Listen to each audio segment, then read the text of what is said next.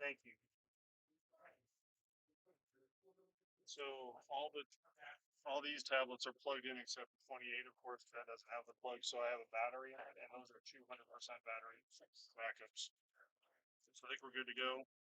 Haven't had anybody, haven't asked anybody to check in, or haven't had anybody check in, so I'll make an announcement. You want me just to make the announcement about side pots and all that now? Hmm? Yeah. You may not.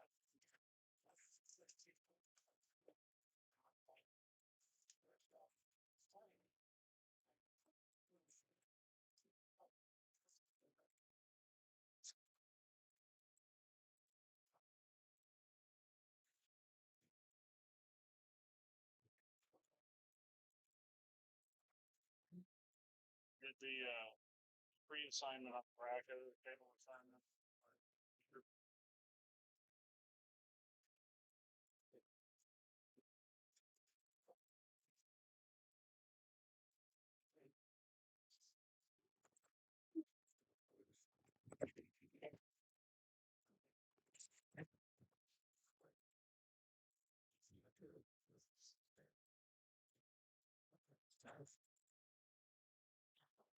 Good morning, everybody. This is Jack Murray with M.O.B Productions coming to you from Griff's Billiards in Las Vegas. We've got getting ready to kick off the 2026 Bandit $1,000 entry, 650 and under 9-foot 10 ball championships. We have 4 tables that we are streaming today. So just do me a favor. On this one, we're doing commentary. The others may or may not have commentary because the others will be streamed through Evo Sports through Griff's.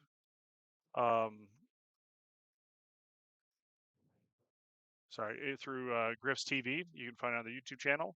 But just give me some feedback. Let me know how the video and the audio is coming through for you guys. Appreciate everybody who's tuning in and appreciate your feedback.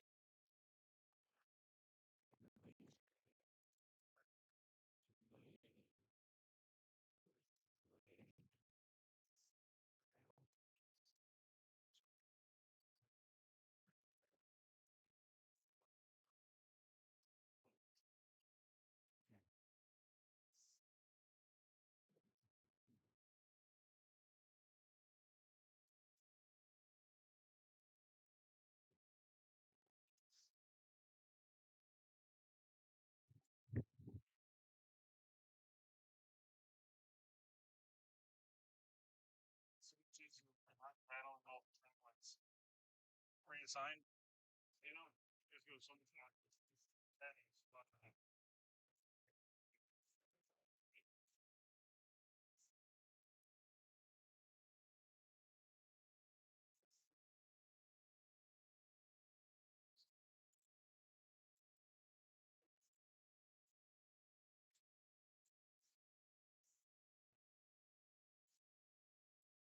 Taking this from first Honda that we were first going all the way. Evo Sports streams on Griff's TV to Windows 13 and 22 and Windows 23, and it's streamed on Griff's TV. Between people, we will be doing commentary. So there are 4 tables that will be streamed. We'll share Facebook or anything.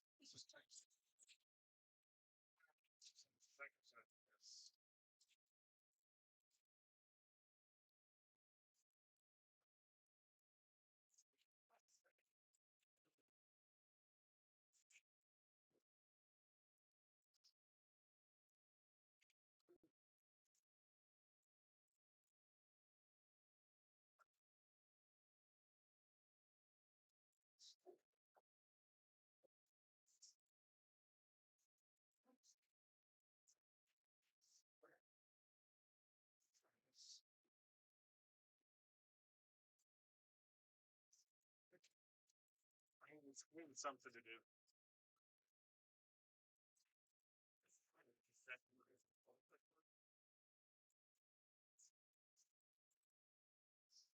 All right, good morning and welcome to the 2026 Bandit $1,000 entry 615 under 9-foot ball championships here at Griff's Billiards.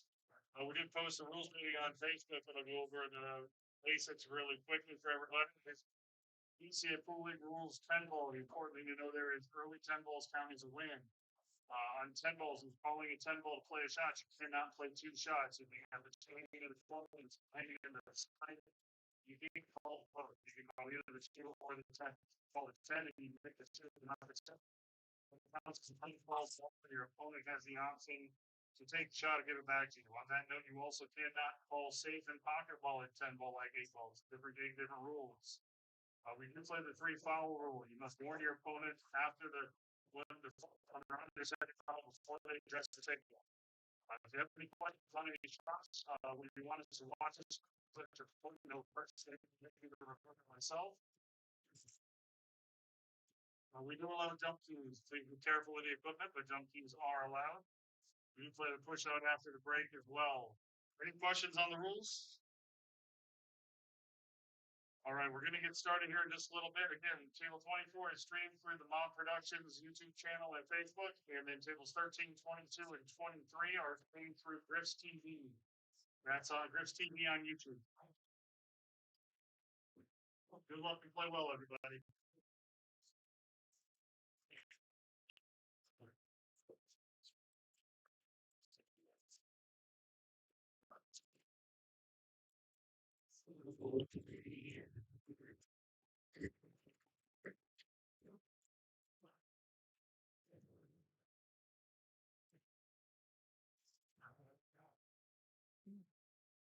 All right. Again, good morning. We're getting closer to kicking off. Play starts at 10 o'clock.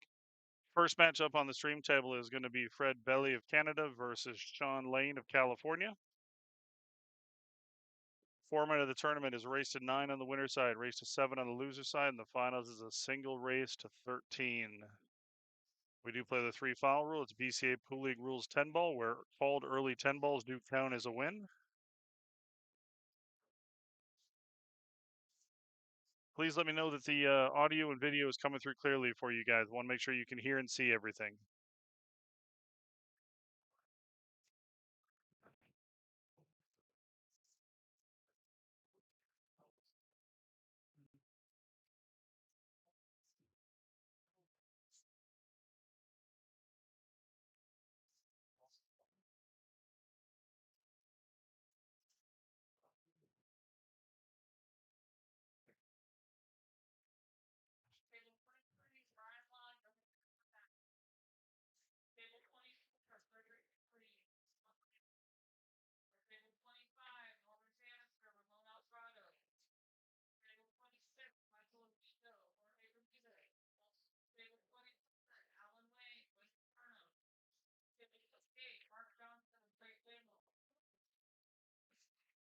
Beck is calling the matches right now, so players are getting all settled in and getting set up. She's going to go start the Evo stream matches for 13, 22, and 23. So once those get set up, you can find those on the Griff's TV YouTube channel.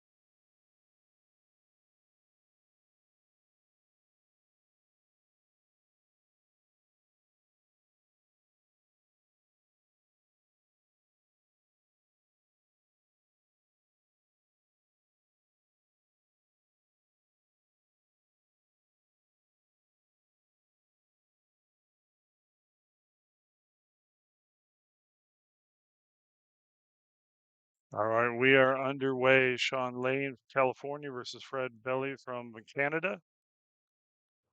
Sean's breaking off first.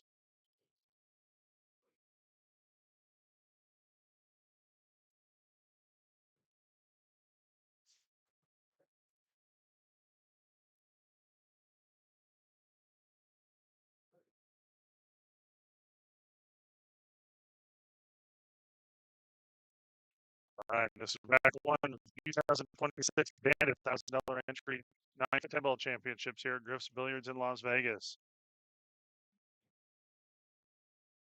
Sean breaks dry, so Fred's coming to the table. Again, everybody, do me a favor, just give me some feedback. Let me know if you can hear me. Everything's coming through clear. Just want to make sure the video and audio is coming through clear for everybody.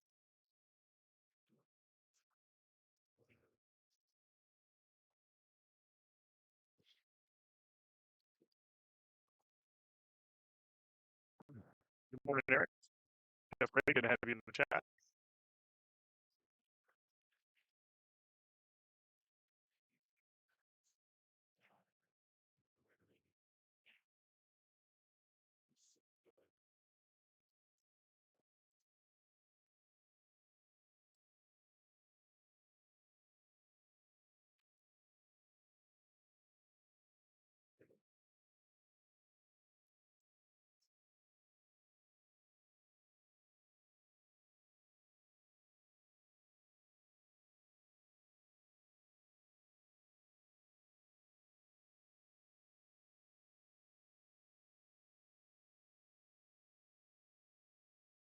All right, Sean with solid safety play there.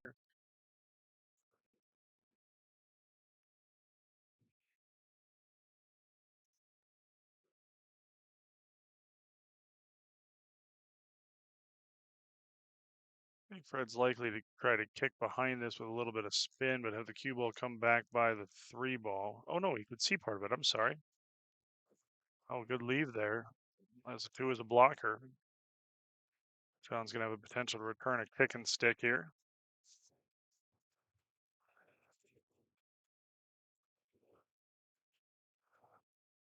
We have the streams up on table 13 and 22 for Evo Sports through Griff's. It's on Griff's TV right now on their YouTube channel. We're working on getting table 23 up as well. Our goal is to have 4 tables streamed this weekend for everybody.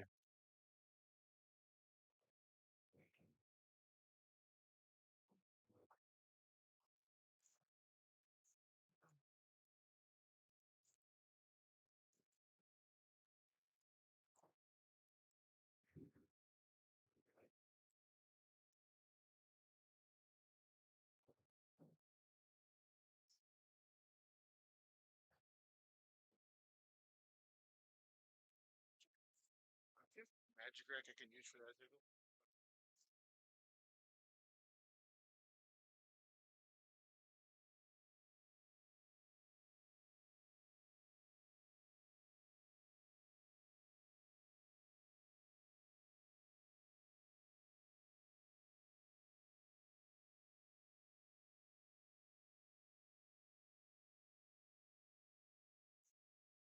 Right, both players are settling in.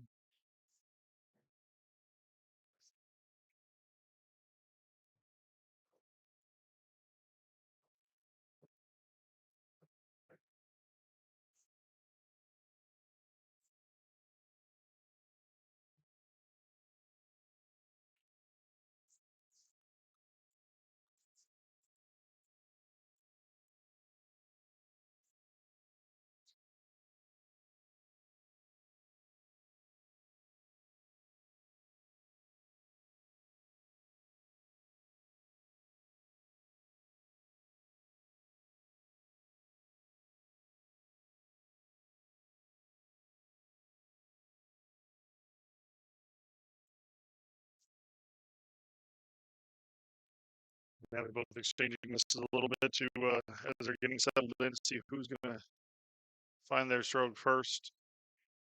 Oh, nice shot there by Fred.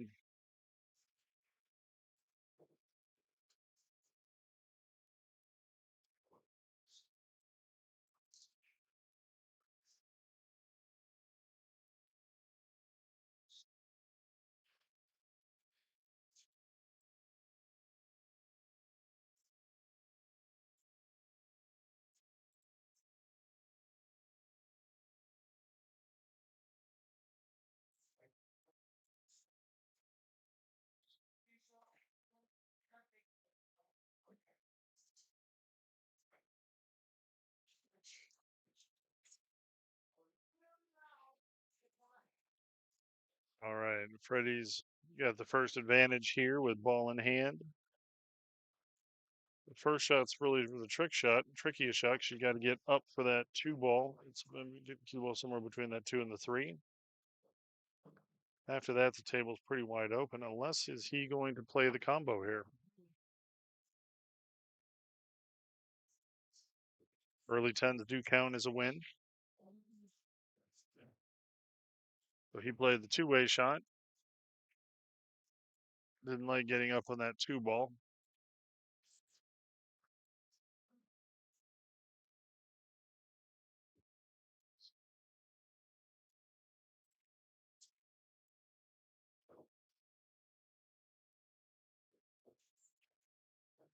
All right, Sean trying to get the cue ball behind the seven ball. Didn't quite get enough of it to be able to avoid the scratch. Fred does tell him that he's on two.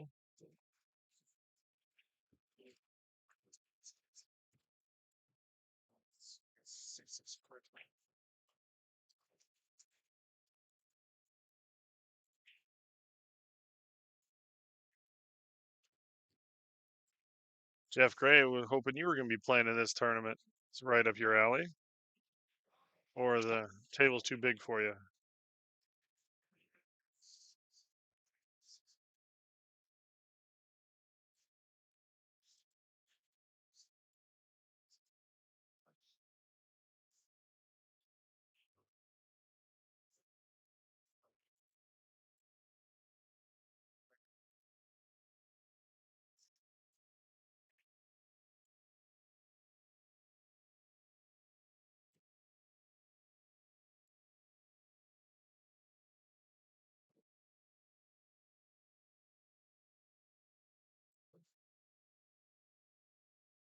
All right, Freddie's working this rack pretty well right now.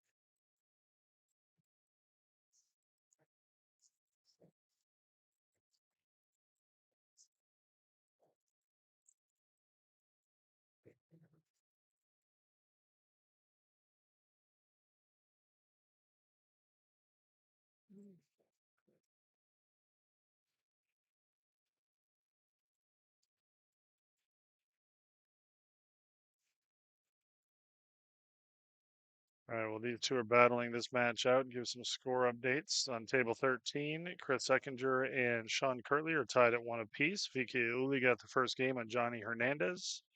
Brian Law got the first game on Yohendry Abraham. That match is on table 23, and that stream is now live on Griff's TV YouTube channel. Raymond Alvarado got the first game on Norman Bannister. Alan Wang is up 2-0 on Wayne Farnum. And Michael Oquindo is up 1-0 on Jorge Bermudez. All others are 0-0. All right, Fred's going to have a look at this 8-ball. It's a long look, but it is a look.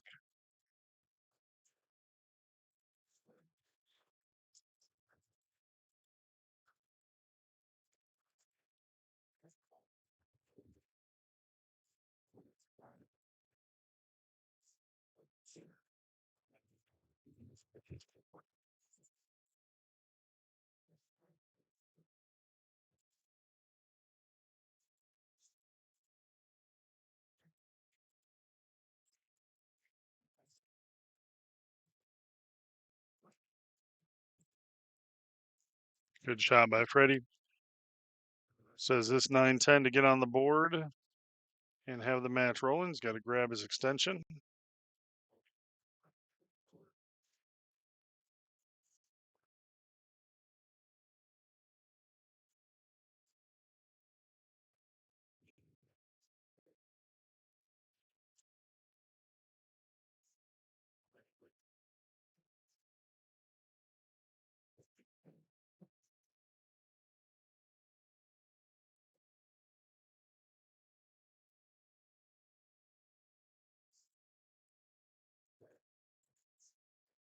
All right, Freddie's on the board up 1-0. It's going to be his break. It is winner break.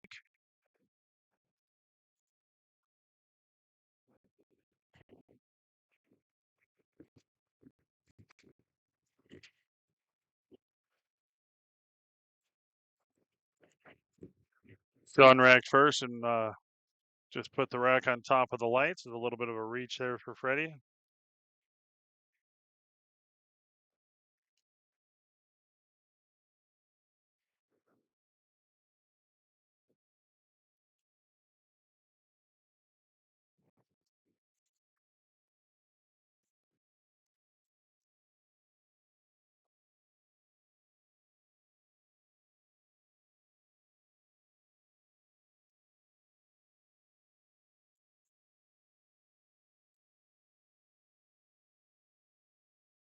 All right.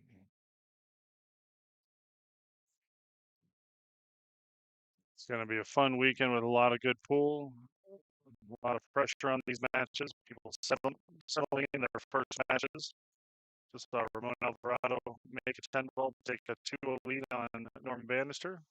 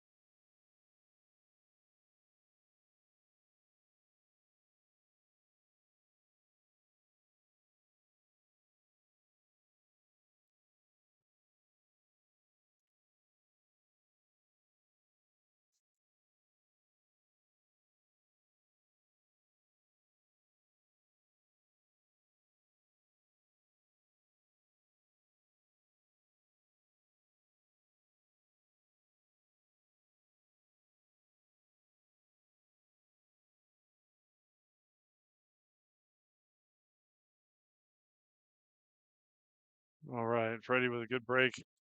Made a ball on the break and has a shot on the one. The two is here in the bottom right corner. And now he's looking for a bridge. Should be one.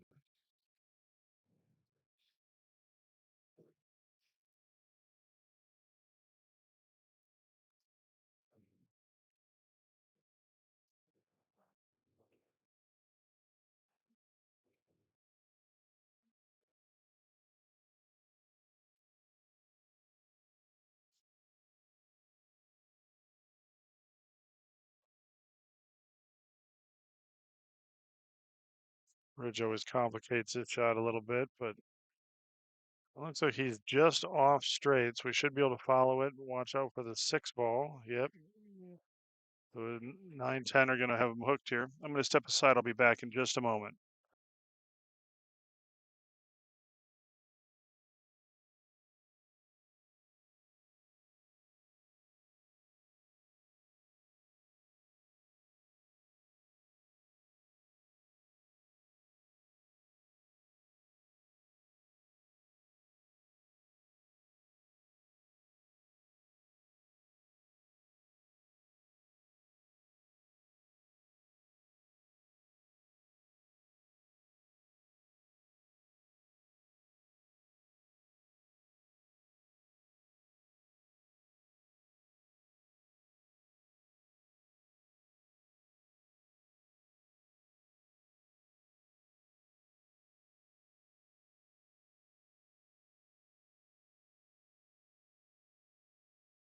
All right, Sean Lane's at the table.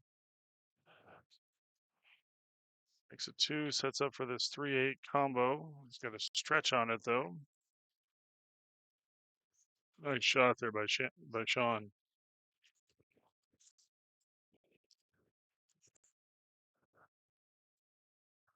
The meat of the table's pretty open, but the 8, 9, 10 are a little awkward, so he's going to have to play shape for that off the 6 ball.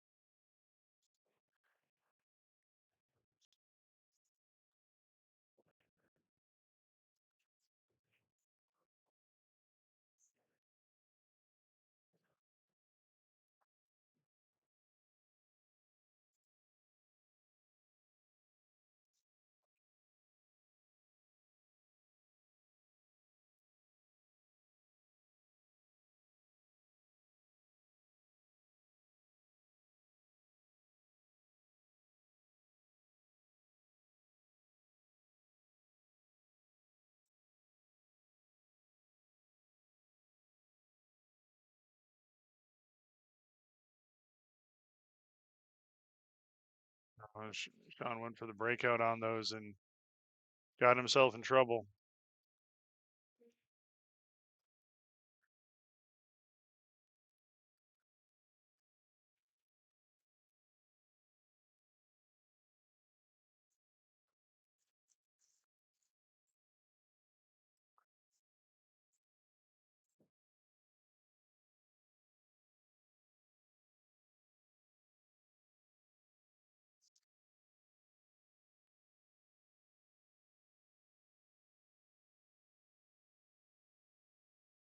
Hell of a swing at it, but scratches cross side.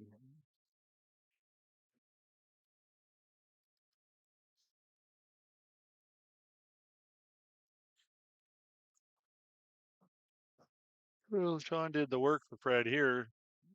Fred just has to clean it up by breaking out that 9-10. That nine's a much more accessible ball now.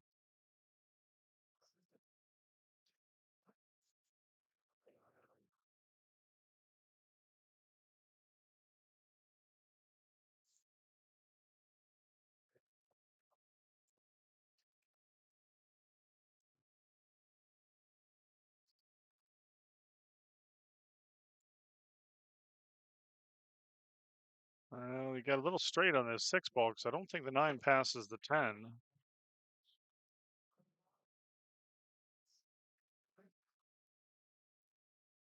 He's looking at it like it might, so we'll see.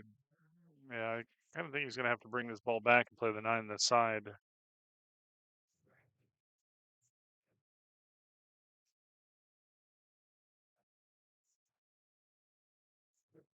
And get too much into that ball and he miscues. But he may get the roll. Puts a hand up, an apology.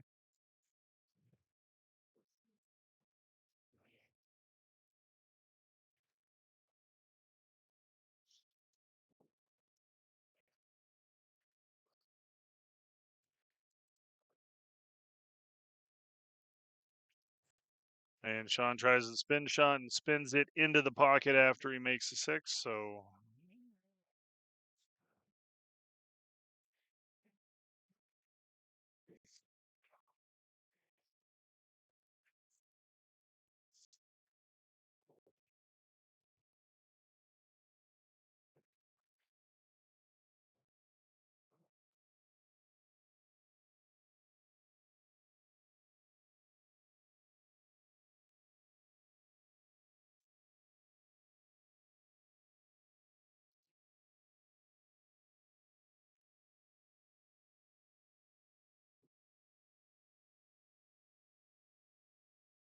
and again, anybody wanting to watch the other matches, table 13 is Sean Kirtley and Chris Seckinger. Table 22 is Vicky Iuli and Johnny Hernandez. And on table 23 is Brian Law and Yohendri Abraham. Those 3 matches are being streamed through Griff's TV through their Evo Sports connection.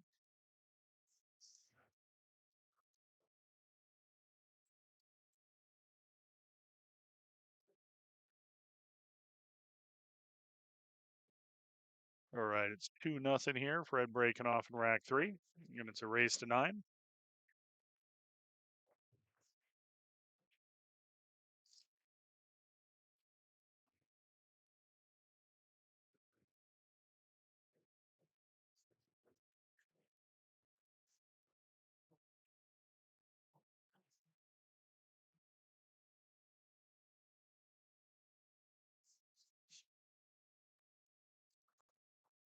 So you've got a great comment out there that he's holding out for our first senior citizens bar table tournament. Not saying that that won't happen, but in the event that it does happen, you'll have some stiff competition.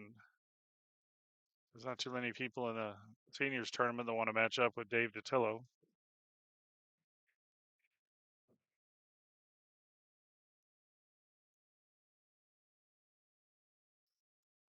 All right, Freddie's playing the push out here. This kind of clutters up the 3 and the 6.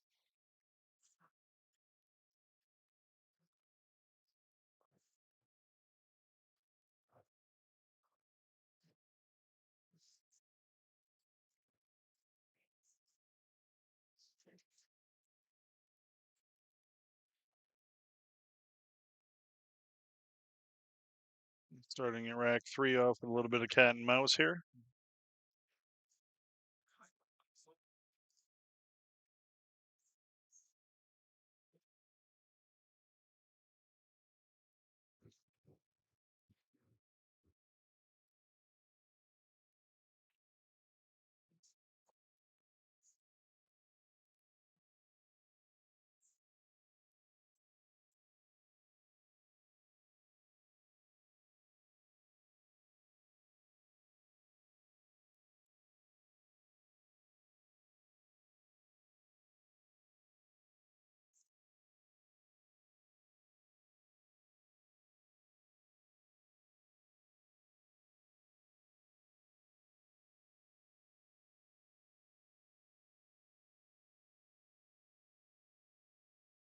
Well, just goes right around the one ball. Ball in hand for Fred. So he's playing the out. You just want to play this with a little bit of a bottom outside to come out and break out the 3-6 because it should fall naturally on the 2 ball as well.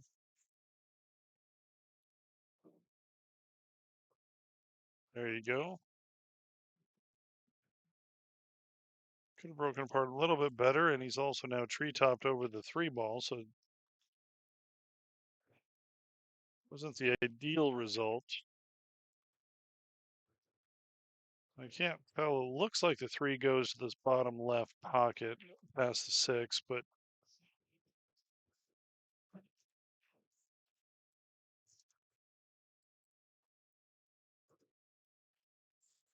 regardless, he plays the aggressive shot coming back down below the balls.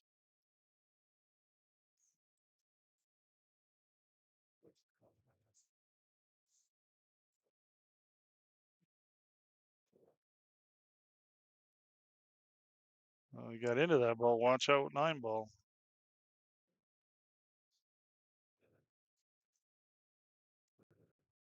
Gotta go get a jumper.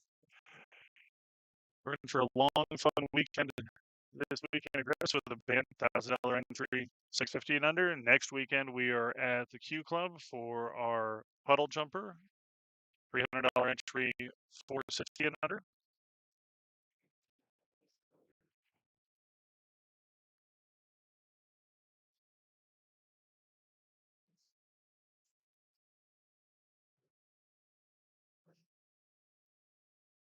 Most players just sprain something if they tried to do this move.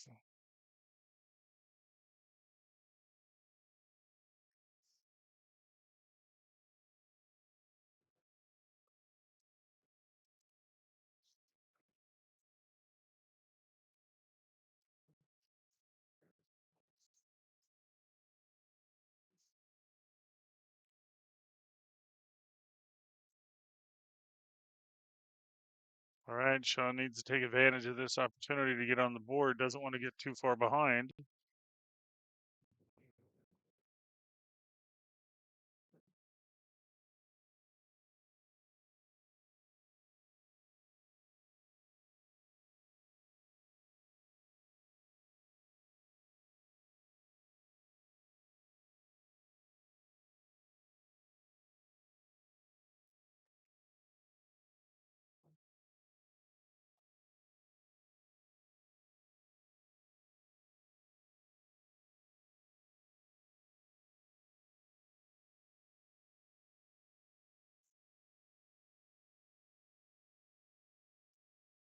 And cue ball to settle a bit.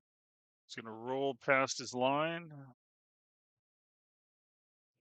Sean's got a couple opportunities, but he's making it a lot harder than it needs to be.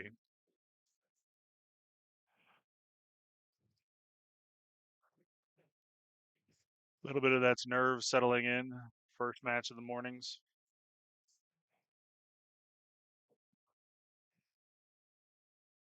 I believe he's playing this in the top on the right side pocket. Now, a good shot there. Needs a cue ball to travel, though, because he's going to be in the same position on the 10.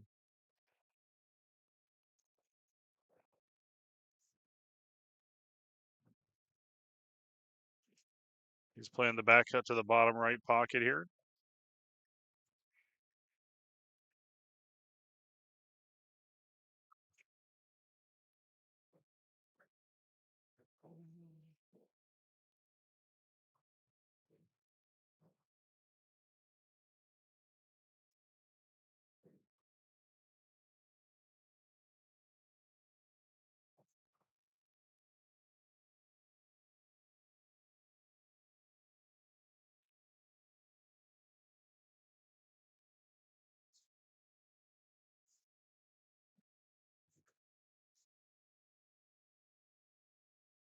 All right, Fred takes advantage of it. I'll take every one of those games you get when you're playing in a tournament like this.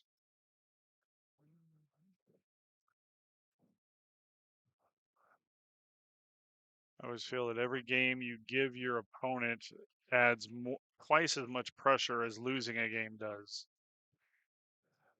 Because not only are you getting further behind, but you're putting yourself further behind, and you can put that mental pressure on yourself too. So Sean needs to dig himself out of that.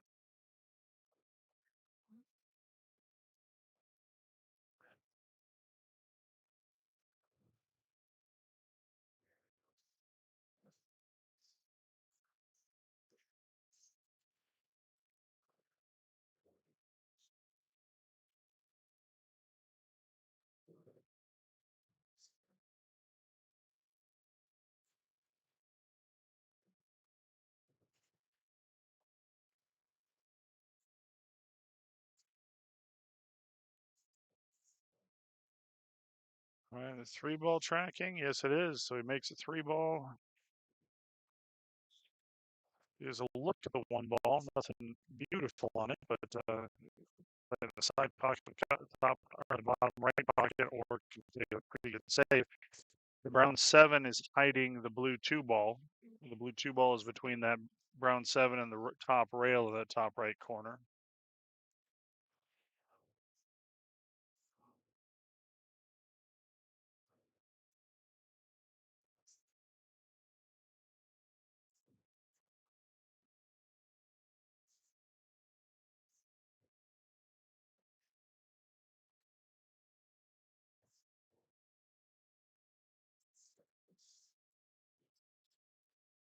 So I have a couple people that have said the stream is being choppy or jerky. Is that true for everybody? Right now I'm looking at my bits per second. It looks pretty good. How is the audio and video coming through to everybody out there? Sometimes it's on our end, sometimes it's on the user's end.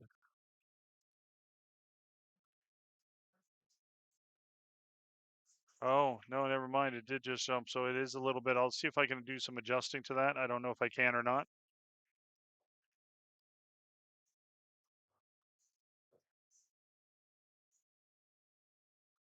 I'll be back in just a bit.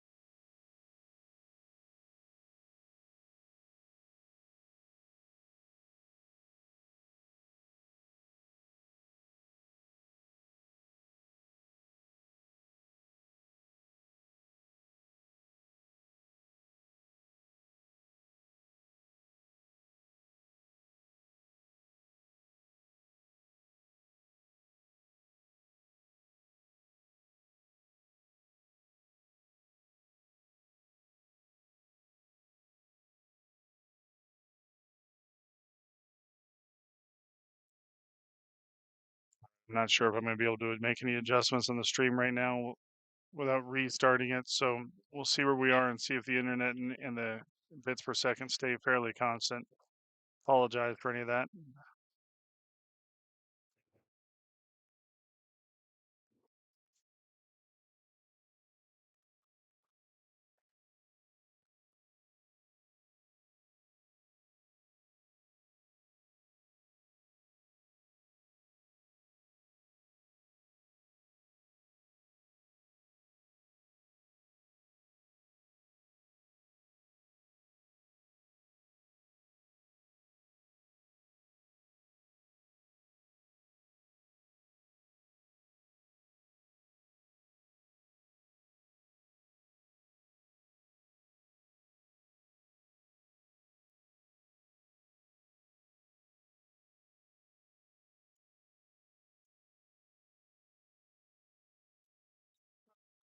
I'll be back in just a bit.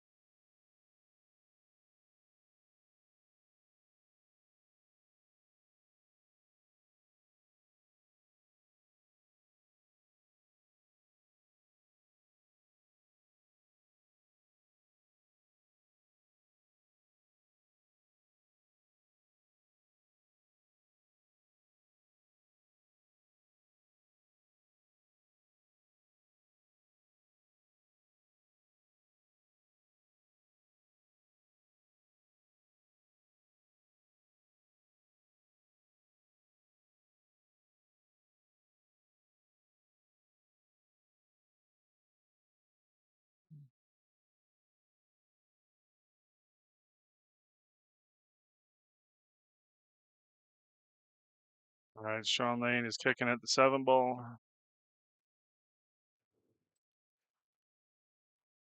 Makes good hits. Is gonna leave a look. No, it's gonna clear up. He's gonna have a play on this ball. He can either play the cut shot up in the corner. He's also gonna have a potential to play a good safety behind the 9. He's got a couple of good options.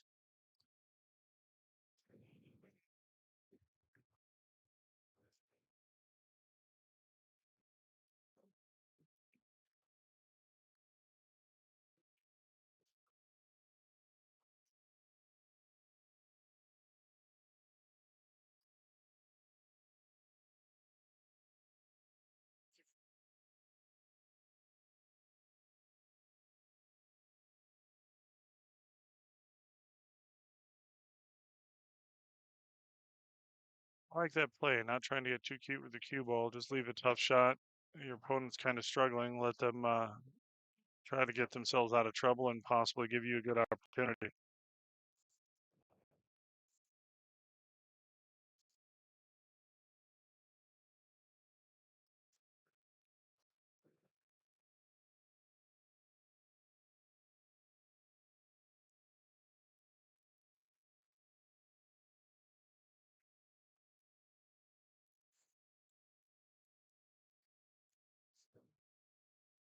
Oh, Jesus. Sorry.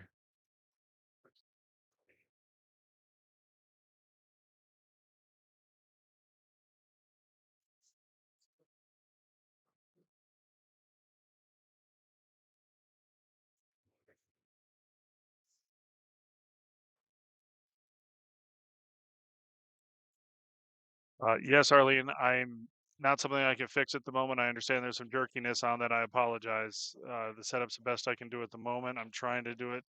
It's just a matter of how the bits per second are coming through with the internet and if there's any variation to it. So I'll try to get it set up for the next time I restart the stream.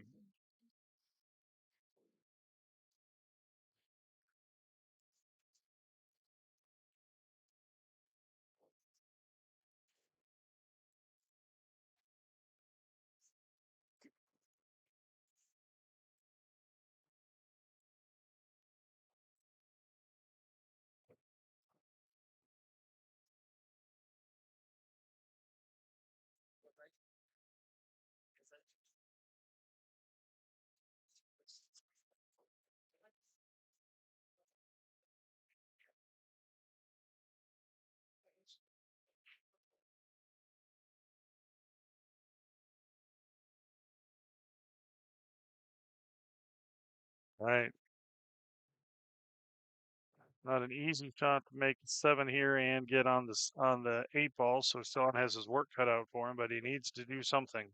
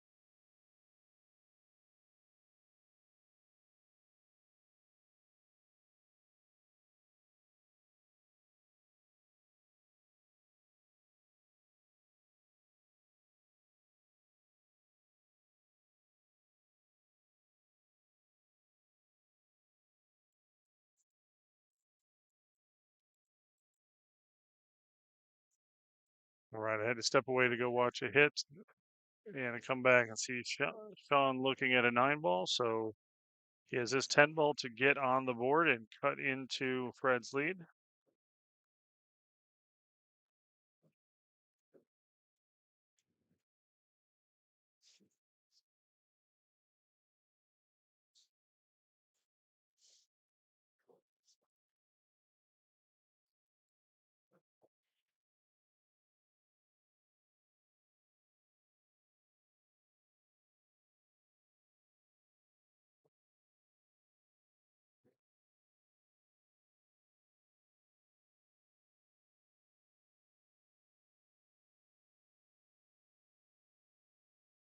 My bit rate still dropping a little bit. Sorry about that.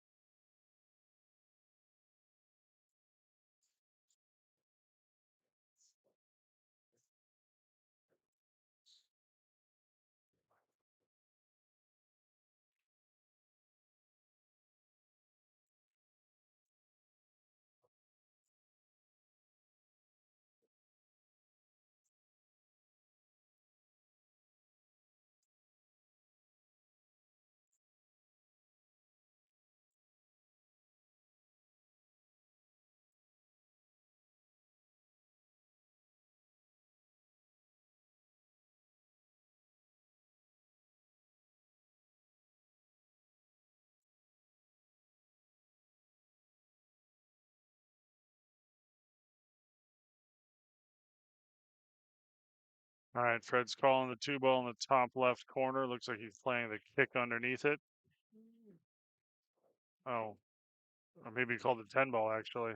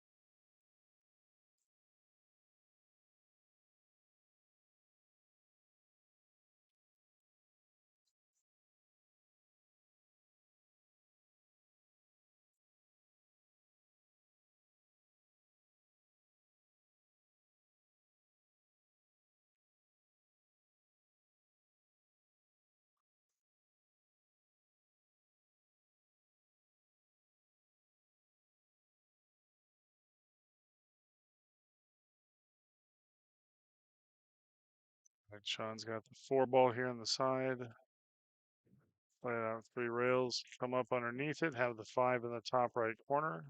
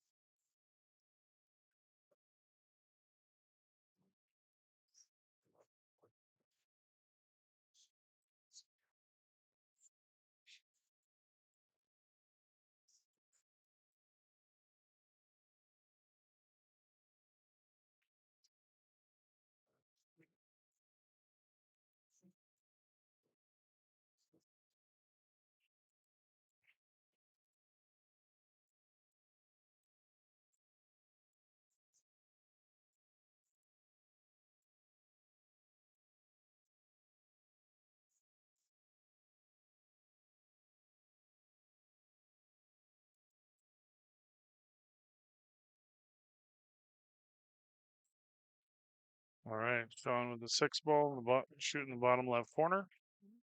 The big shot's going to be coming from the 7 to the 8.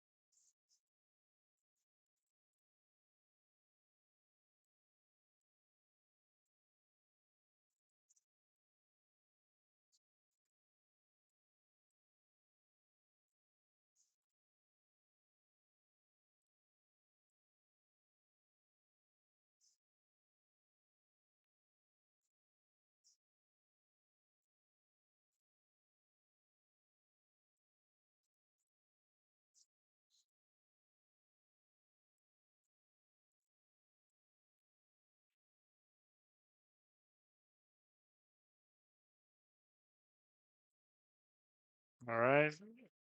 Sean has his 10 ball to pull within 1.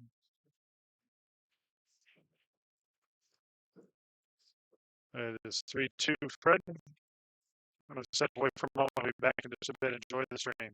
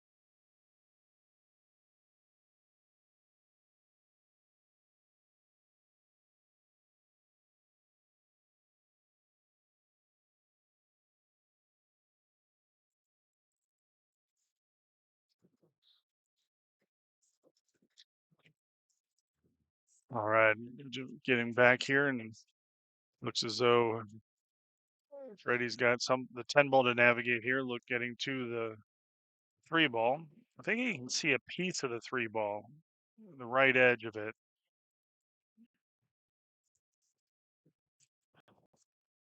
Well, he's looking at this. I'll give you some score updates around the room.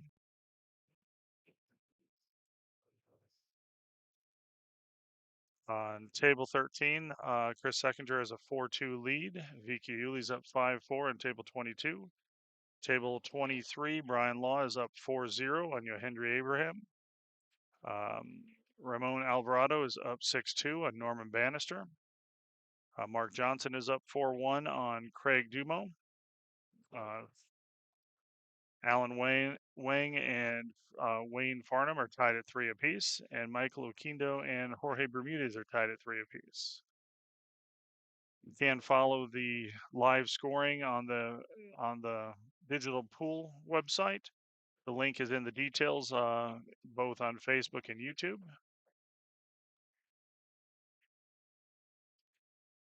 That's a good shot by Freddie to get on the 6. He's going to have to use a bridge to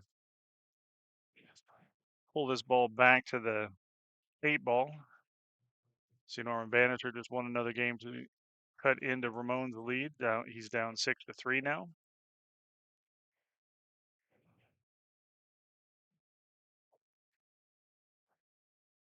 Got to clear the 10 ball. It does.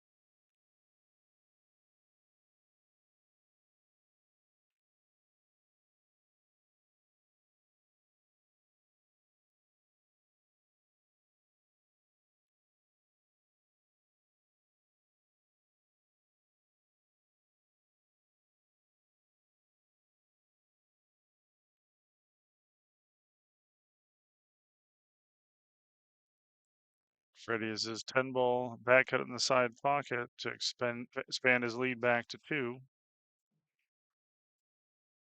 Oh, pink in the armor there. So Don has this shot to tie it up at 3 apiece. He's giving Norman his space on the table next to him.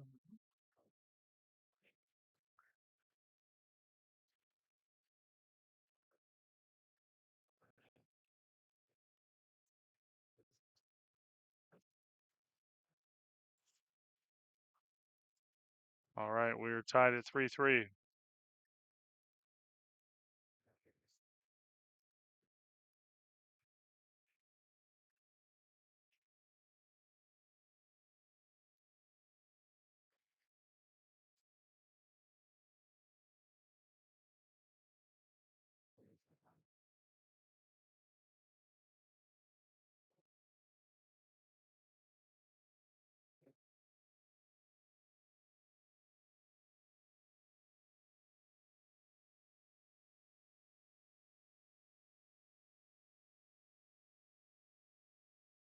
Don's breaking off in rack 7. Tied at 3 apiece. Again, the winner side are race to 9, loser side race to 7.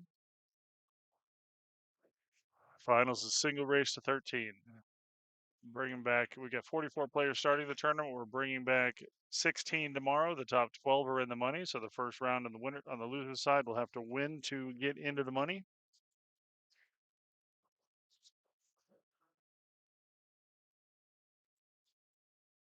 Sean makes a 6 on the break. Has a look at the 1 ball. Nothing pretty, but is a look at it.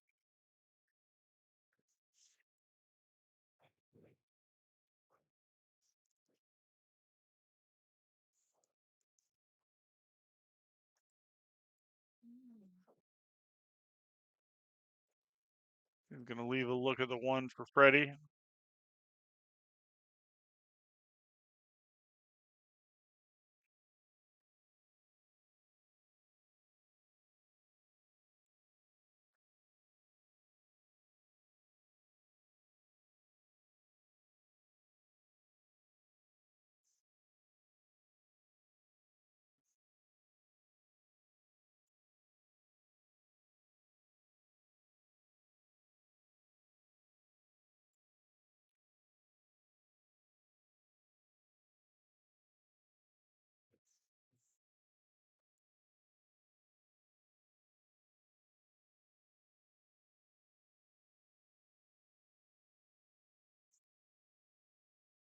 All right, Sean's looking at a kick on the one.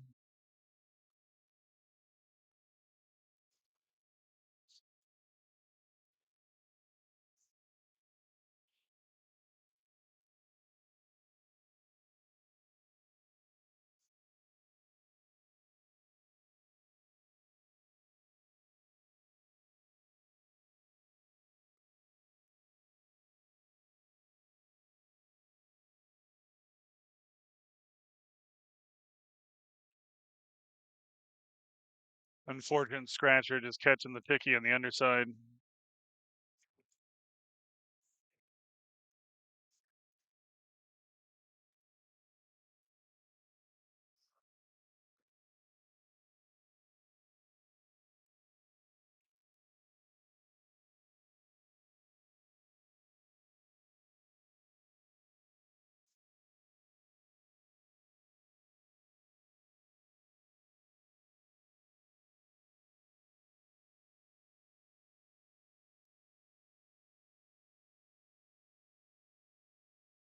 Everything's got a home here, but there's some traveling to do. So see how Freddie manages this. This shot is one of those shots. Needs to get onto that three ball.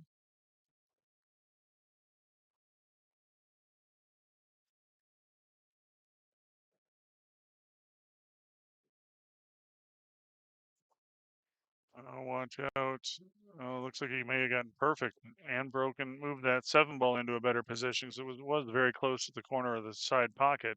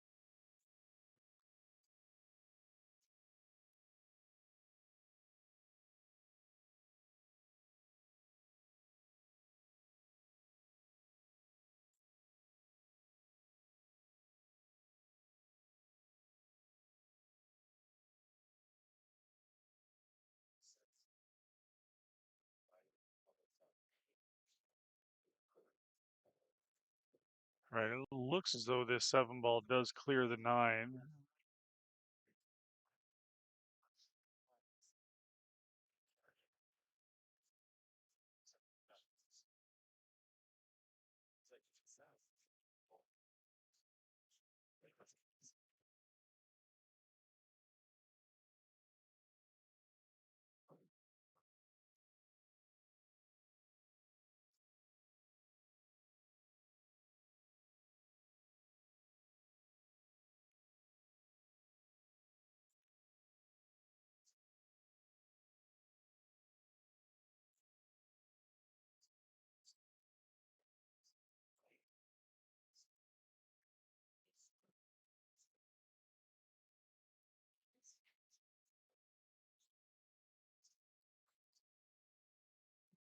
All right. Sean has a yo-yo drill shot here on the nine ball to come back for the 10.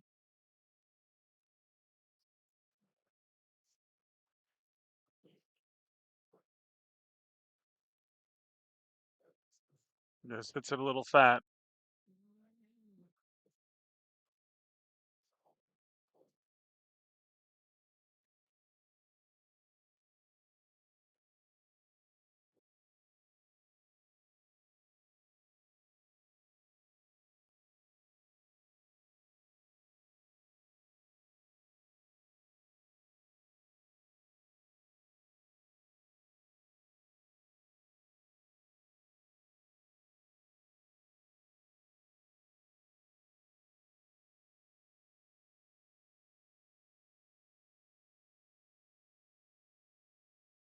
Tried to use a little bit of full body English on that one to make sure it went in. But it was a nice shot all nonetheless. It's got the 10 in the side pocket.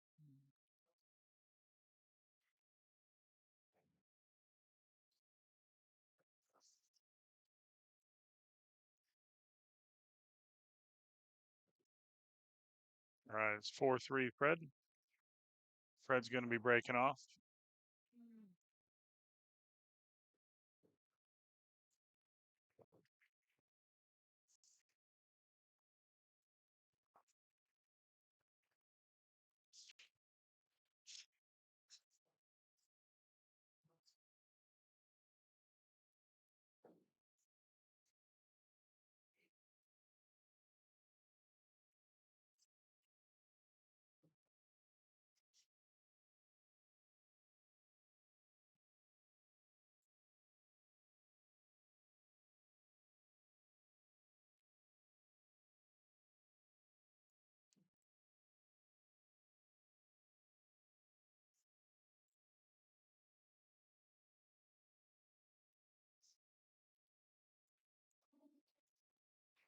I'll be back in a moment.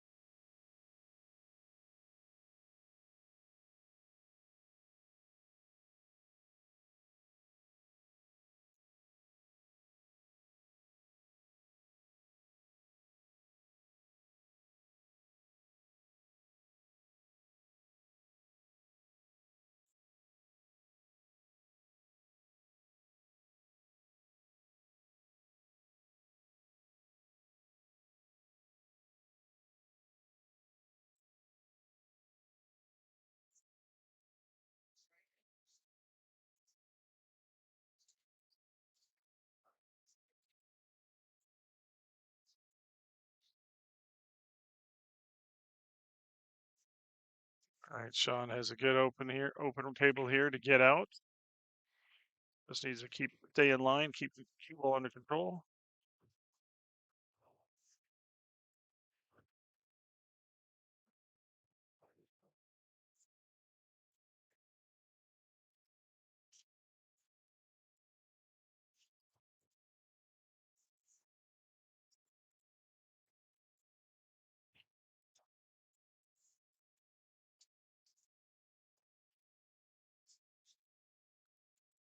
Jeff Seifert, no, Savannah was rated too high when we announced this tournament, so she wasn't eligible to play. Otherwise, she likely would be here.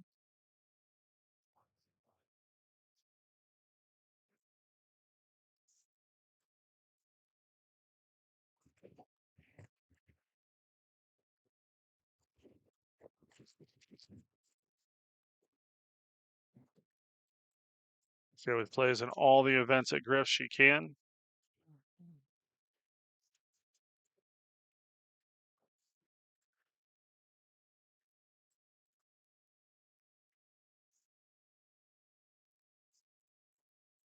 All right, Sean plays that 9, knowing he was going to run into the 10. Leaves himself a tricky bank here on the 10 ball.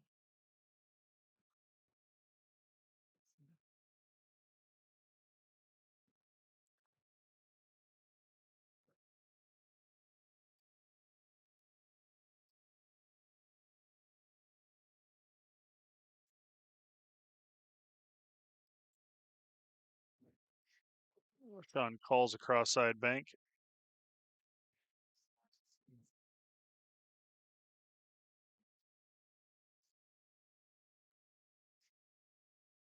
It's going to come up a little bit short. Nothing easy here, though, for Freddie. Got the play up in the top corner, and if he shoots it smooth with a top cue ball, he shouldn't have an issue with scratching, but it's shooting off the end rail. It's a long shot. Nothing easy to take on here. Oh, he's looking at cutting this in the side. Okay. Or is he just looking to see where the cue ball tangent line is?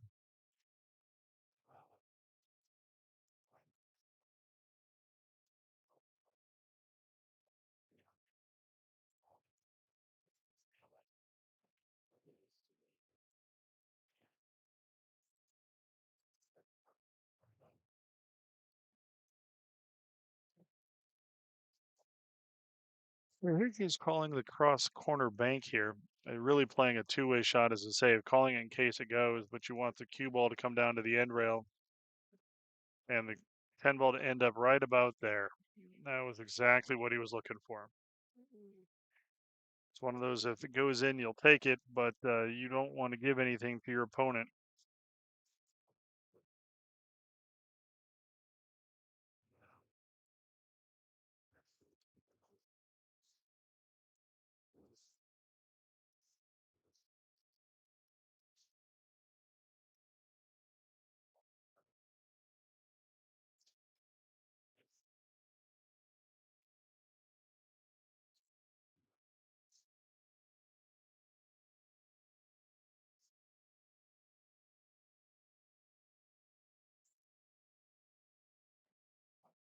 That's not the way he wanted that to work out.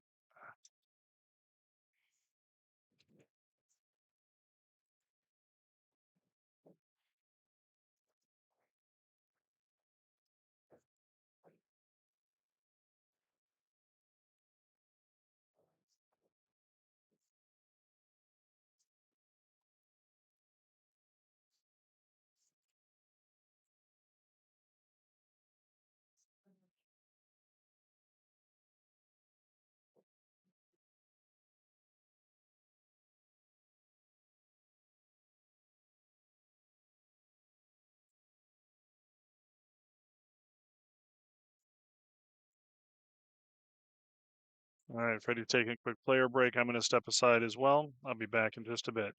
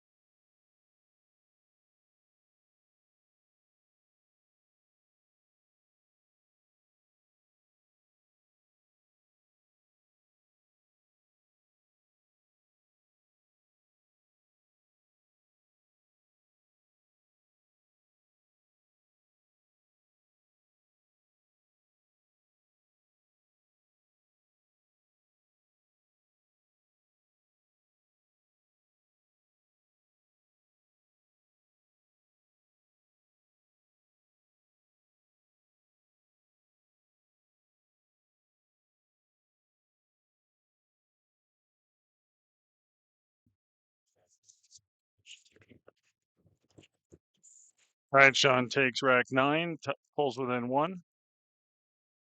Ed and L, I'm not sure what you're asking. How come I can't see anything on the digital pool app? The bracket is up there. We are live scoring. I can see everything on the bracket. So I'm not sure what you're looking for. If you're looking for the streams, there's 4 tables being streamed. You can see tables 13, 22, and 23 on Griff's TV. That's our YouTube channel. And then, of course, you're here. You're also watching on Facebook right now. But our M.O.B Productions YouTube channel has table 24 as well.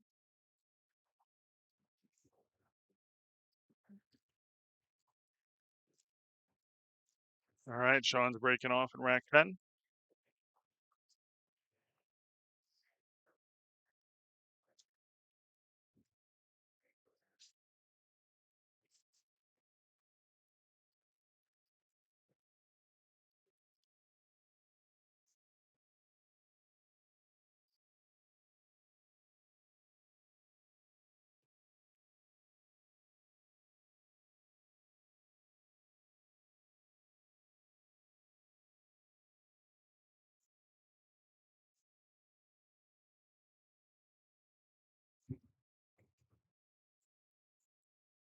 All right, Sean is pushing out, leaving a long look at Fred, and Fred quickly says, "You take it." Chose not to get up to look at that.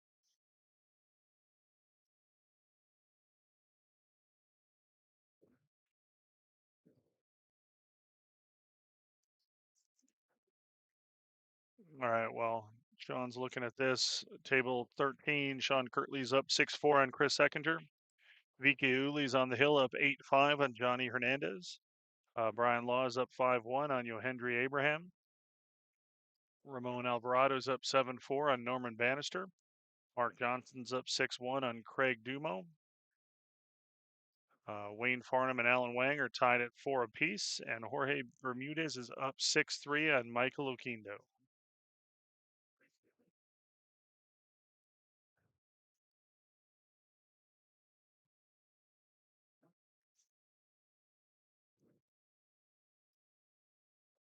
I just saw Brian Law make a 10 ball to take a 6-1 lead.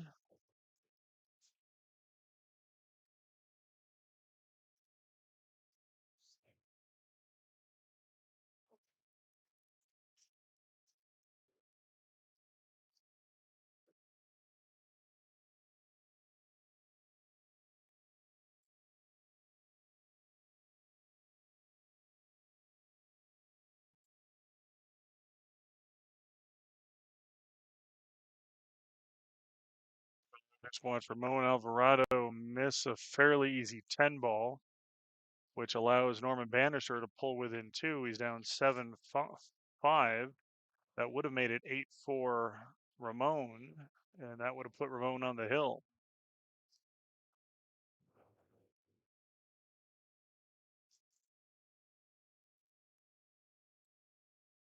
All right, Freddie makes a good hit, but leaves a pretty straight in 1 ball for Sean. I think he's going to probably pull this back to play the 2 in the side pocket. We like to just come across that center line of the 2 balls line of the pocket so he can follow the cue ball forward to play the 3 in the bottom left corner pocket. That's a good shot right there.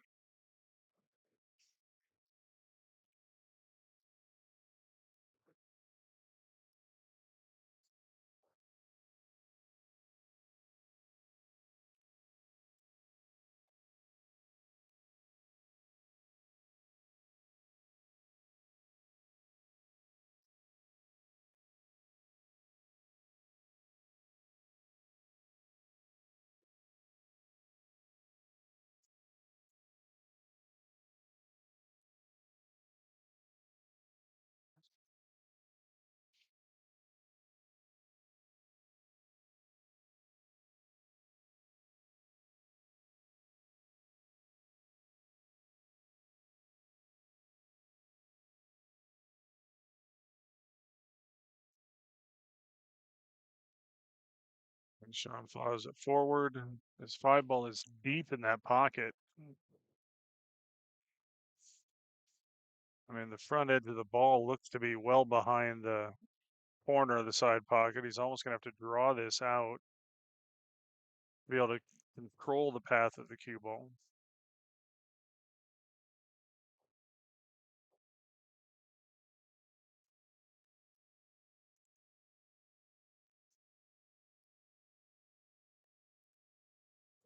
He's probably going to roll this forward and make the 7 on the top right. Cue ball drifts down, play the 8 in the bottom left corner. Yeah, that's what he's looking at right there.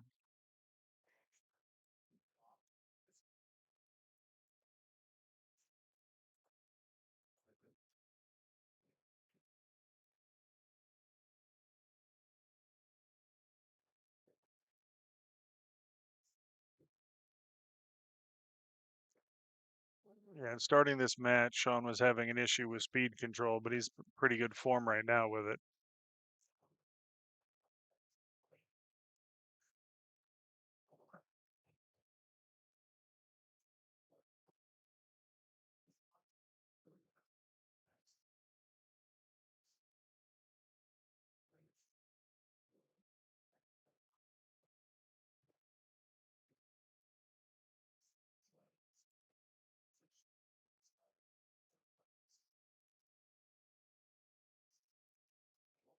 Nice shot. Play the cue ball to come around 3 rails.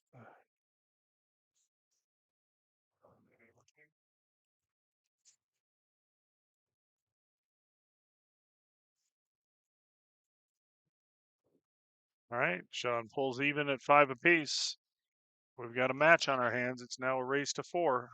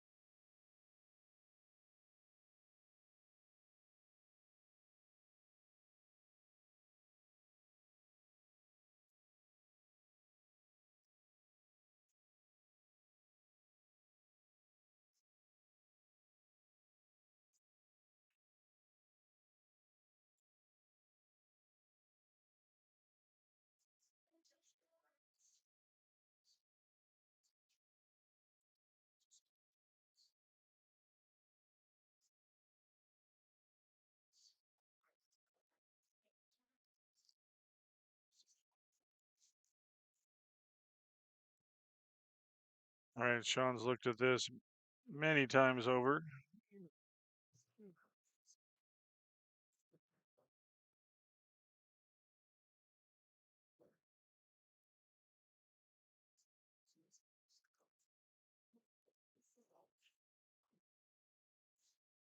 I think Fred can see part of the 1 ball.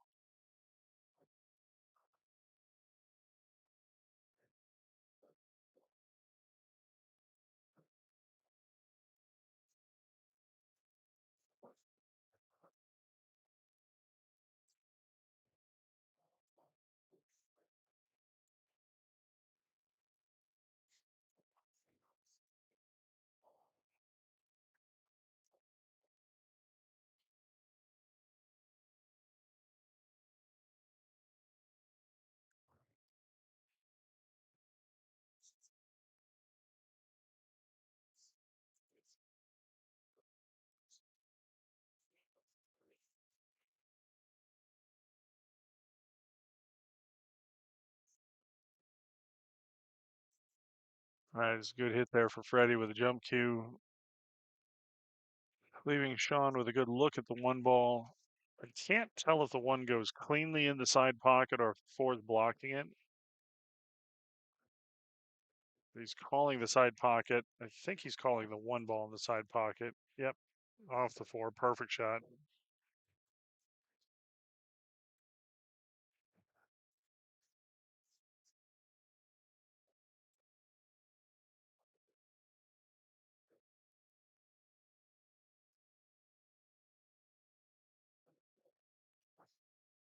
Sean misses that two ball.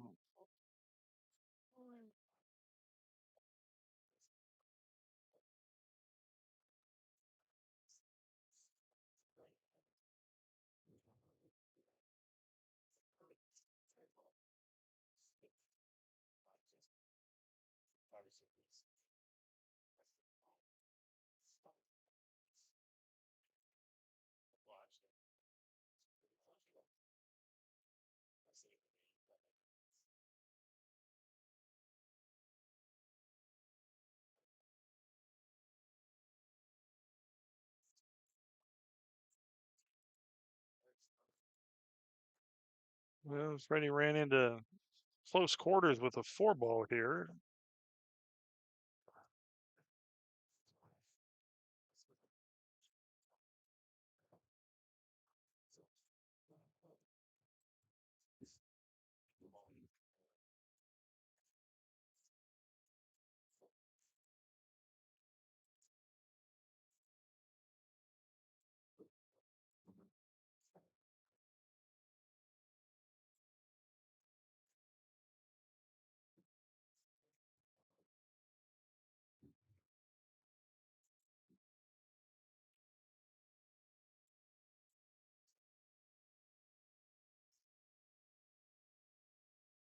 I believe Freddie was playing the 10 ball there, just overcut it and got the rub under it. I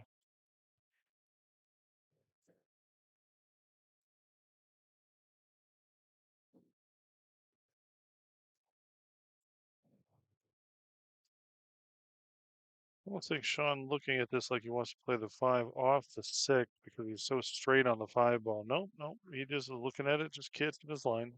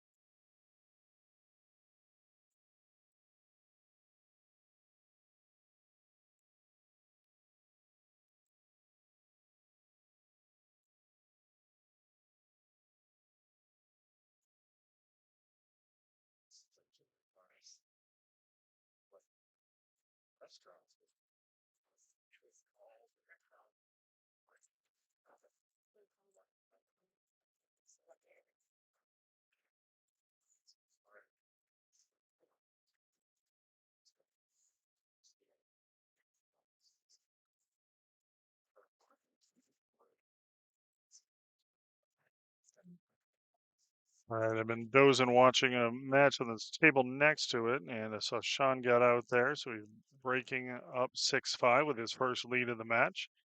Norman Bannister's in a battle with Ramon Alvarado on the table to our left of the match you're watching on the stream. And they've had a little bit of a safety battle going on, and I was watching because I wasn't sure if they were going to call me over to watch a hit or not. But Ramon is up 8-6 on the hill.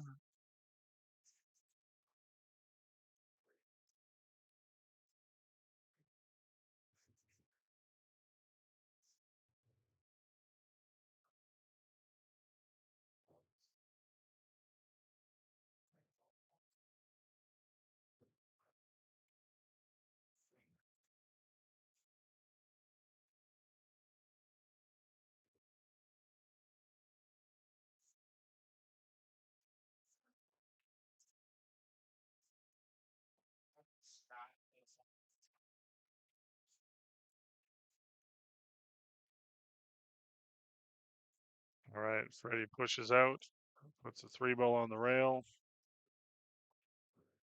Sean quickly tells him, go ahead and take it.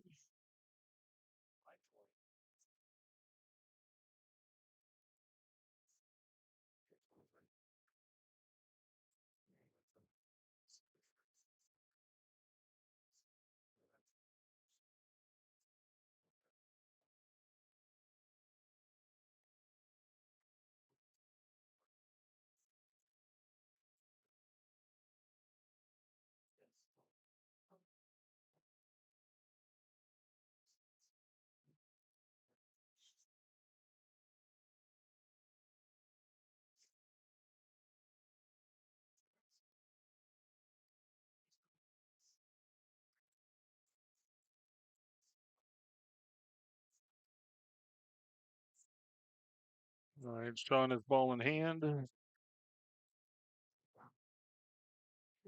1 through 6 are fairly transparent, but once you get to the 7, 8, 9, 10, this gets to be a tricky rack.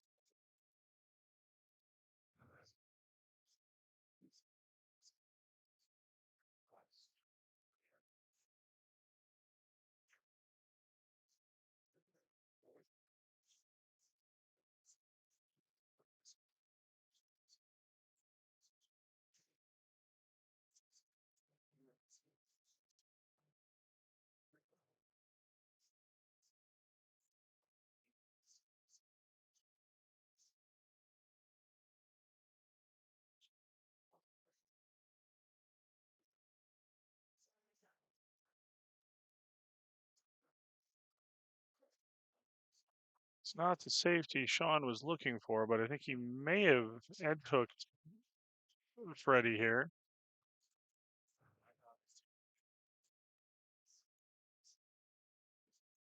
The table to the left with Ramon and uh, Norman.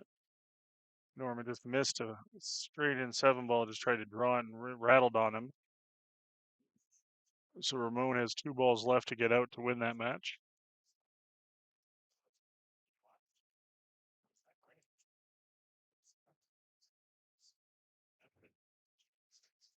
Good shot there by Sean, playing with a 2-way shot where if he makes the bank, he's good on the 2-ball, but also leaves a cue ball hidden behind the 10.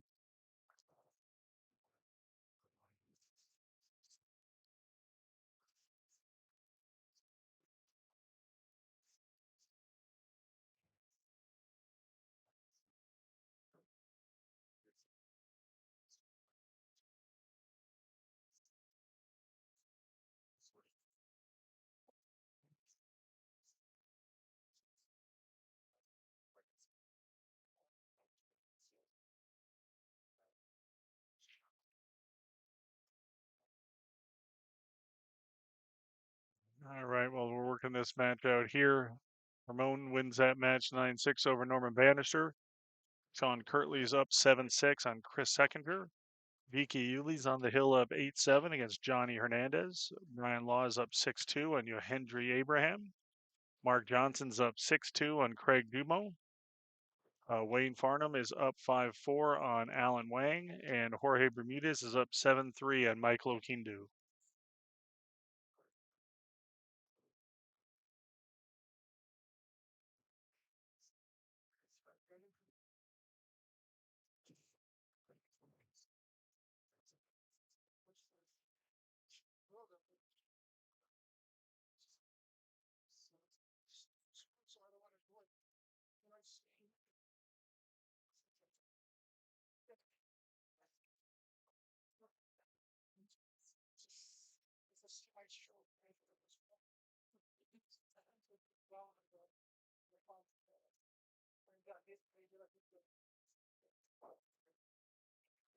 Oh, nice shot there by Sean. Breaks out the 3-4, gets or 3-7 and gets perfect on the 3 ball.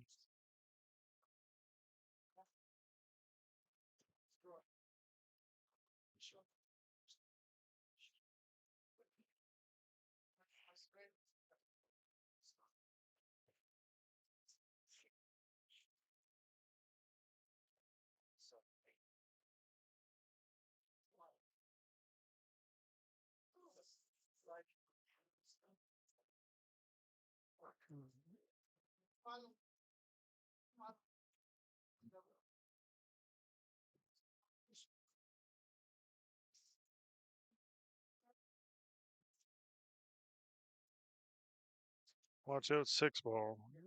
Should be good. Yeah, because it's just inside the 6. Perfect on the 4 ball. 5's in the top left corner, so shape's pretty easy on the 5. Just got to float this over anywhere.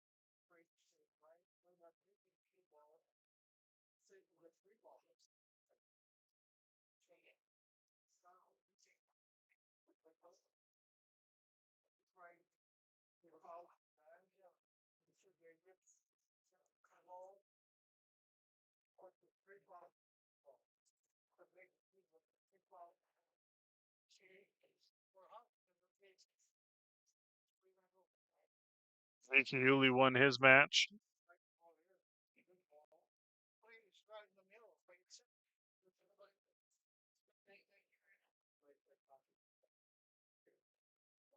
Over Johnny Hernandez. Sorry about that.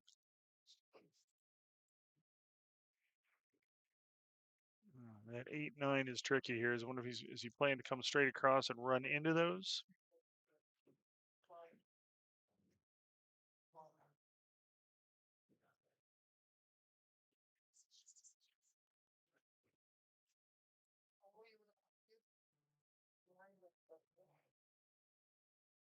Oh, he was trying to stop. I think he was trying to get on the 10, hit the 10 ball to stop for the 8 in the side. What are we doing here, Sean? Ah, playing shape behind that ball, safe behind that ball. That was a beautiful shot. And the tap of the 9 with the 8 ball freezes it to the cue ball.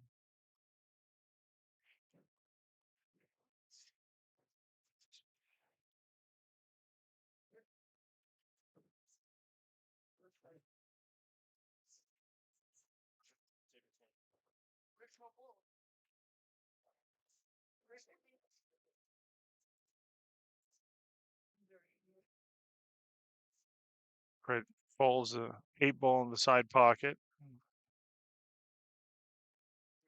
If he were to make this, it'd be a thin hit, but that 9 can't move.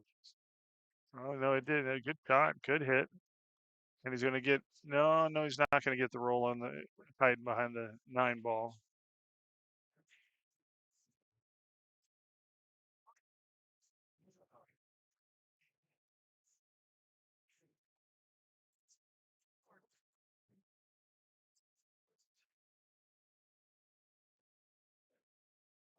Oh, Sean, you got to make that shot. I think that's what Sean's saying to himself right now. Freddie gets a reprieve here.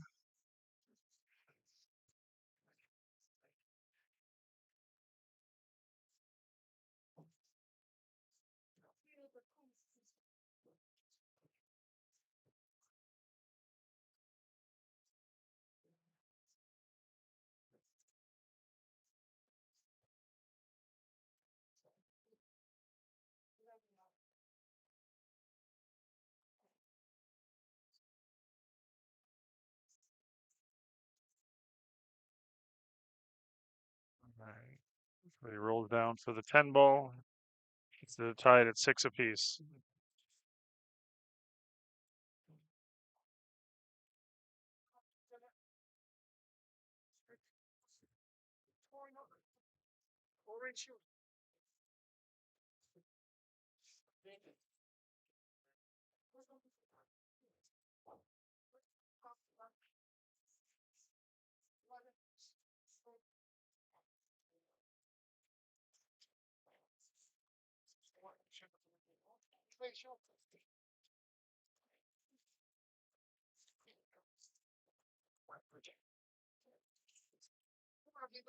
Sean Curtley is on the hill up 8-6 on Chris Seconder.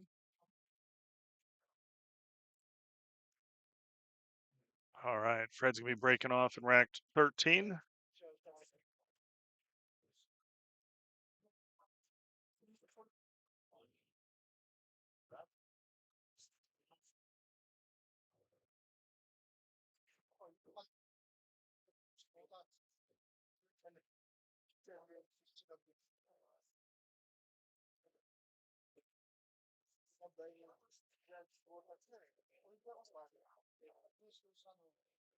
All right, try break for Fred.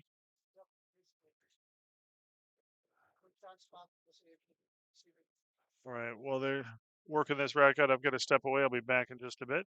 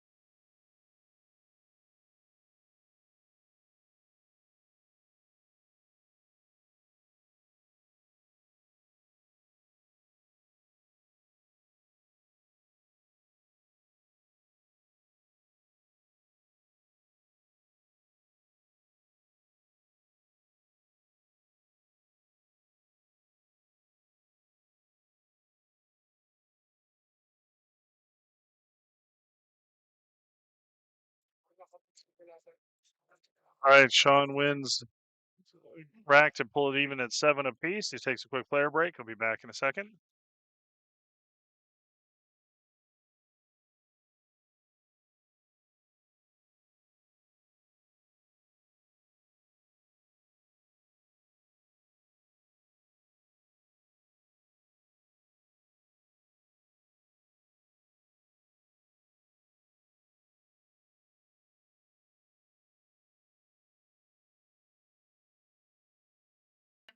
Thank you.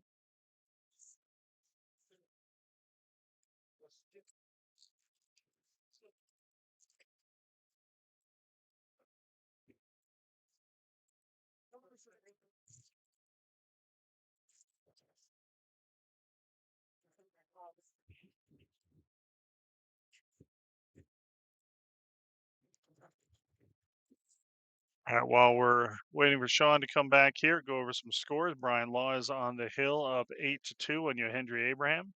Mark Johnson's up 7-3 on Craig Dumo.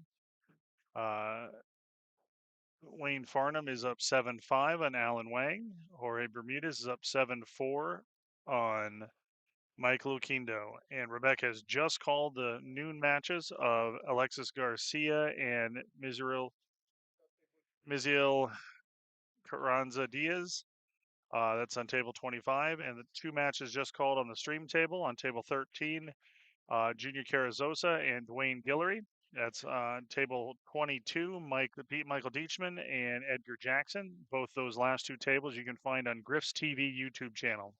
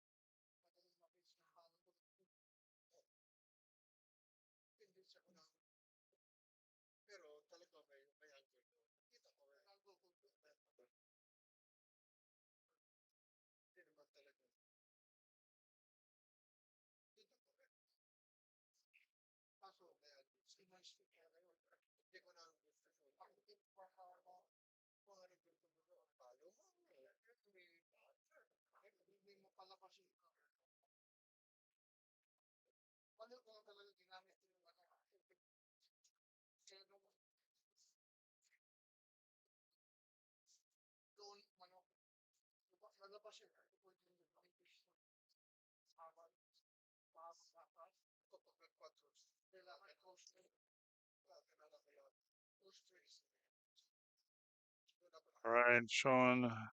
Not Sean. Freddie pulls ahead 8-7. He gets to the hill first. Or was that? Nope, never mind. That was just Sean coming back from his break. My apologies. I was off taking care of a couple other things.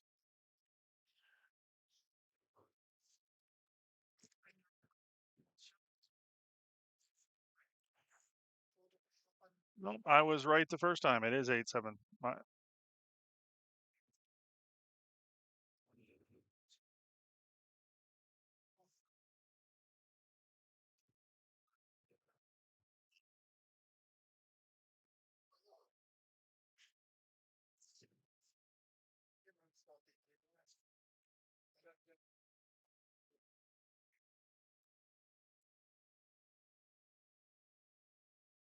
All right, trying to see which ball went in. The 1, 2, 3, 4, 5 ball went in on the break.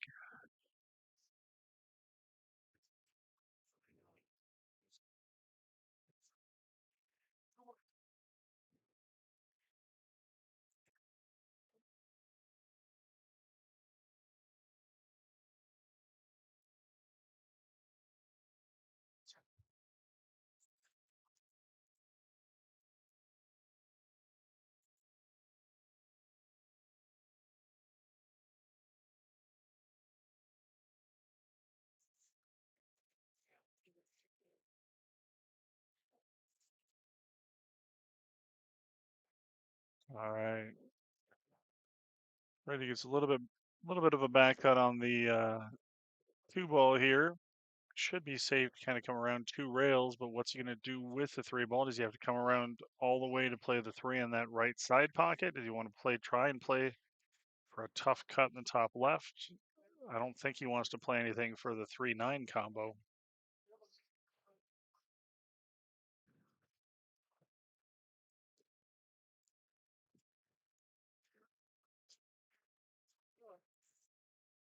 Oh, that's a good shot there. He's going to might end up bothered by the 7 ball in his stroke, but that was a great play to get on that ball.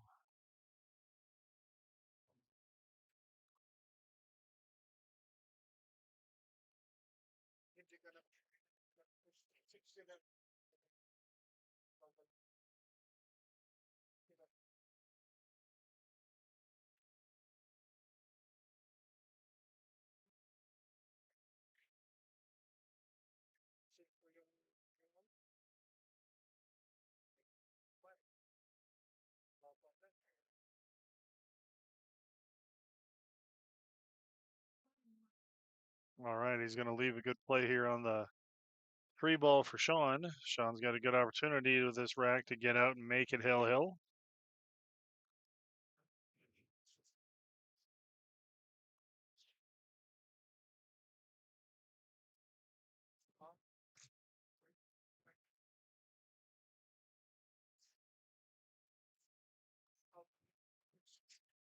Jorge Bermudez is on the hill up 8-4 over Michael Oquindo.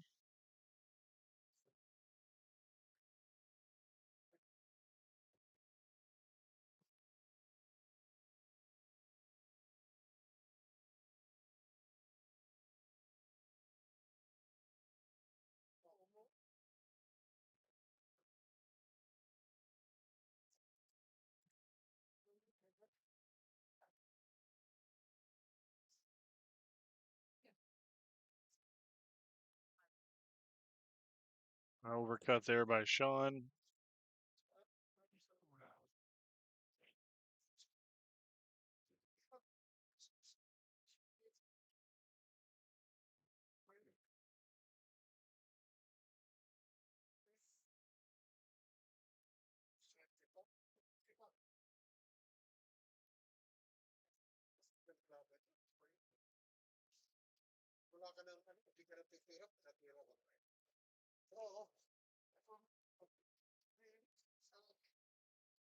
Ryan Long won his match 9-3.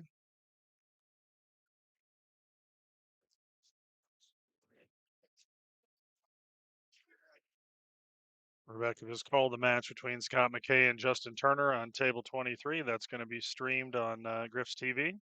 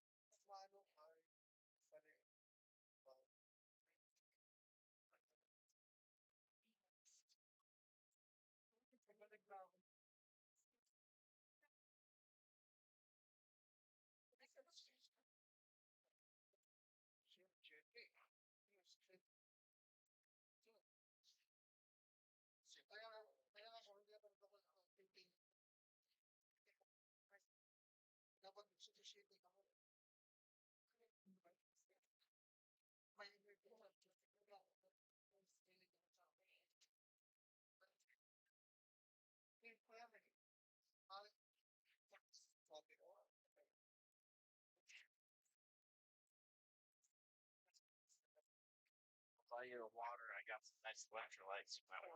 That sounds sporty.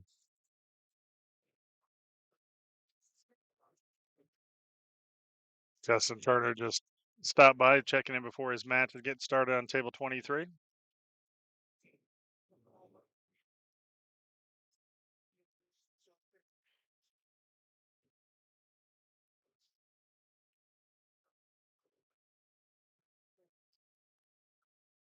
All right, Freddie has these three balls to advance on the winner's side. Gets out the bridge to shoot this 8-ball.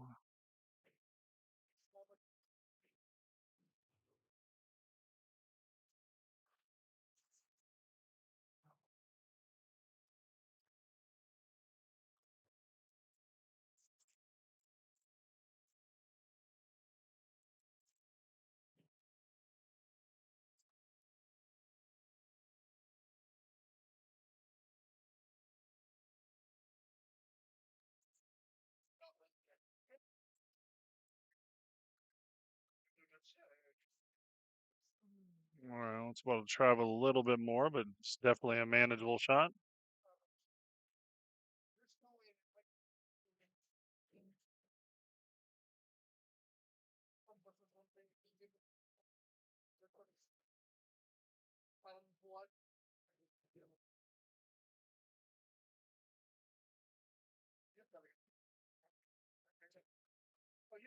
This is Freddie's first shot at advancing to second round of the winner's side. Watch the side pocket. He should be good. All right, we're going to get another match called here in just a moment.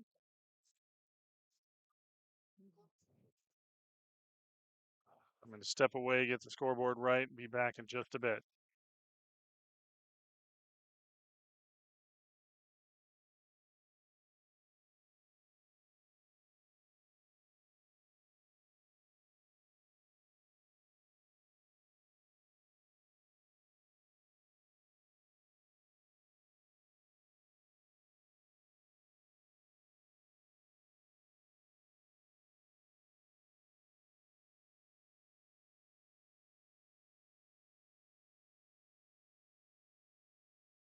Next match on the stream table will be Mike Hammond and Ray Robas.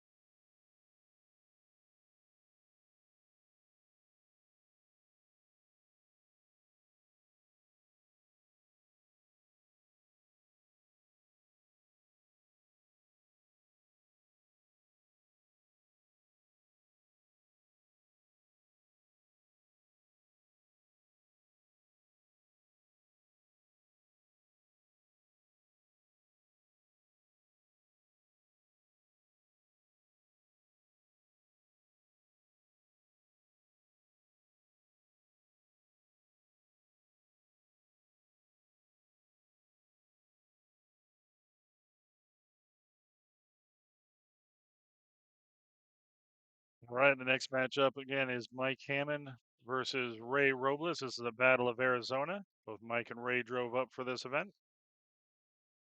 Didn't drive together, so there won't be any road rage on the way home.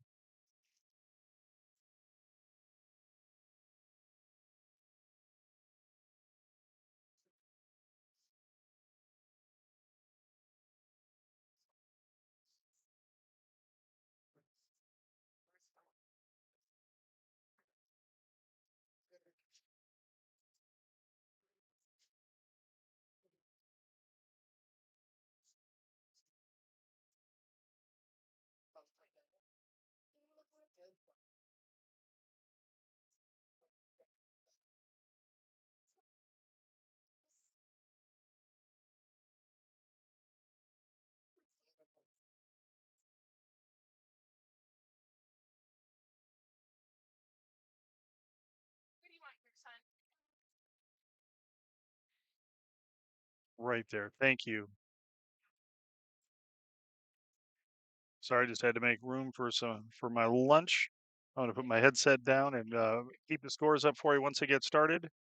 And I'll be back. If you haven't been to Griff's, you need to come. They've got great food with a revamped kitchen a while back. Excellent food, great venue, one of the best hosts for pool events out there. So make sure you make Griff's a bucket list. I'll be back in a little bit.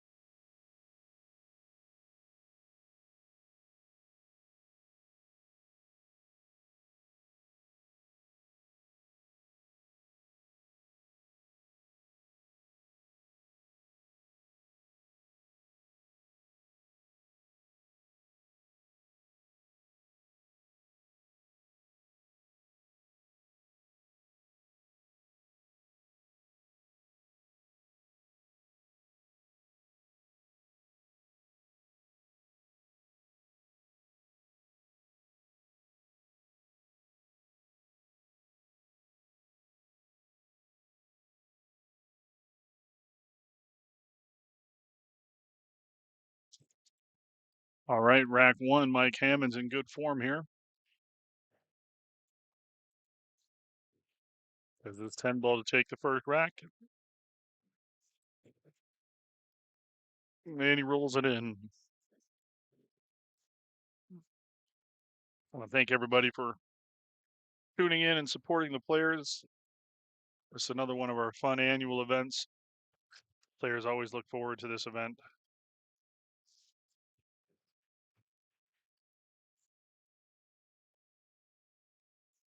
We run so many events on this bar tables. Rebecca came up with a great idea to run the 9-foot series, so we have some great tournaments on the 9-footers.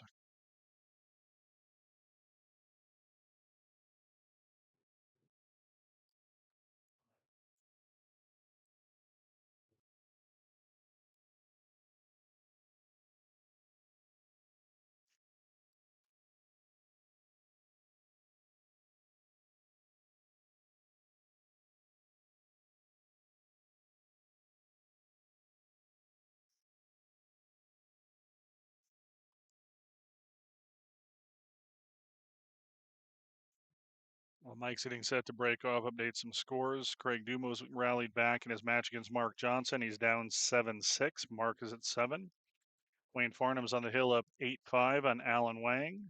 Jorge Bermudez is up 8-5 on Michael Oquendo. Those are the last of the 10 o'clock matches that are still going on. Dwayne Guillory on table 13 is up 2-1 on Junior Carrizosa. Um, Michael Deachman is up 2-0 on Edgar Jackson. I'll get a step aside. I'll be back in a moment.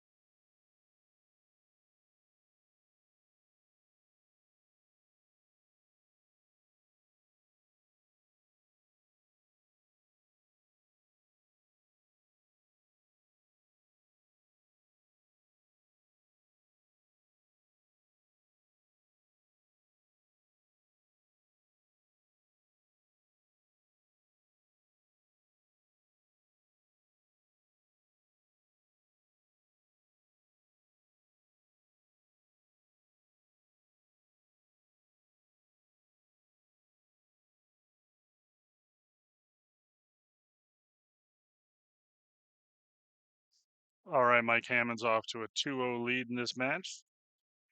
This is the Battle of Arizona right now. We got another Arizona player playing on the table next to him, and Justin Turner.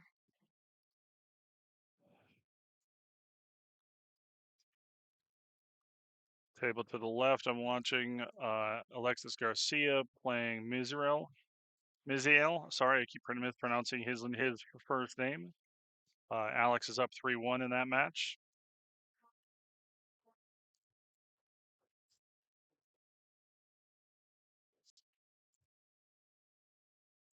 All right, table 26 just finished. So Wayne Farnum won that match. Rebecca just called the match between Paul Silva and Clint Palacci over there.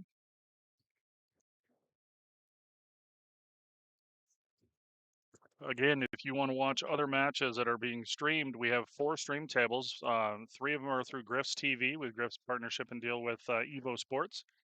Tables 13, 22, and 23 are being streamed. You can go to Griff's TV YouTube channel.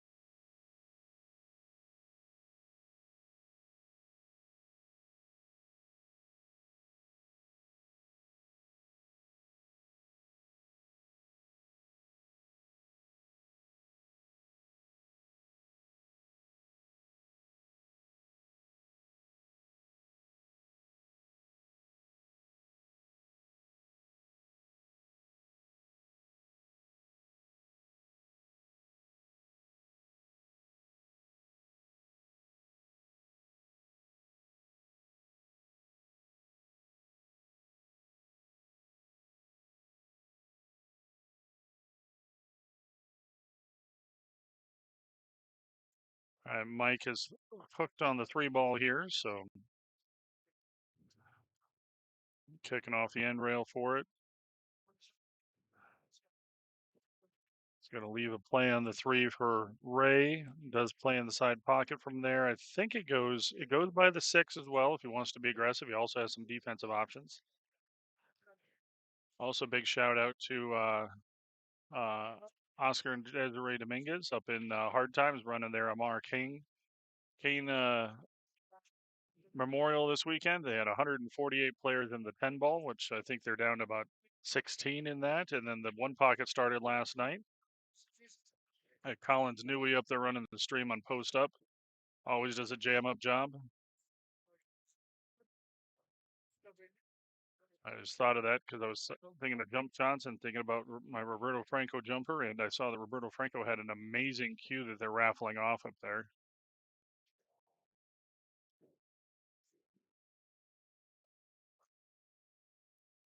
All right, Mike's got a good look at the 3 ball here.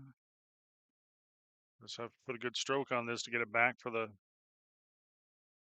4. It looks like he's got the angle to draw it back underneath the 6.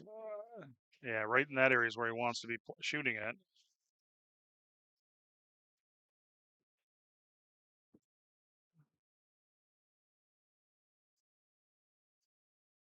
Oh, no, he went a different route on that. Didn't see that coming.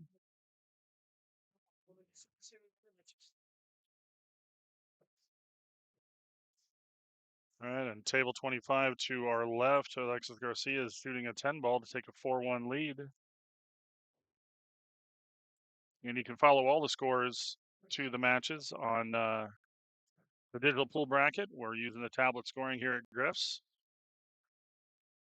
So all matches are live scored.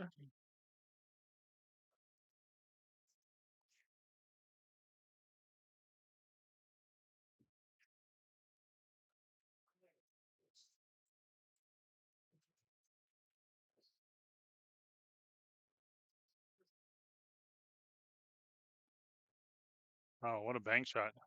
Great shot by Mike. Hit it at a good speed, too. If he misses that, it's probably not going to leave much for Ray. So it's a tough shot here on the 6 ball following it up. But if he makes this, he should be able to get natural on the 8 ball.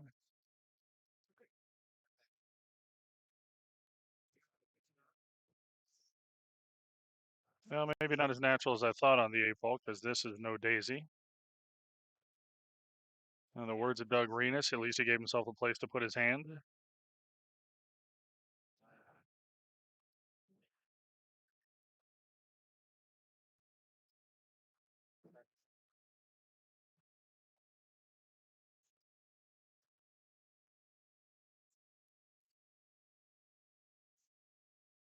All right, Ray's going to get back to the table to get an opportunity here.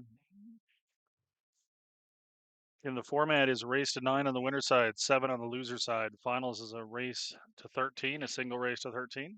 We do play the 3 foul rule, and we are playing BCA Pool League rules 10 ball, so called early 10 balls do count as a win. It's winner break.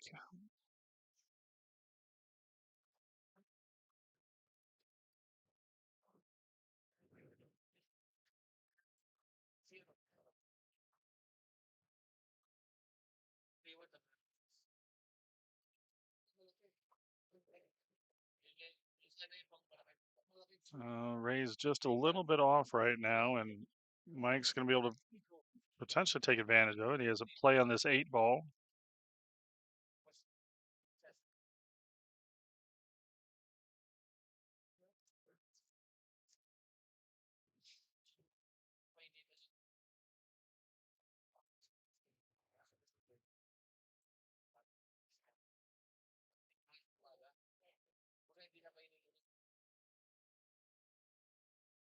Oh, Mike gives him the opportunity back.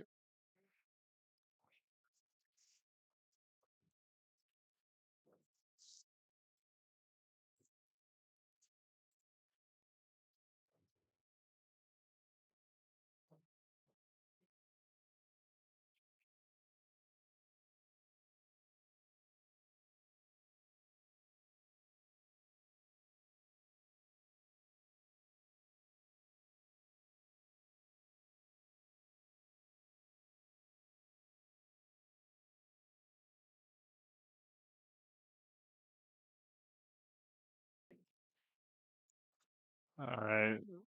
Ray's on the 9 ball, just come down for this 10.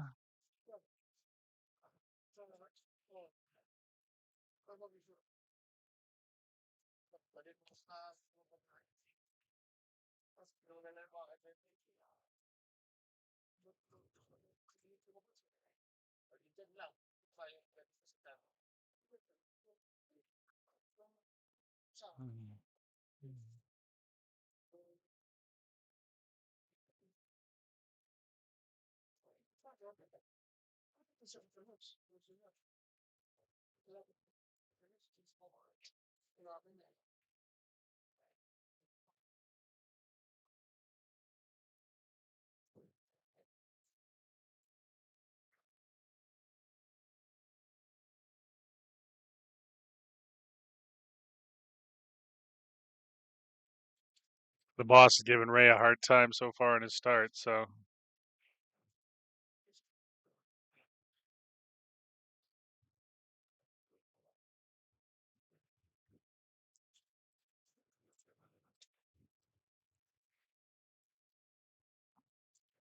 we still got a couple grinding matches going, or one grinding match going from this morning. Mark Johnson is on the hill, up 8-7 over Craig Dumo. Dwayne Guillory is up 3-2 on Junior Carrizosa. That's on table 13. That's a stream table. Michael Deitchman is up 2-1 on Edgar Jackson. That's also on a stream table, table number 22.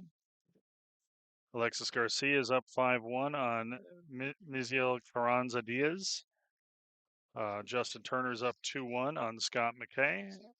And Darren Carrito and Mike Sawyer and Paul Silva and Clint Delancey are just in their first racks.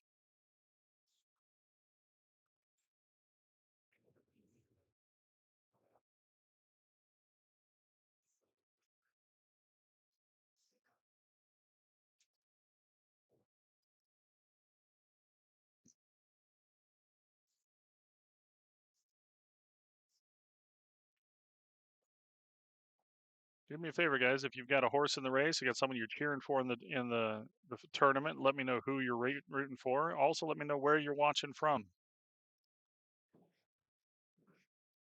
We got almost 50 viewers right now watching. Just want to know where everybody's watching from and sweating the tournament.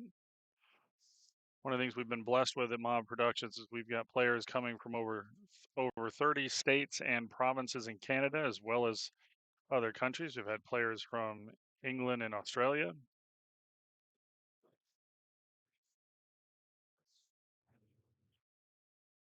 Just realized how dumb that sounded. I said other countries after I'd already named Canada. Canada's obviously its own country. So they're just our good neighbors to the north.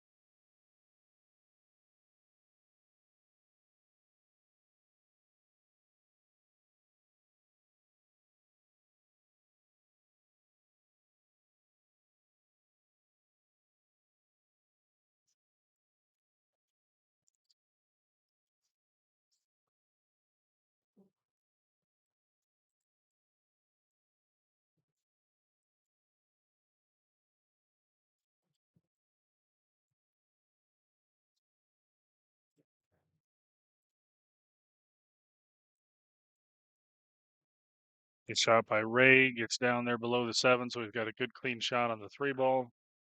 Looking to play the 4 ball straight down the rail to this bottom right pocket. Keeping an eye on that grinding match on table 28 between Mark Johnson and Craig Dumo. That's still a 10 a.m. match that is still going. I see Mark just played a 2-way shot and a safety, so Craig's coming to the table down there.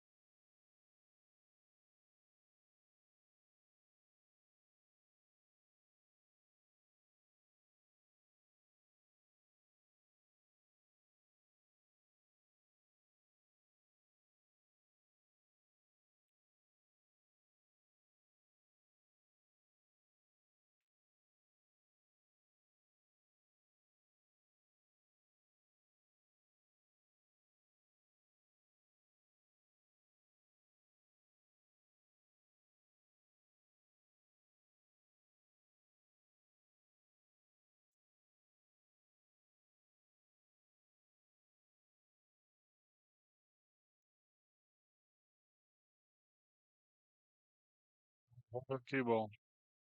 Oh no, ball in hand. Never mind. He was kicking at it. I thought he just made a ball. I was just looking back at the table when I saw the cue ball missing the four.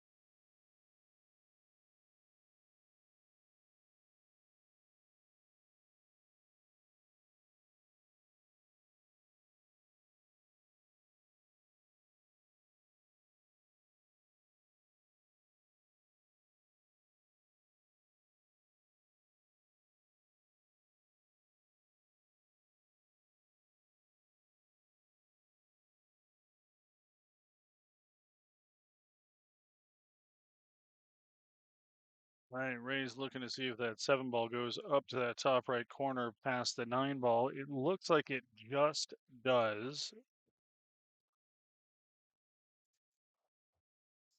But if there's any way you could play this shot to a different pocket, like the side pocket, I think that would be preferable because it's makes that pocket essentially a less than 4-inch pocket.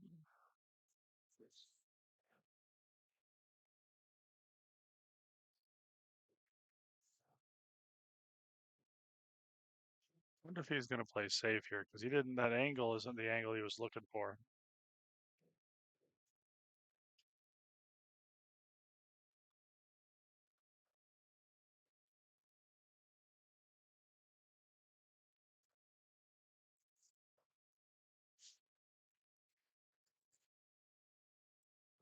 See, Justin Turner's off to a 3-1 lead over Scott McKay.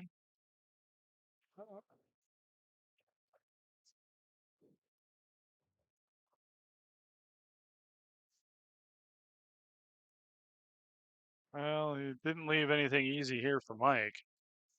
It looks like the nine ball is blocking a stop shot type shot on the seven, so he can only play off our right, his left side of the seven, and that brings in that side pocket into play.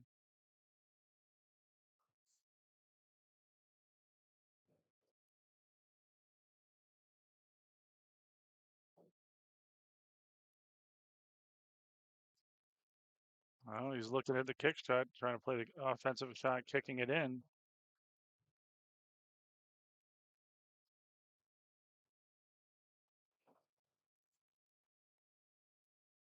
Nice shot by Mike right there. Aggression's rewarded.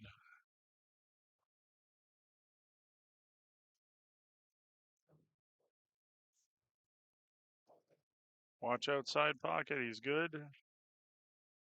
Gets a cue ball up high enough where he's going to come down off that bottom rail to play up to get the pen probably in the bottom left pocket.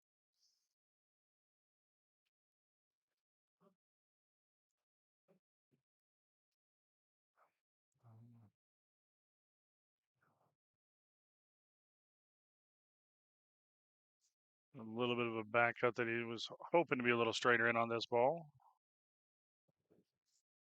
But he handles it well. He's up 3-1. Mike's hitting the ball well.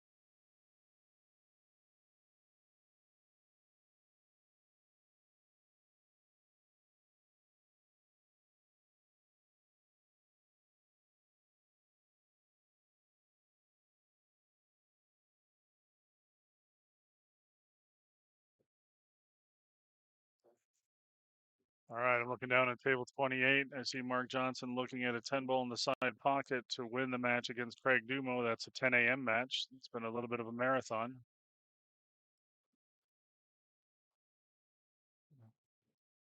All right. Mark makes that to win in advance. Craig moves to the one loss side. Remember, the winner side's a race to 9, loser side's a race to 7.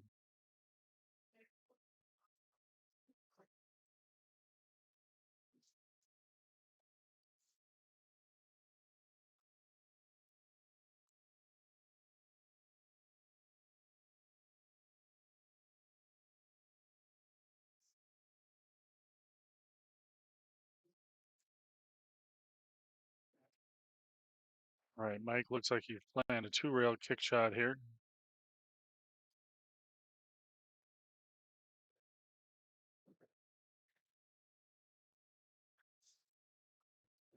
I don't know if it's a natural angle or if he's going to have to manipulate it with some spin. Just come to our right of the 6 ball between the 6 and the 5, hitting almost that center diamond on the bottom rail. And it looks like that 6 ball is in the natural angle, so he may have to have a touch of spin to drive it to that left side rail. Yeah, just a little bit of spin, but he's got too much on it and it goes too wide. So Ray's going to get ball in hand.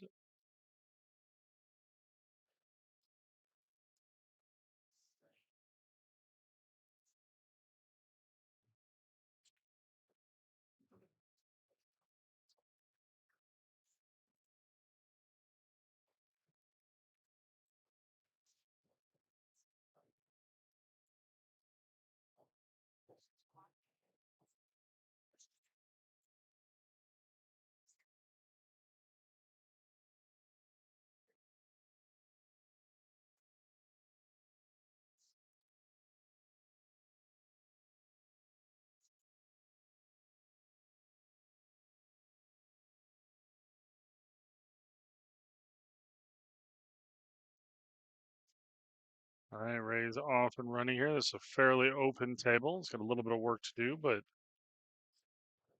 nothing unmanageable.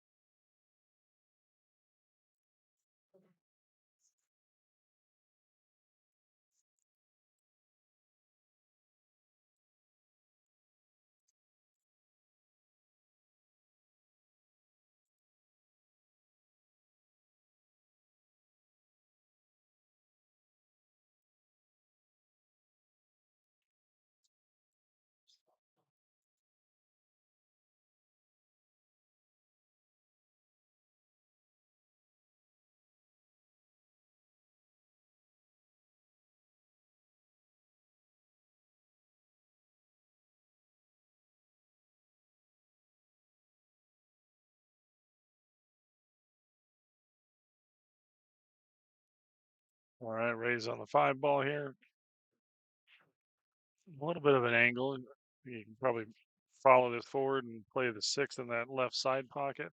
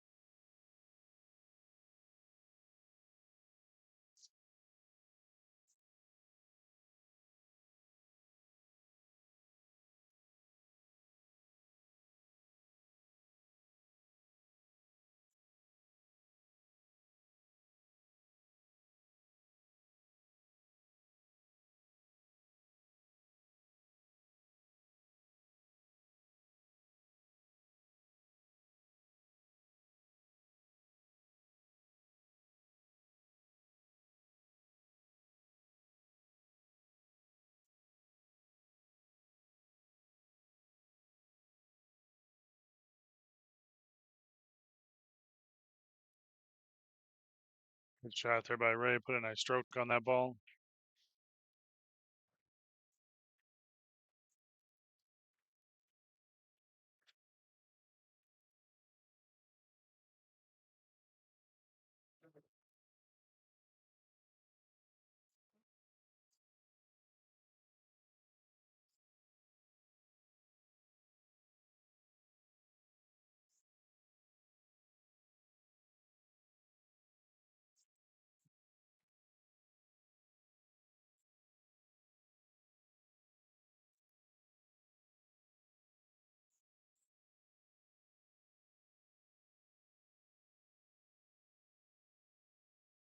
Nice shot by Ray. Gets 10 ball playing in the same pocket as the 9.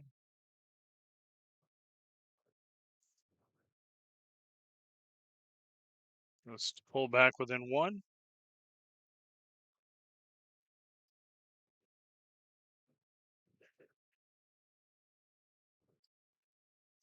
Now he's got to think about it because he was waiting on something for someone else and it cleared his head. I don't blame him there. You're down in a ball and you're thinking of something else. You got to stand up and clear your thought process, clear the mechanism.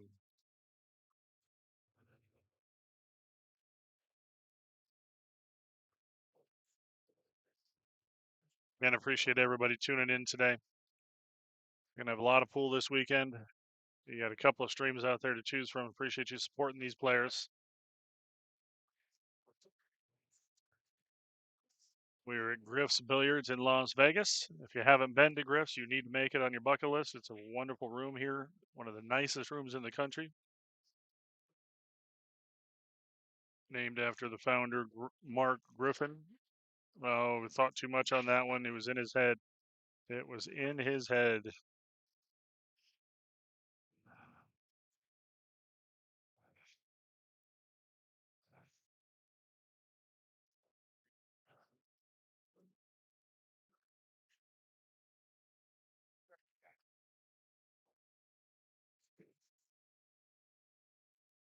All right, Mike takes a 4-1 lead. If I were Ray, I would walk that one off. I would go take a break and clear my head.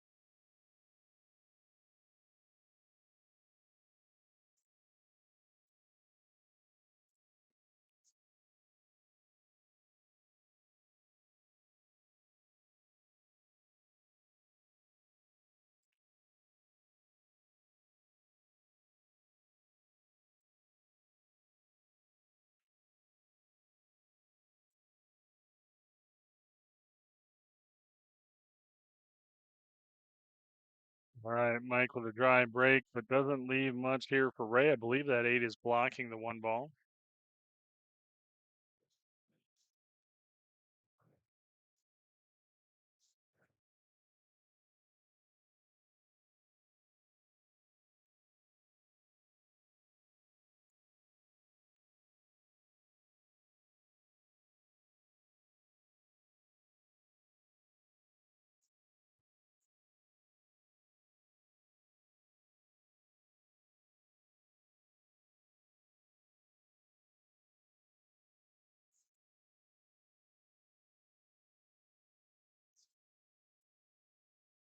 Well, the good news is he made the 1.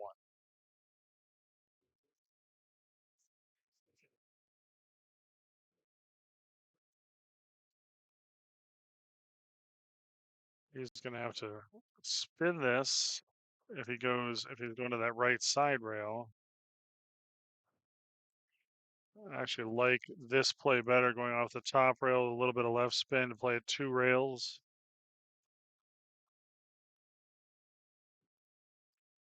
Oh, he could go natural. I didn't know he could get there. Nice shot by Ray. Called that pocket. That was a beautiful shot. I was thinking he had to go to the right side of the four ball. Hit that beautifully.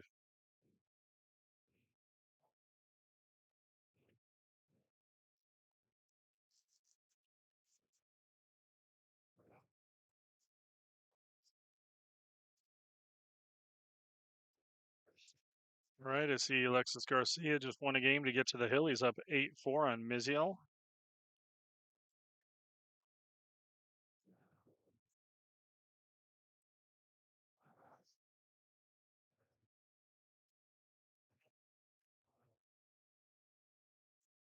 Some score updates while Ray's analyzing this. Paul Silva's up 2-1 on Clinton Palachi. Dwayne Guillory is up 5-4 on Junior Carrizosa. That's on table 13. That is a stream table on Griff's TV YouTube channel. Michael Deitchman is up 4-1 on Edgar Jackson on table 22. That's also on Griff's TV YouTube channel. The other match on that panel is Justin Turner versus Scott McKay on table 23. Justin's up 3-2. Mike Sawyer's up 2-0 on Darren Carrito.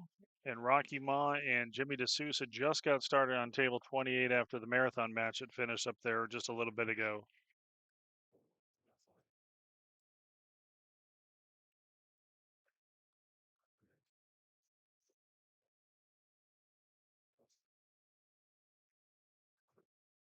Ray is looking at this with an engineer's precision.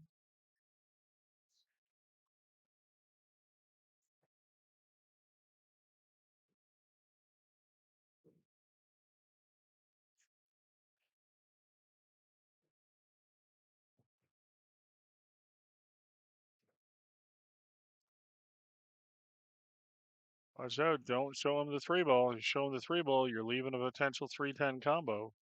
Even though the 10's out of the pocket, so it's a little bit better on Ray. But I wouldn't be surprised at all to see Mike swing at it. But if you go swing at this, you can't swing thoughtfully because you don't want to leave it for Ray.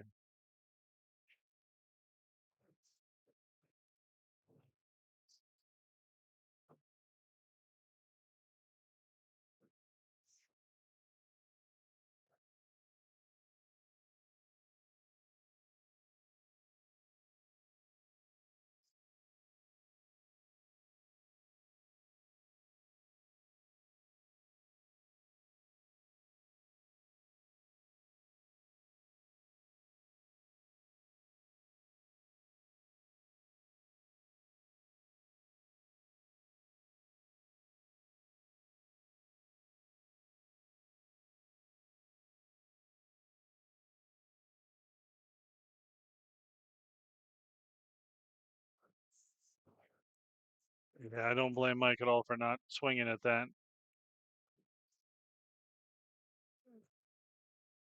Good play. Nice save. Ray's going to probably be kicking at this off the end rail.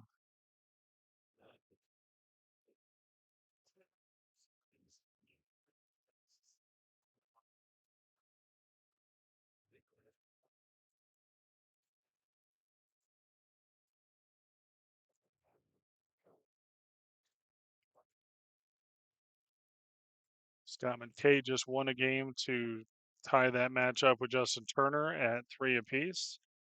Ray decides not to go one rail, but go 2 rails into that ball to get the hit.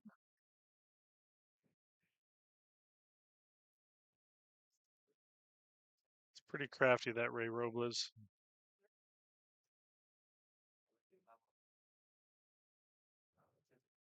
It's always a tough match for me to commentate and call because these are two of my good friends in Arizona. Ray was a roommate of mine for a while in Tucson. We'd make road trips together, and Mike Hammond and his wonderful wife Tracy have been dear friends of mine for some time. So I'm sitting here rooting for whoever is shooting.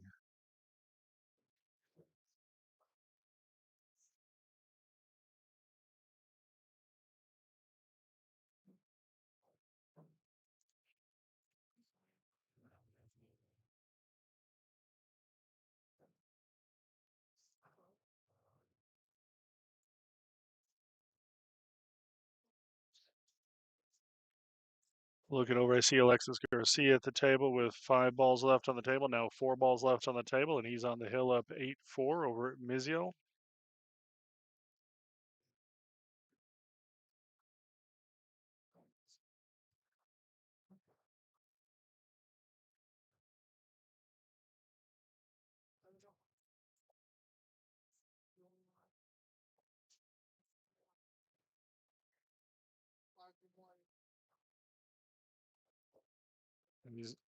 Alexis is on the 9 ball over there, in good form to get out and win that match in advance.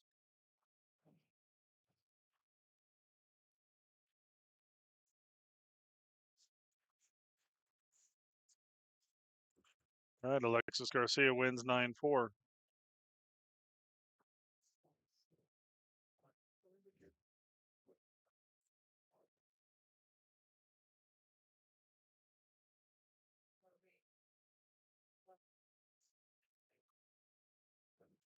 Genie Carrizosa has tied his matchup with Dwayne Guillory at 5 apiece.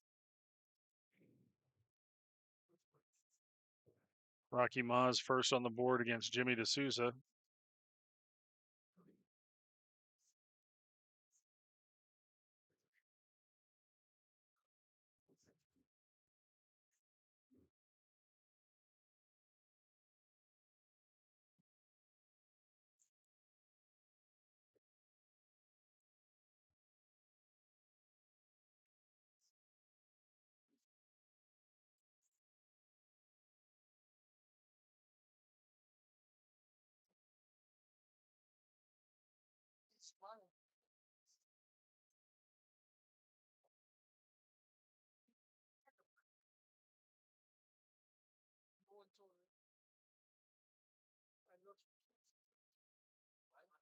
All right, Mike's coming to the table.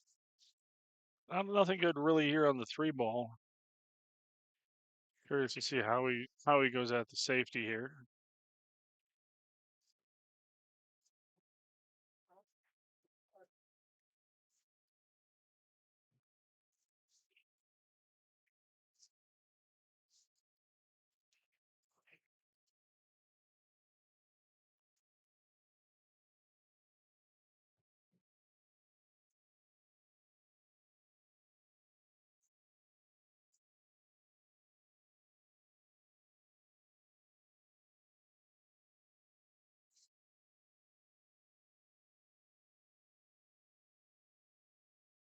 All right, Ray's got a long, tough shot on the 3 ball here.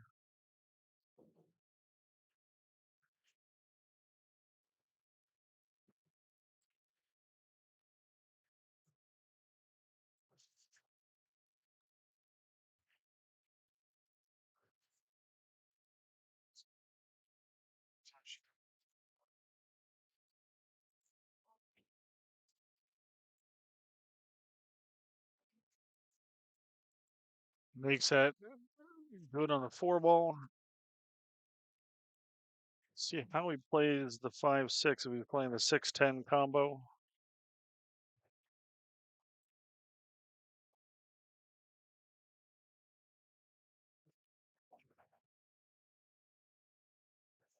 Scott McKay wins the game to take a 4-3 lead over Justin Turner.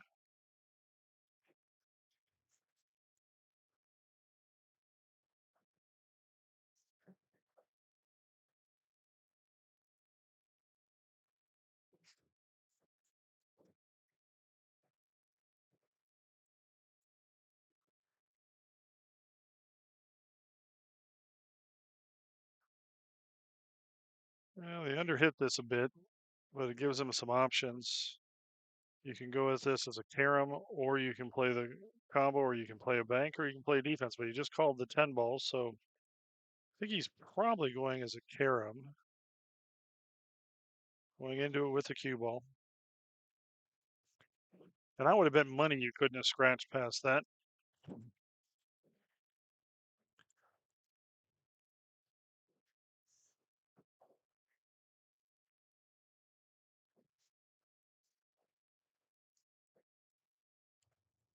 Got Papa C in the chat calling out Jeff Gray.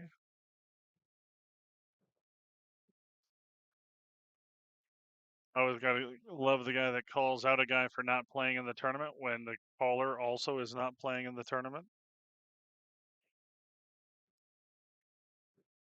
All right, Mike's got ball in hand.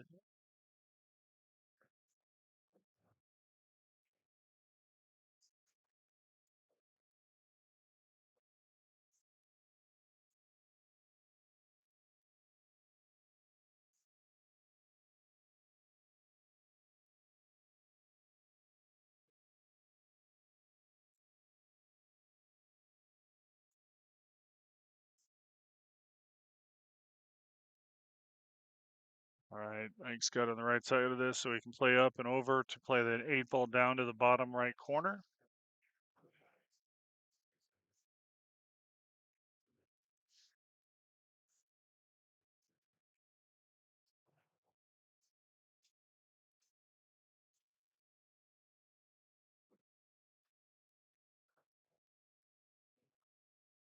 That is true, Constantine. You do get to play in the Gunslinger, which is our next 9 foot tournament coming at Griff's. It's $5.99 and under $1,000 entry 9 foot 9 ball tournament. Oh, oh, Mike decelerated on that one.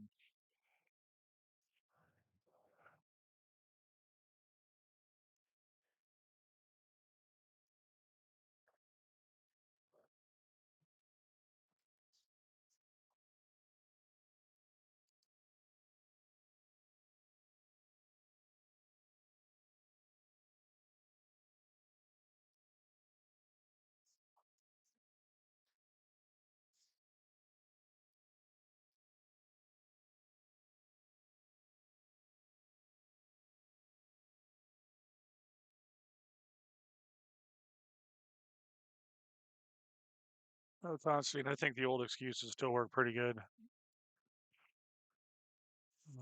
Right, Ray plays that bank with a center rail speed, so leaves a tough one for Mike here.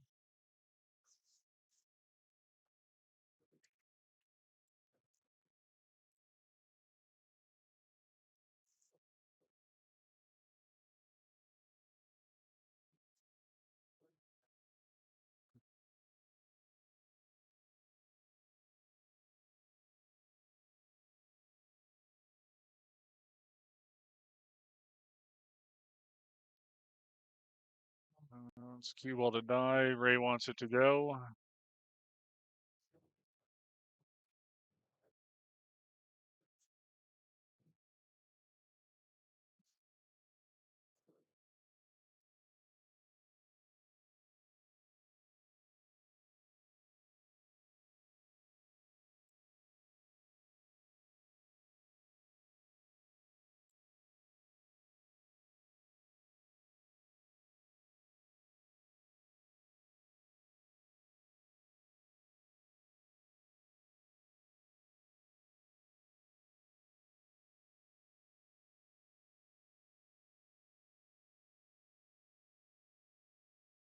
Ray's gonna keep leaving this shot for Mike.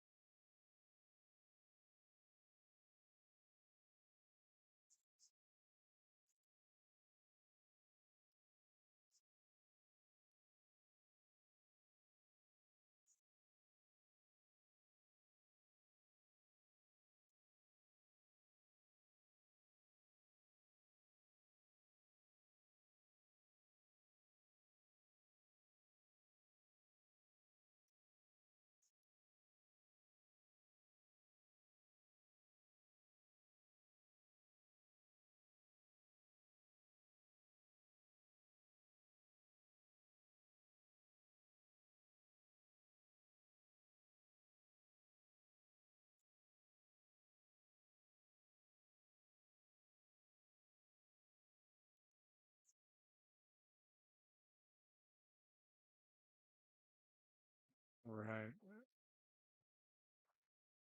I think he just called the the 10 ball in the bottom right corner pocket. So he's playing the carom here, but really probably playing a defensive shot.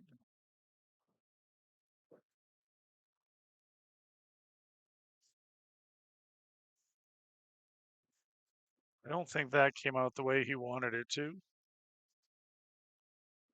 My Captain Obvious statement of the day.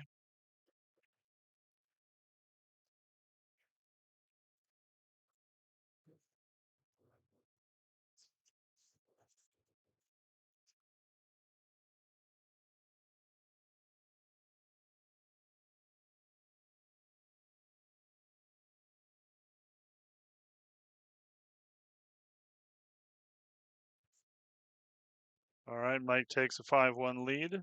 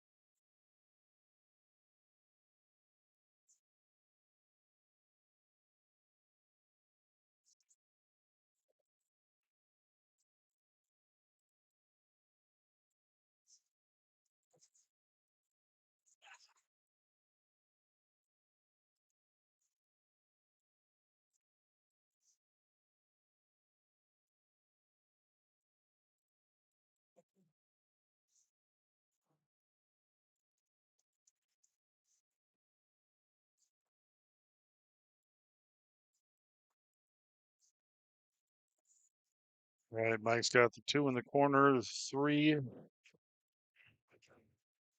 He wants to play that window between the 7 and the 9, so he's going to have to draw this back about a little bit. And really wants to get about to the middle of the table here.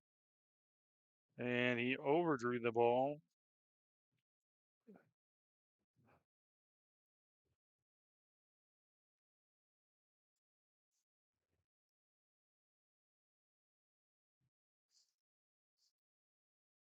And a good opportunity there, but he let that slip away. So I think Ray's going to have to follow this back up off the end rail. Wants to get to the same window, really, that Mike was playing to. He's a little tree topped over the 6 ball here.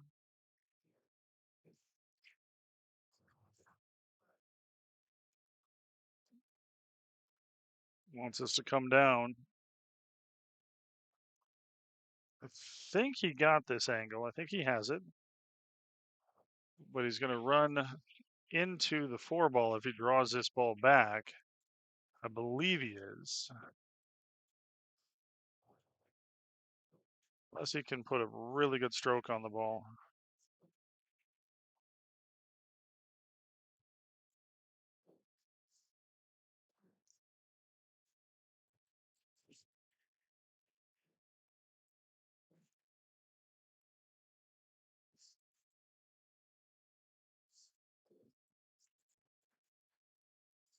I think he has the line. 7 shouldn't be in play here.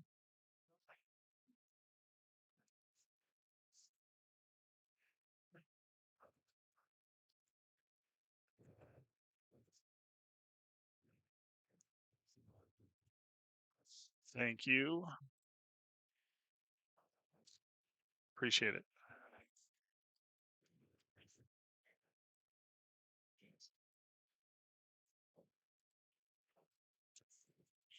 Service here at Griff's is always top notch.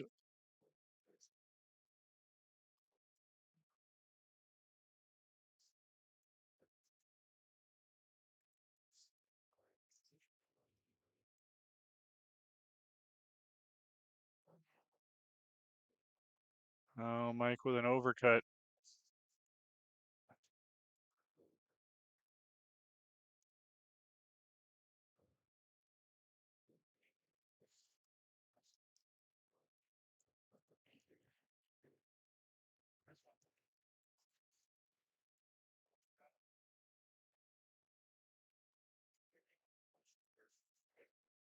I just saw Justin Turner on table 23 miss a very makeable 10 ball, which would have pulled him within one, but Scott McKay is going to take a 6-3 lead.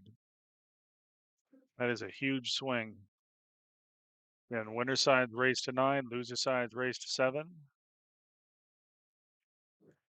Ray bumps into the 6 ball he was playing shape on and gets a little bit off angle, so he's going to have to work on to get on the 7 ball.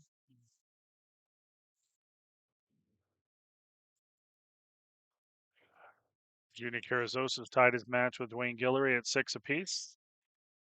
Clint Palacci and Paul Silver are tied at 3 apiece. Michael Deachman's up 5-2 on Edgar Jackson. Mike Sayers up 4-0 on Darren Carrito. And Rocky Ma's up 2-1 on Jimmy D'Souza.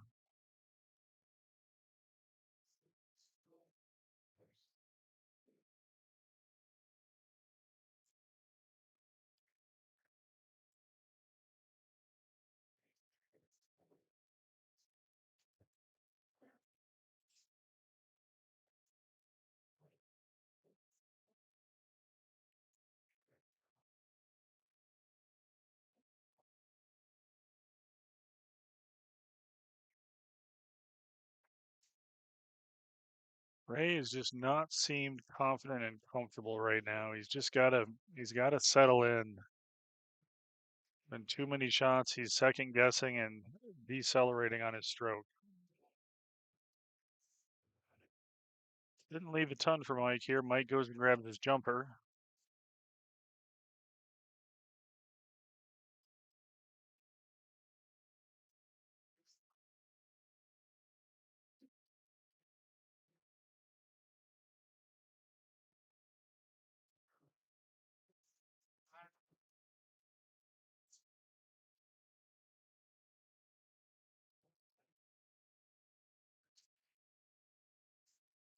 The ball's going to poke its head out, so Ray's going to have a look at the 7 ball in the bottom right corner.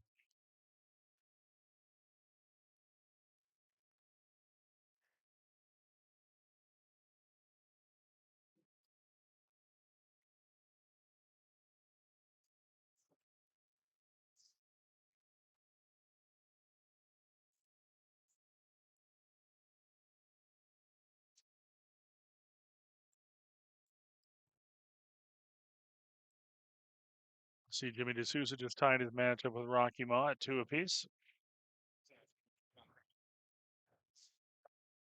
Edgar Jackson just stops by the booth and says it's time for him to mount a comeback. He's down to 5-2 on Michael Deachman.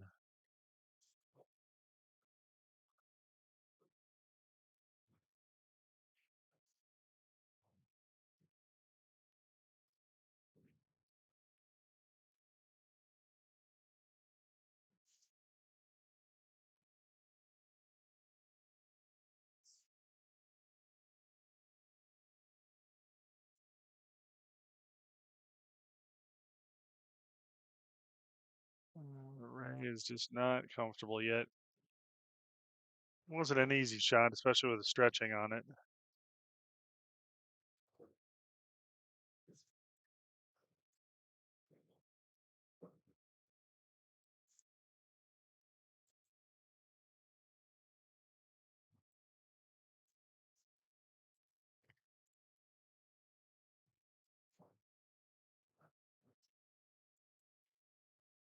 All right, that was a shot where Mike just kind of had to settle for whatever shape he got because it's so hard to play shape off that ball that deep in the jaws.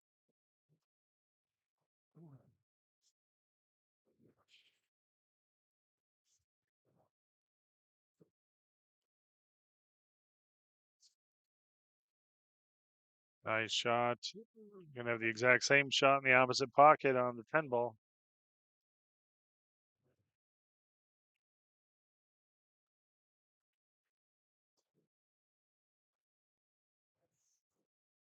I'll watch the cue ball here.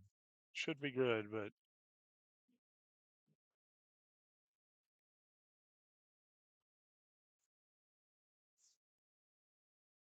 I overcut that ball. No, he didn't. He did it. He made it perfect. Up 6-1. Mike is breaking off.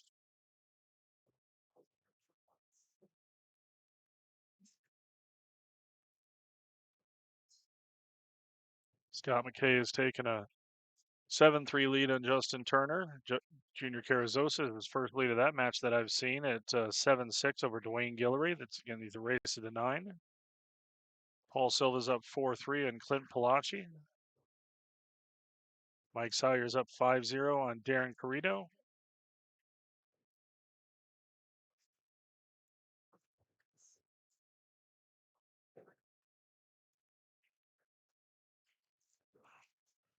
Excuse me.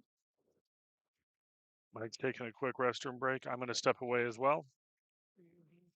Appreciate everybody tuning in.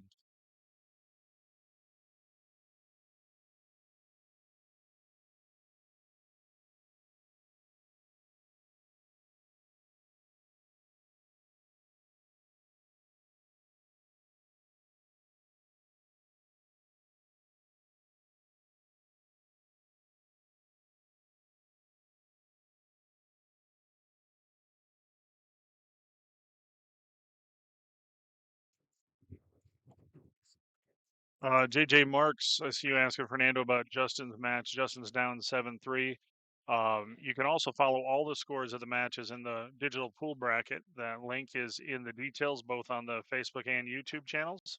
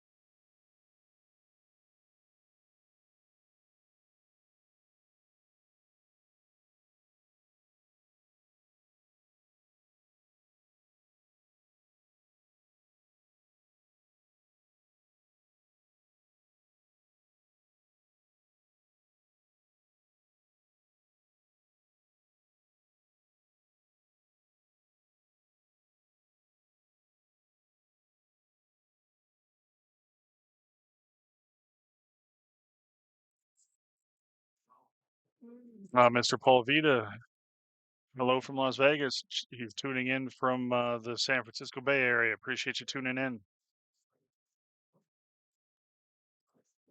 He's got some really good pool going on up in that neck of the woods in Sacramento at Hard Times. At the Marquet Memorial, the one pocket kicked off last night. They're down, I think, to 16 players at the end of yesterday in the 10-ball tournament. It's a wonderful new tradition that Oscar and Desiree Dominguez have put together.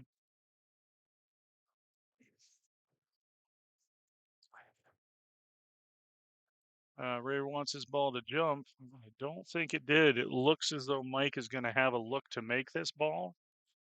He's going to be elevated over the 9-ball, so I don't think he's going to be able to put any juice on it to control it too much. You almost have to play the cue to come all the way around the table to play the 3 in the same pocket.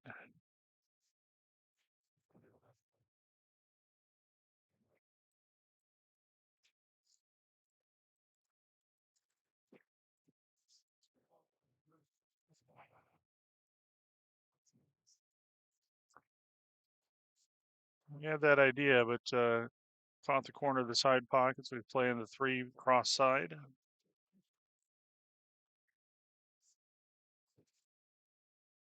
I see Scott McKay has taken the hill. He's up 8-3 on Justin Turner. Justin's at the table now. Justin's in a tough spot, but there aren't many people that grind better than Justin does.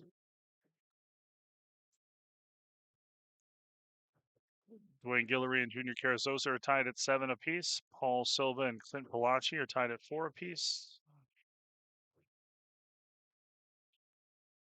All else remains the same.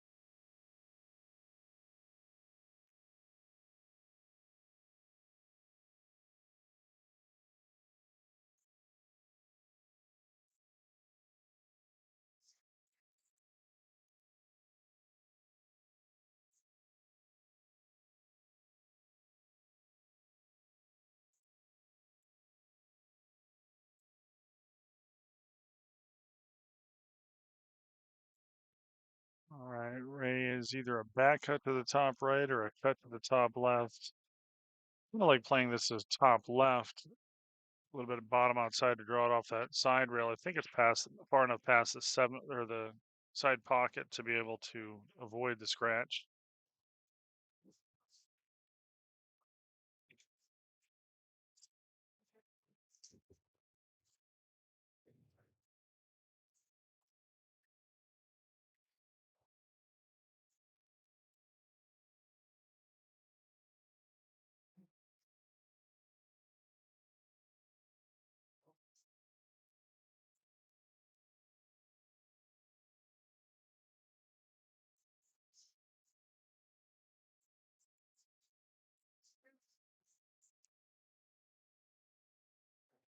We got Papa C in the chat questioning people's ambitions.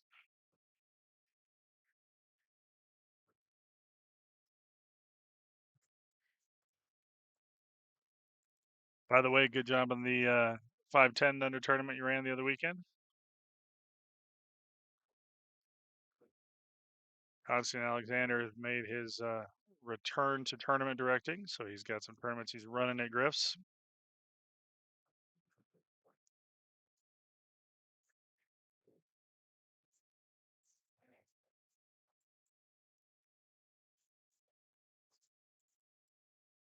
Ray just needs to bury this 10 ball and start getting back on the positive thought train. And he is so got demons in his head right now. You could see him hesitating and thinking about that.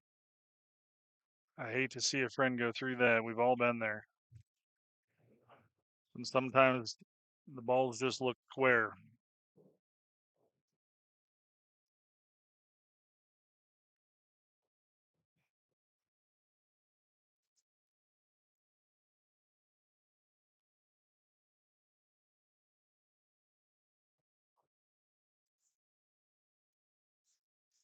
It's one of the hardest things in the world when you're playing someone that's a friend of yours and you're playing good and they're not playing well.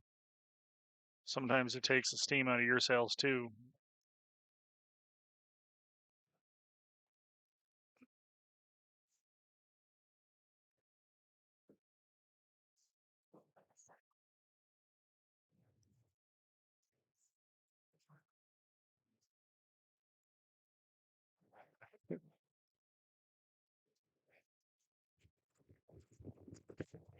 Hey, I thought you forgot.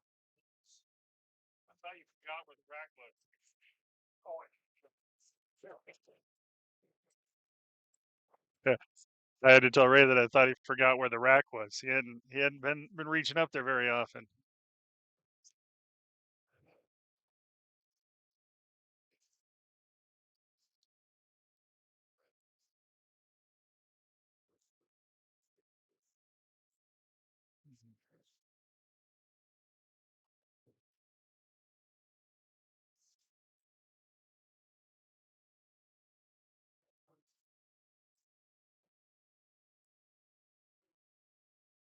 Let's see, Paul Silva's up 5-4 on Clint Palachi.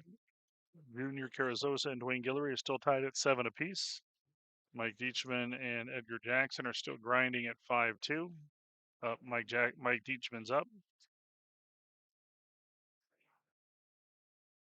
I see Justin Turner's kicking at a 6-ball down 8-3, so his opponent's on the hill, Scott McKay.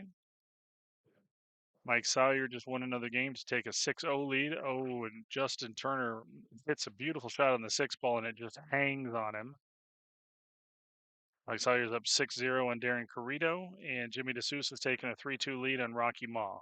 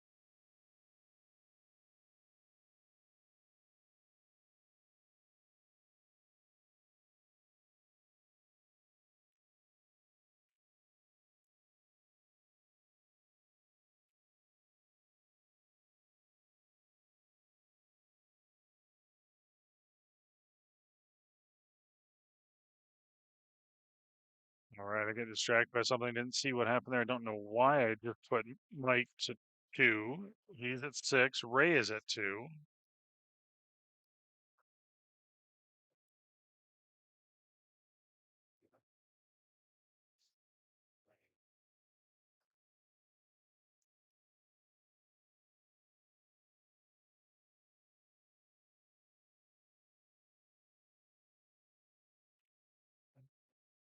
You can see Justin Turner in the bottom right corner of your screen looking over. He's just grinding, trying to stay in that match. He's shooting a shot on a 7-ball, playing a defensive shot. And it looks like he's going to sell out that rack if Scott can take advantage of it. I'll let you know how that goes.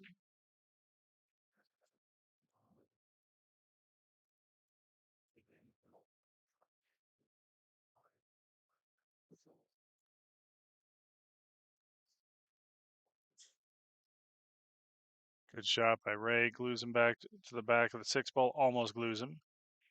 We'll call it Velcro.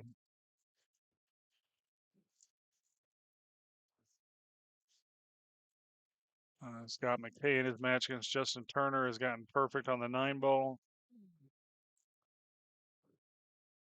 And he's straight in on the 10-ball to win 9-3.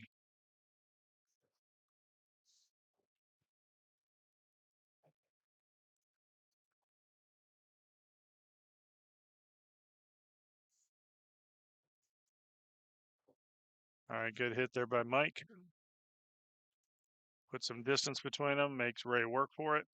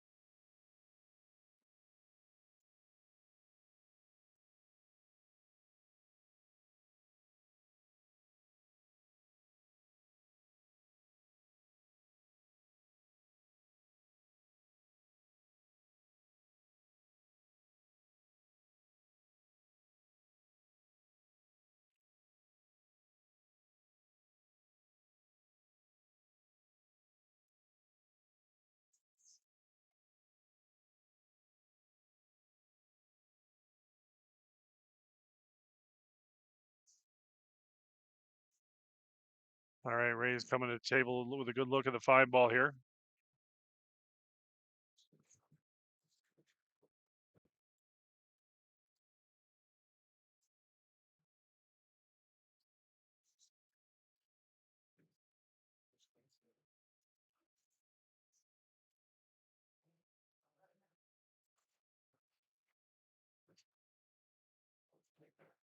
Junior Carrizosa's on the hill, up 8-7 against Dwayne Guillory.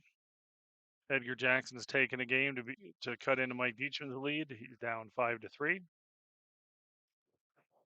Jimmy DeSousa's up 4-2 on Rocky Maw. And Paul Silva's up 6-4 on Clint Palachi.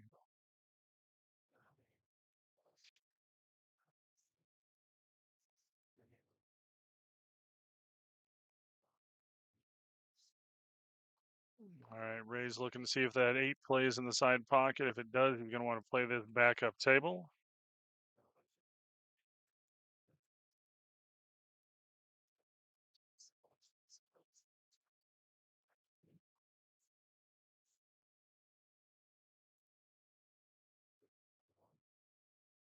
Oh, watch out, cue ball. He should be good. This is not an easy shot here. It's a bit of a cut on this 8-ball. You just have to make the ball. Tape is almost guaranteed with a 9 where it is. Hit that perfect.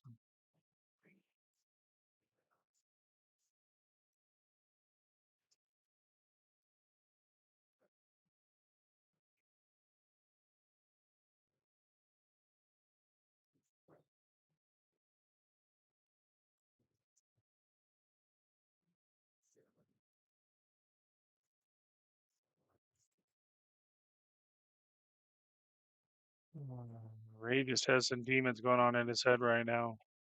And nothing worse than the curse of self-doubt.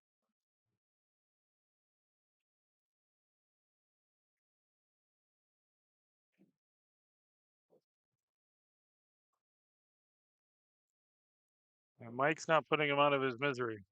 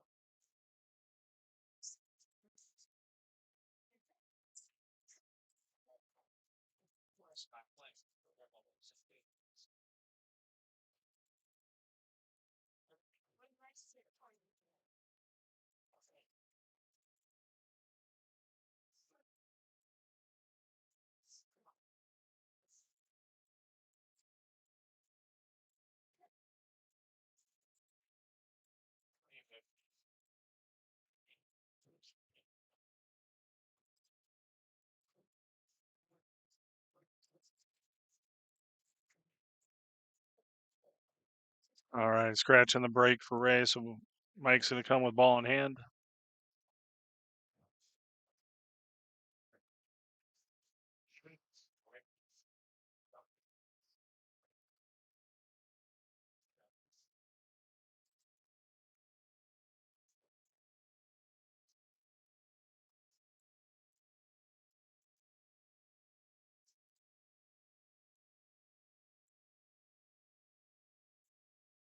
Senior Carrizosa won his match 9-7 over Dwayne Guillory.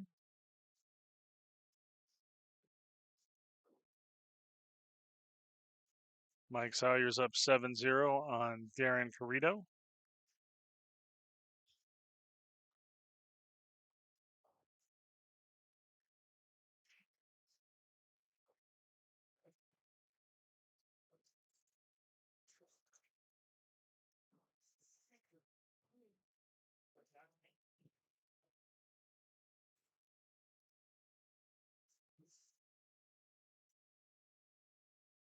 Yeah, Constantine, right now there is no momentum in this match. The first one to grab it could run something good. Mike was hitting the ball well. Ray was struggling, and said one of the toughest things is when you're playing a friend, because these guys are friends from Arizona. They know each other well in the Arizona pool scene. When you're playing someone you're friendly with and they're struggling, to finish them is tough. So one of them just needs to buckle down and get it done here.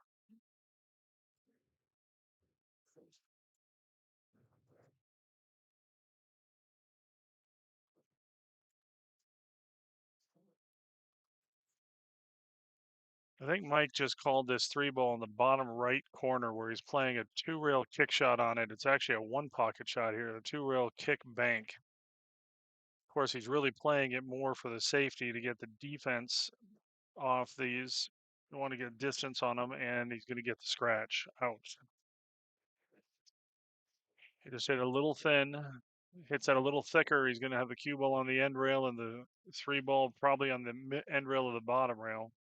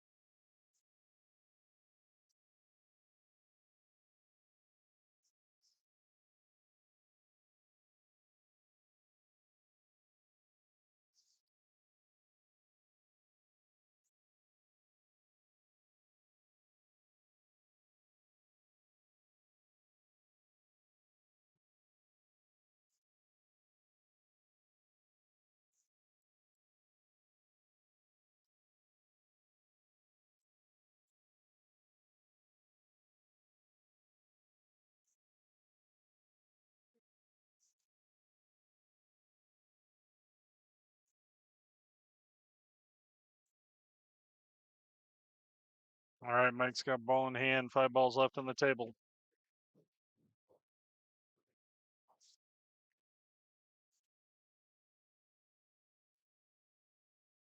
Paul Silva's up 7-4 on Clint Palachi.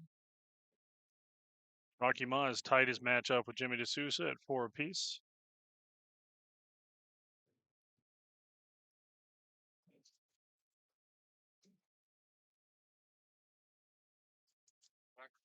How you doing, Tony? Tony Spahn stopping by to say hi.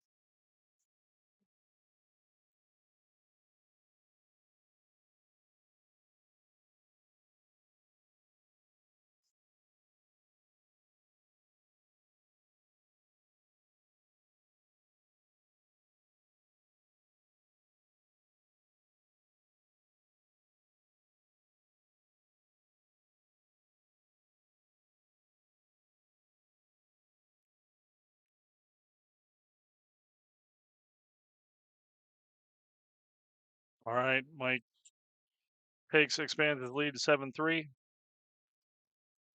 Rebecca just called a few of the 2 o'clock matches. We've got a few tables that are opened up, so she's got those going on the hair early.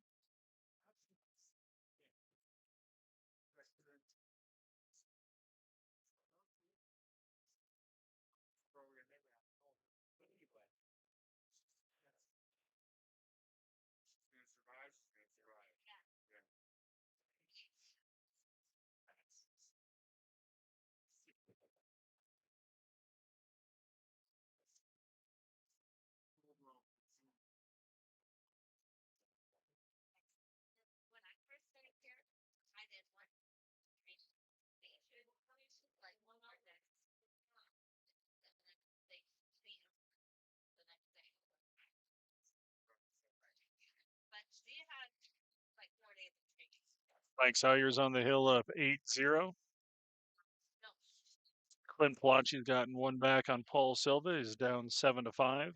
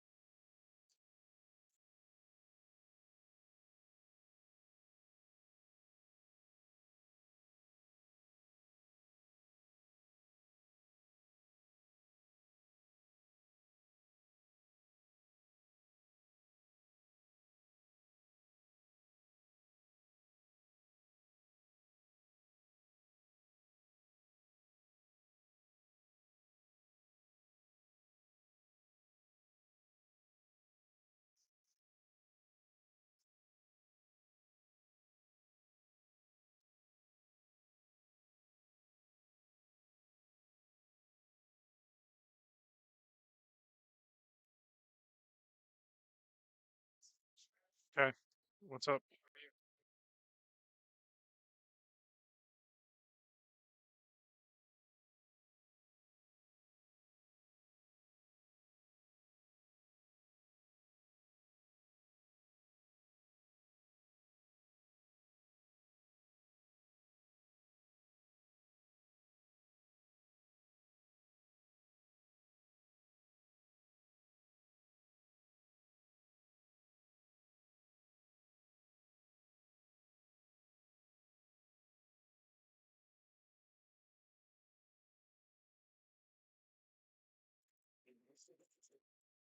All right, we got a few matches called for the 2 o'clock round. I think we got 4 matches going for that round. We've got, or 3 matches going for that one. Still 5 going here. 1 on the hill and a couple close to the hill.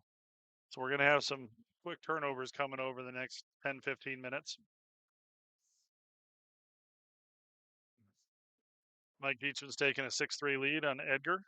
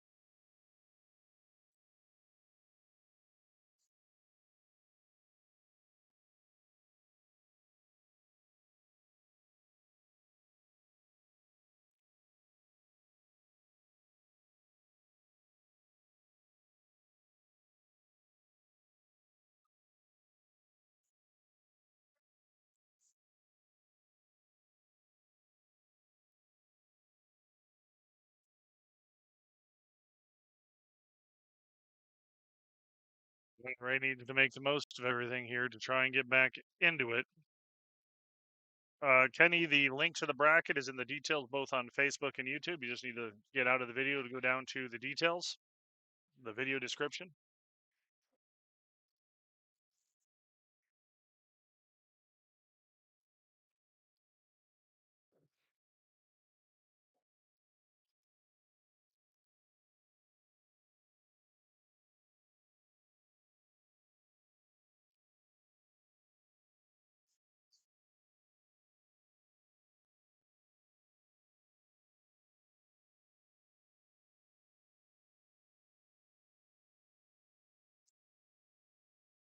Well, it's got to avoid the 8. Okay. But he's going to rub right up onto it.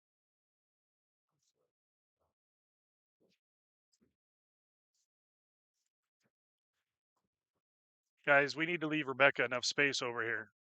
Make sure you're not crowding her too much. Okay. Because she'll come out swinging.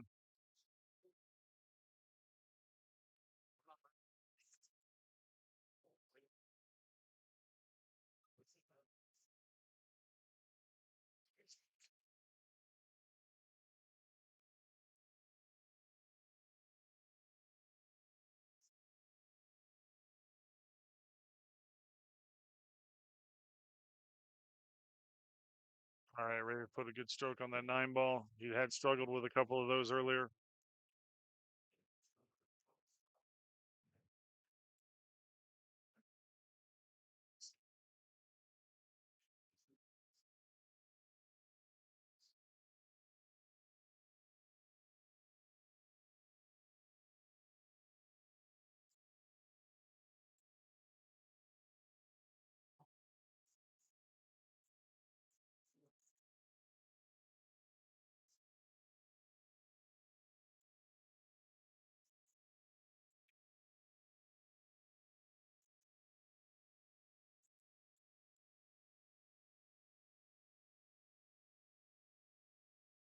Paul Silva's up 7-5 on Clinton Palachi.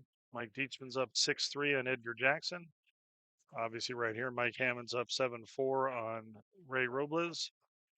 Mike Salyer's on the hill up 8-0 on Darren Carrito. Jimmy DeSousa's up 5-4 on Rocky Maw. And we just got started in the following matches. Ramon Alvarado versus Colby Young. Sean Kirtley versus Carlos Ajedo Regales. VK Yuli versus David Espinoza.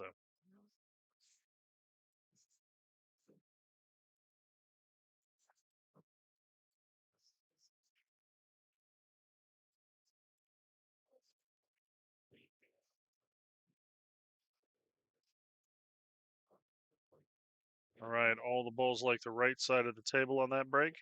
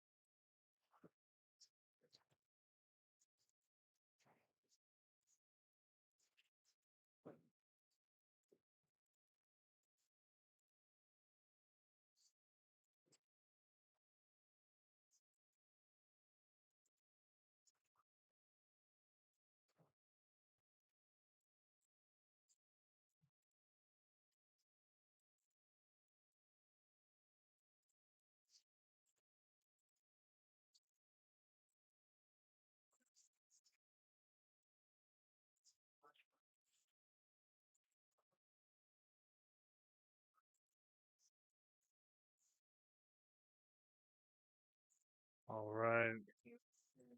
Ray did not call that. I believe there was a push. Mike looks like he's going to give it back.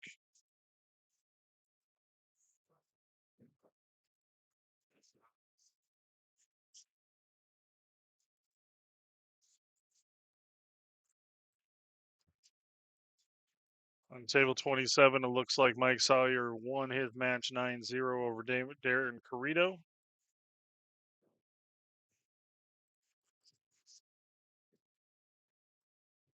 Just called the match of Brian Law and Rigo Morales.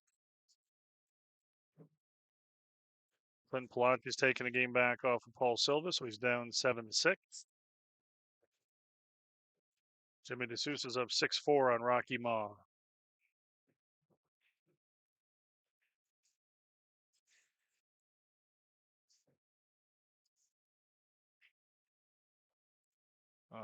Good try there by Mike, but just hangs the 1 ball. Mike needs to do something to get back his mojo.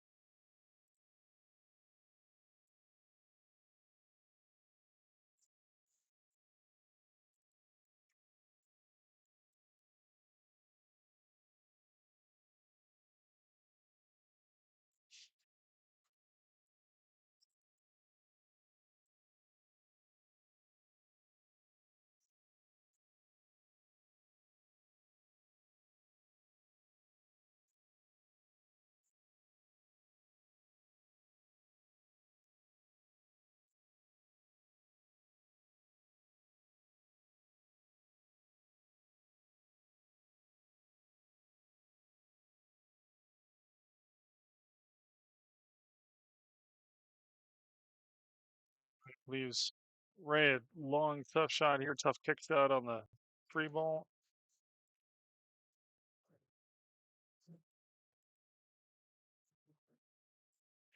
Good hit by Ray. He's going to leave a shot for Mike. A little bit tougher, though, with that ball getting to the rail.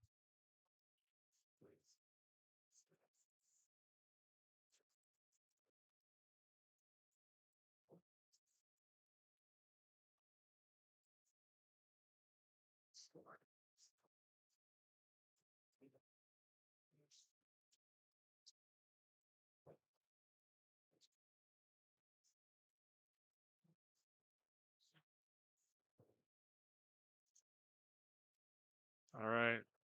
3 ball wipes its feet a couple times, but it still goes in. But what do you have here? Not a whole lot.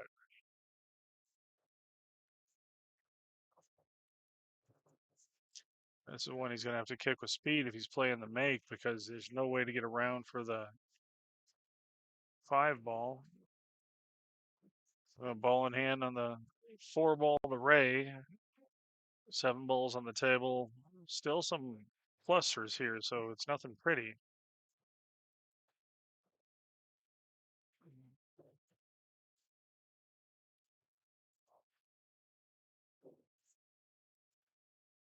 Again, we have 4 tables being streamed. Obviously, the one you're watching now, but tables 13, 22, and 23 are being streamed on Griff's TV.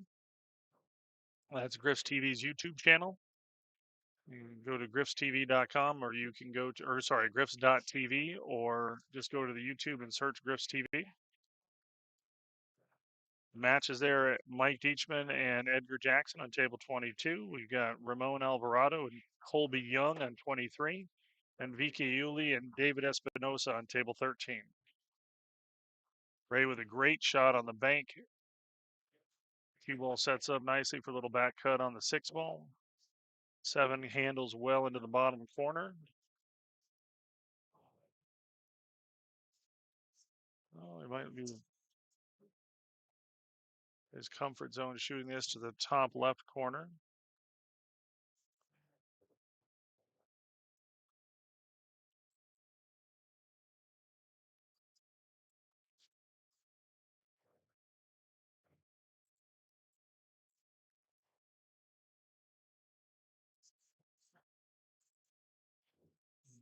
All right. Mike's got a chance to get back into this. Say get back into it. It's not obvious to say get back into it when you're up 7-4, but it seems like he's lost all of the momentum he had in this match.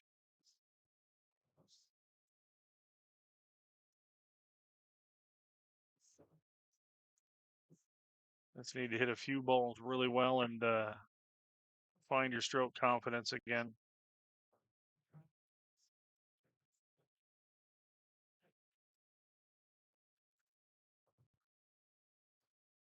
Nothing easy about this shot. Straight in, just off the rail. Yet you need to hold it a bit. Oh no, he's playing this in the side. Okay, he's playing this in the side so that he can use the 10 ball as a stopper for the cue ball. Or what is he doing? No, oh, he did make it. Wow, that was a very delicate shot. That was a great shot by Mike.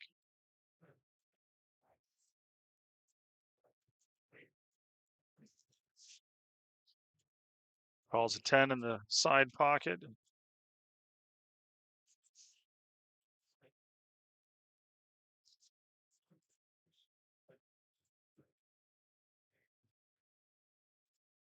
All right, Mike's on the hill.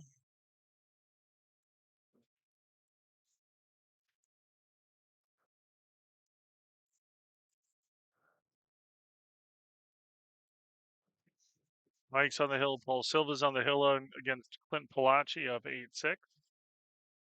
Edgar Jackson's taking a game out. I think I already said that score up. He's down 6-4 to Mike Deachman. Jimmy DeSouza's up 6-5 on Rocky Ma. Ramon got the first game against Colby Young. Carlos got the first 2 games against Sean Kirtley, and Vicky Uli got the first game against David Espinosa.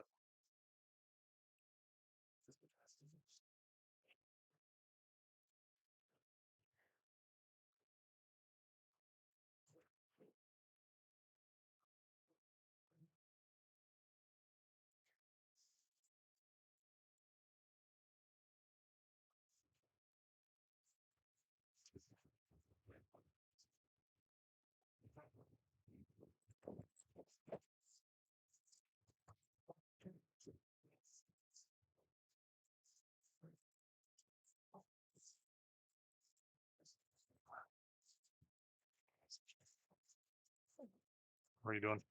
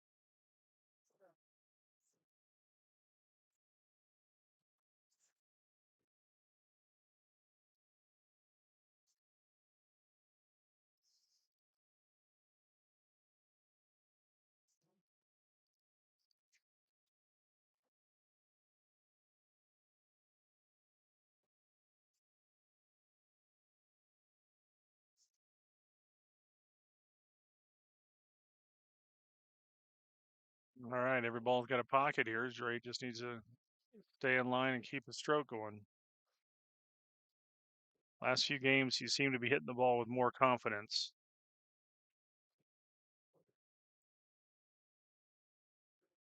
But here's a tester.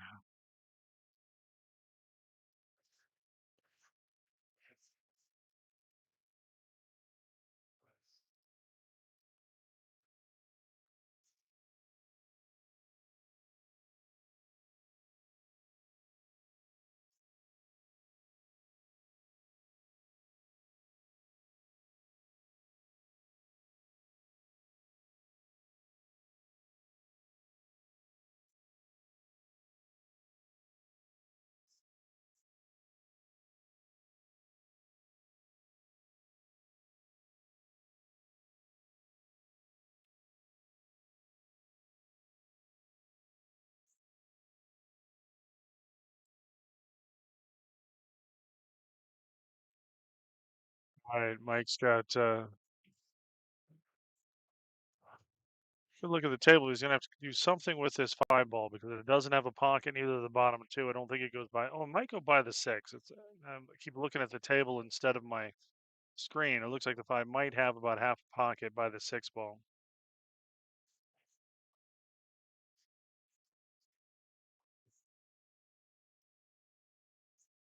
Uh, Hits. Oh, what hits? Whatever your name is. Sorry about that. If you're asking if you can play in this tournament, no, because it's underway. We've done a Calcutta and a draw, but we do an annual event. I don't know your name, so I can't look up to see if you would be eligible. Would have been eligible to play in this tournament in the first place. But if you follow us at M.O.B Productions on Facebook, our group. That's where we announce all of our events and our tournaments. My name is Jack Murray with M.O.B Productions, and you can message me and you can find out how to get involved in some tournaments.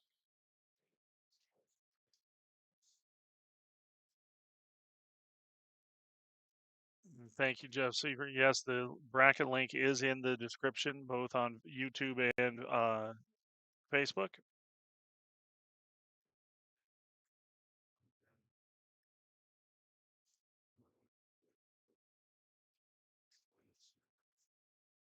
Rocky Maw and Jimmy D'Souza are tied up at 6 apiece.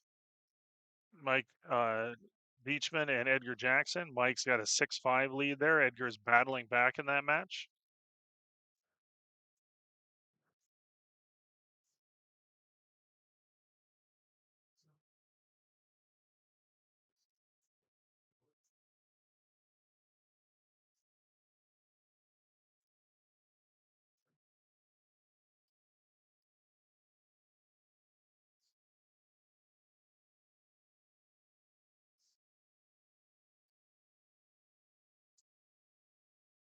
Paul Silva won his match 9-6 over Clint Palachi.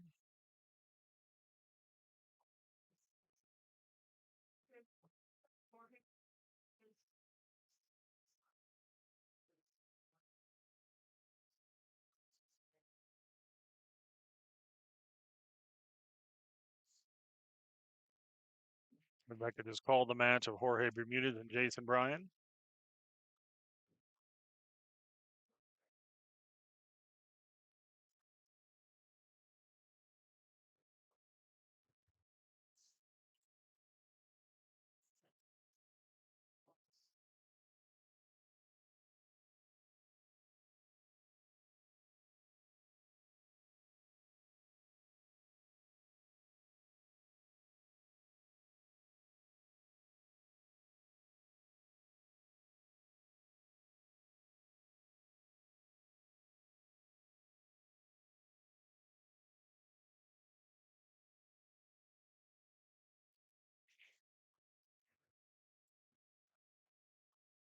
All right, I had to step aside to take some side pot monies. Didn't see how we got to this point, but raise on the 8 ball here.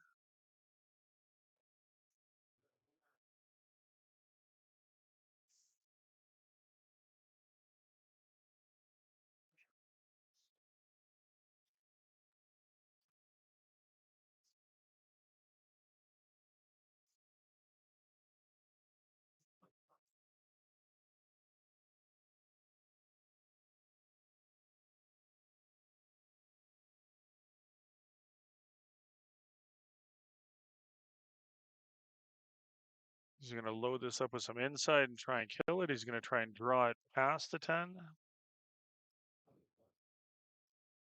Threw it into the 10. That was a good shot.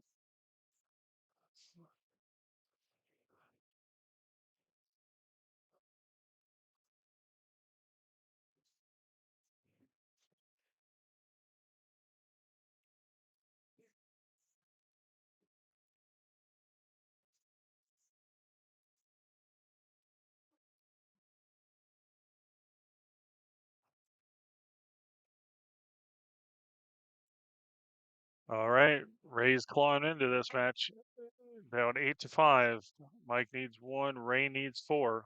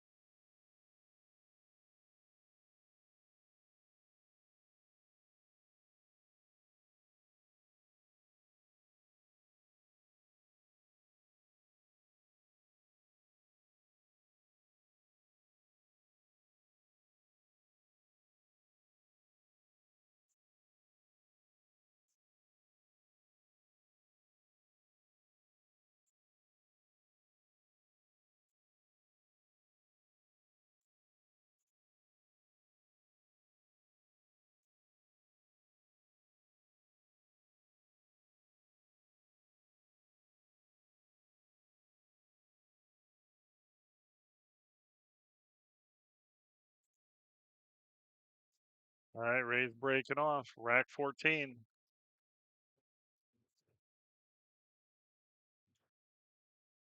6 balls tracking. 6 ball finds a hole. One of the last balls moving.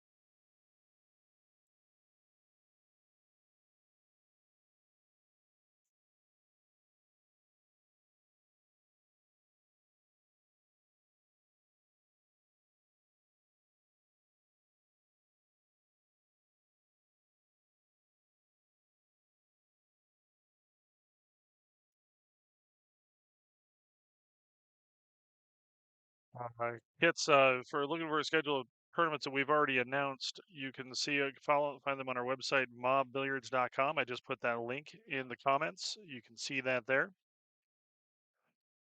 Most of them are full. Most of our fields are full with waitlist, but you can always get on a waitlist. Just read the details. You need to send in a deposit. Waitlist deposits are refundable.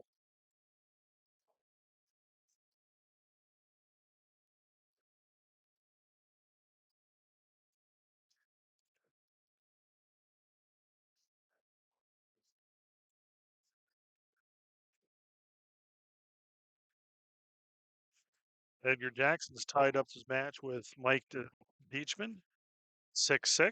That's on table 22. You can watch that on Griff's TV at griffs.tv or on just go to YouTube and search Griff's TV. Colby Young and Raymond Alvarado are tied at 1 apiece. Vicky Uli is up 2-0 on David Espinoza. Those are the 3 Griff's TV stream tables.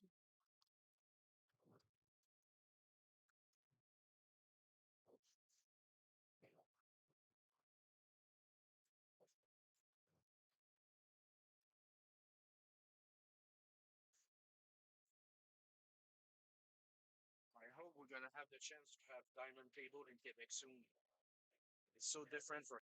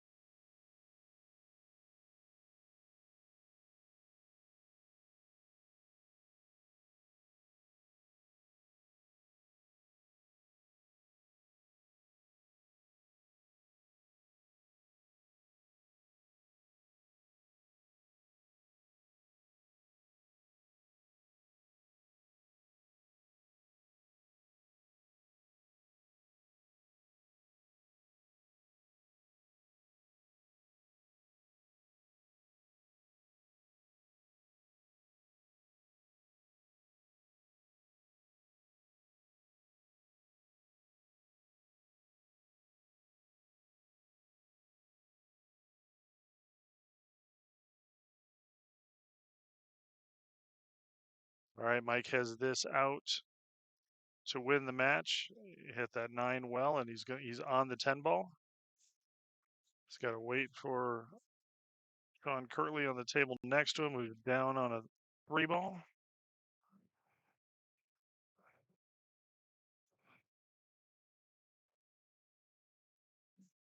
All right, Mike has this 10 ball to close out the match. All right, good shooting by Mike. Tough match for both players. Have another matchup for you in just a moment.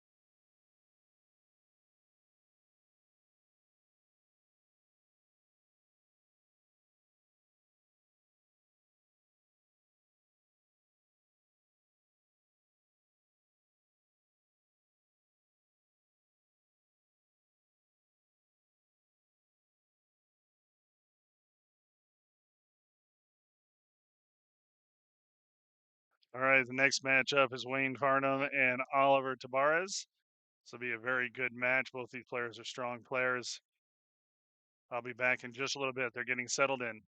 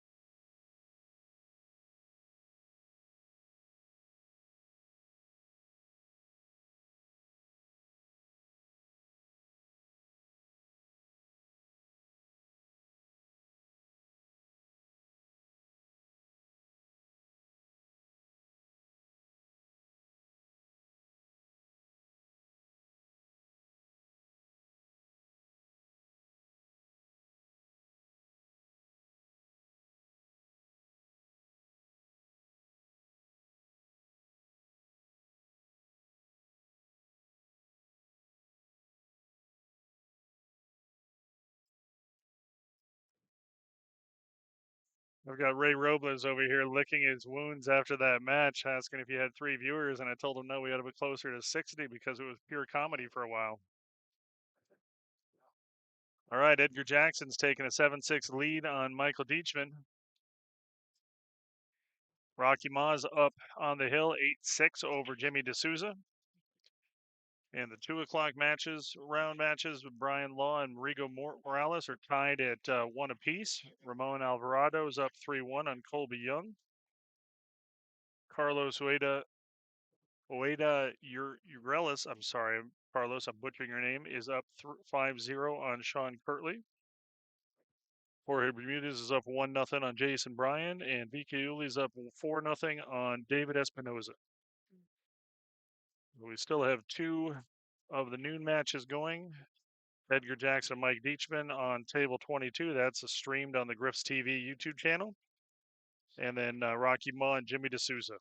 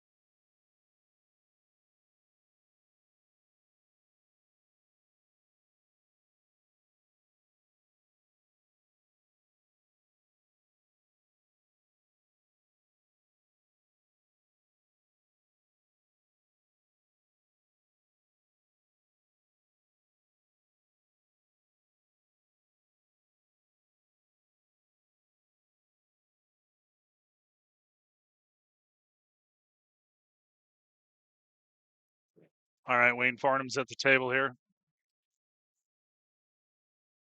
I wouldn't be surprised if you see the 10 ball called in the top right corner and play kind of a 2-way shot.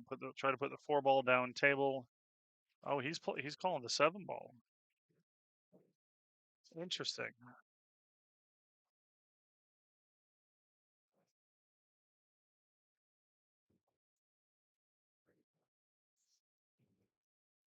Yeah, Papa C. Edgar's playing well.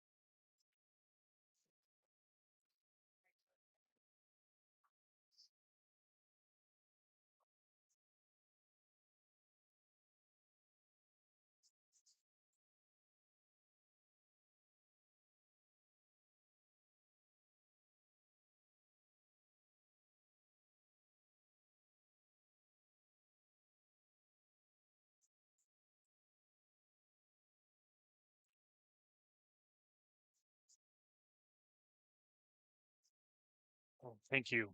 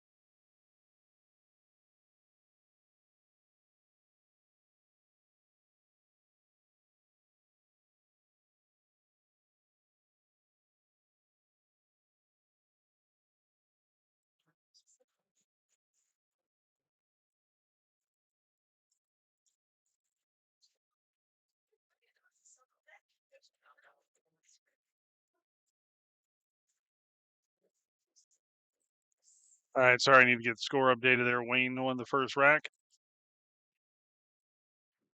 Got a big cluster of ugliness in the middle of this table. See how they handle it.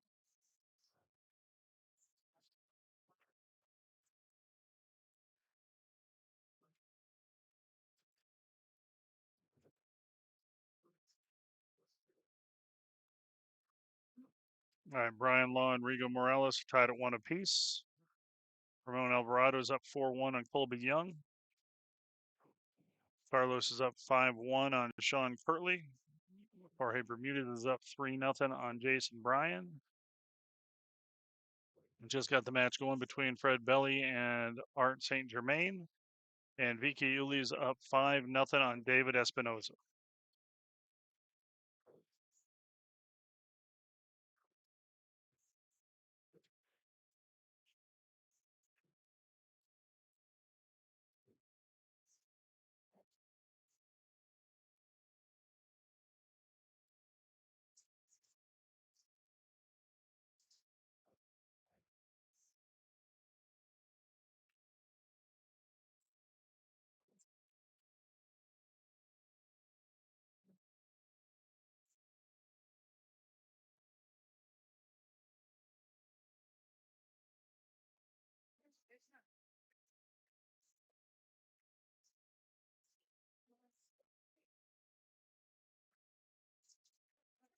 It's never a good thing.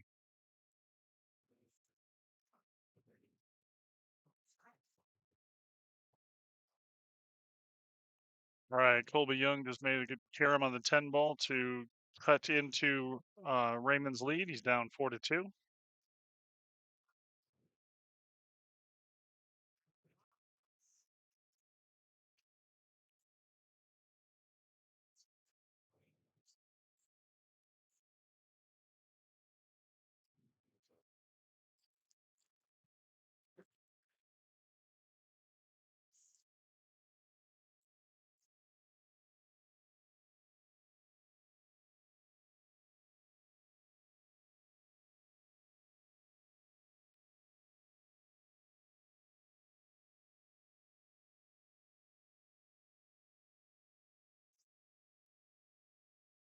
It doesn't look to me like this 4 goes.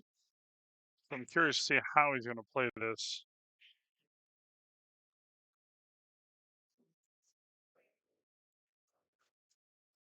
Is it you who put your our name on the digital tool? The digital pool does.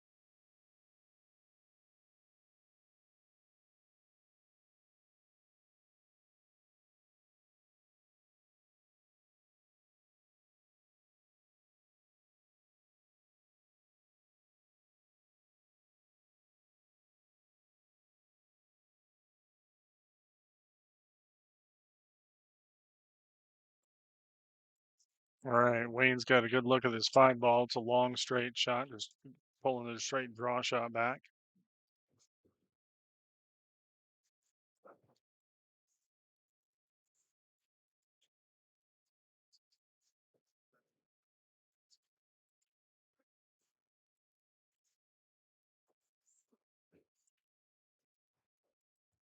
All right, Oliver's up on next on the 5 ball.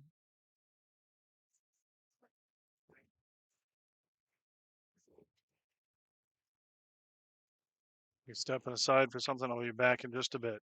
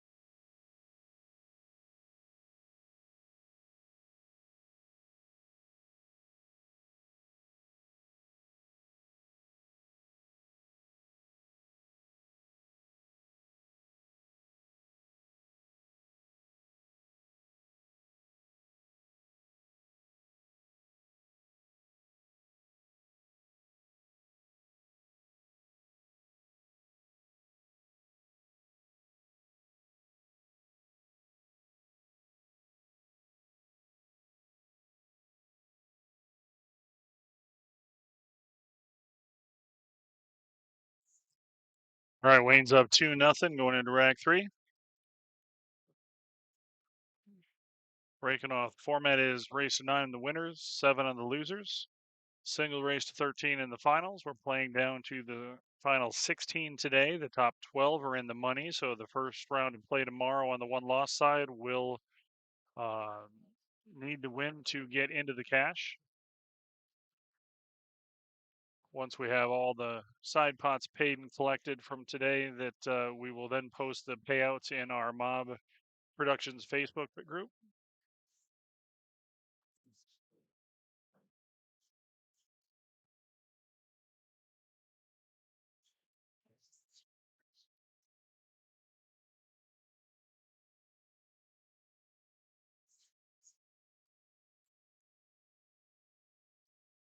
Constantine, yeah, I think Edgar was down 4-1 at one point in time.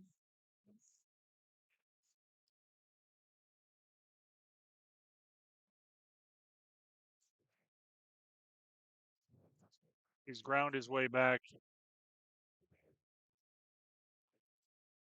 Now 8-7.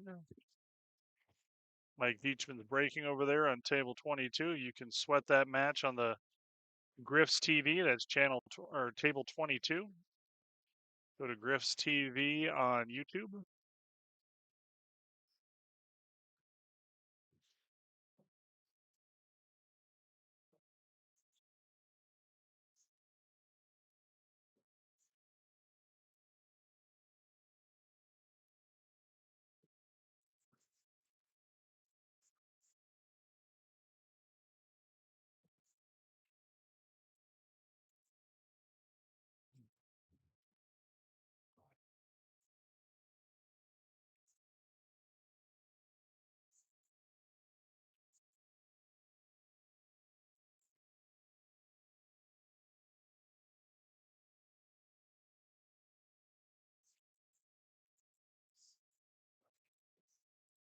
All right, Wayne plays a safety there, leaves nothing easy for Oliver here, but Oliver's got a good play at the two balls, so he can either play safe or choose to be aggressive, can play the cut shot and have the cue ball come back across to play the three in the side pocket or the top corner.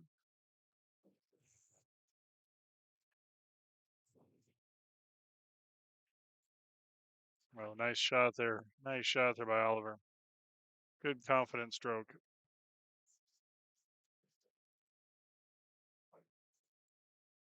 All right, Carlos is up 7-1 on Sean Kirtley. Brian Law and Rigo Morales are tied at 2 apiece. Ramon Alvarado is up 5-3 on Colby Young. Jorge Bermudez is up 4-0 on Jason Bryan.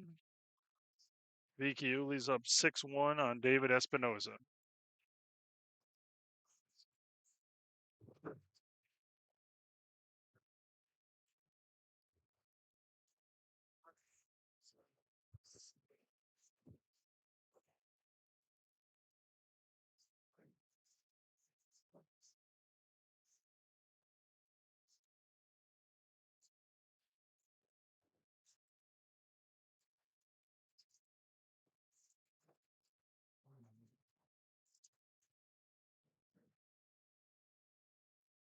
All right, Oliver's got to come with another shot here.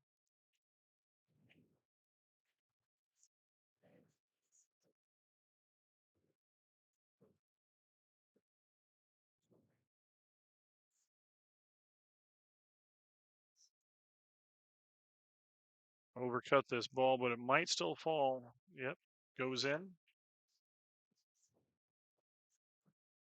By overcutting it, it makes this shot a whole lot more steep.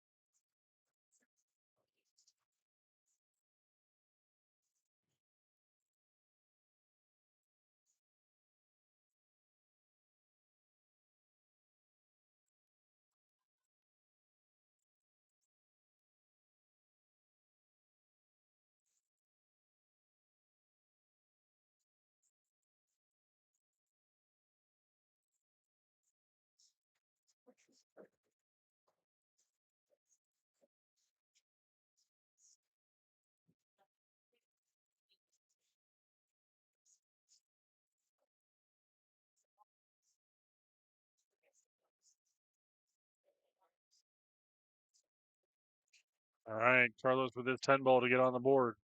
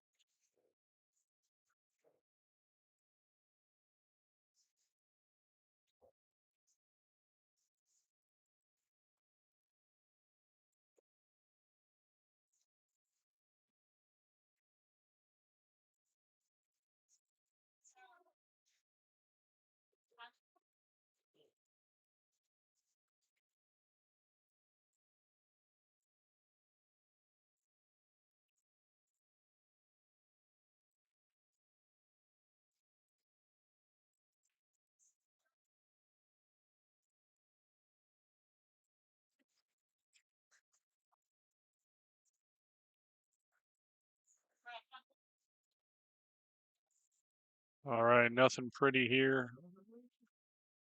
Wayne is a look at the one ball, but not a lot he can do with it.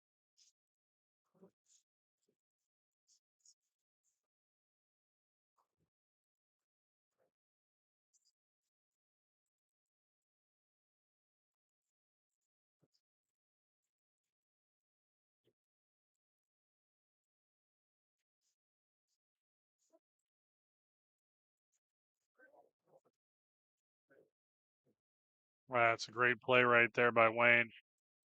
Very good shot.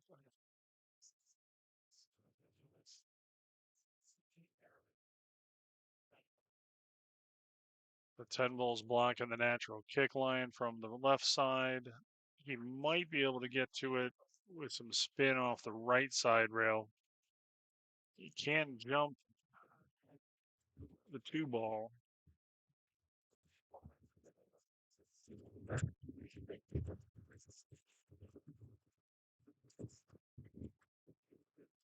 Oh, he's going at it with spin, trying to swerve it around it. Oh, watch cue ball.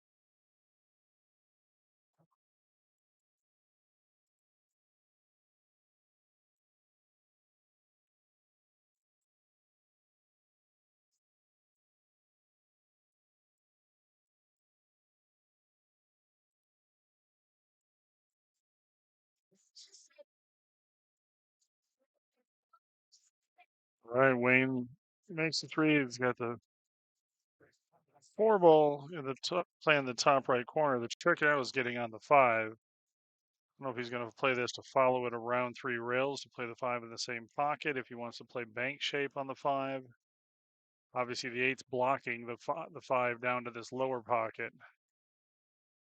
So he's going to have to come with a shot on this one.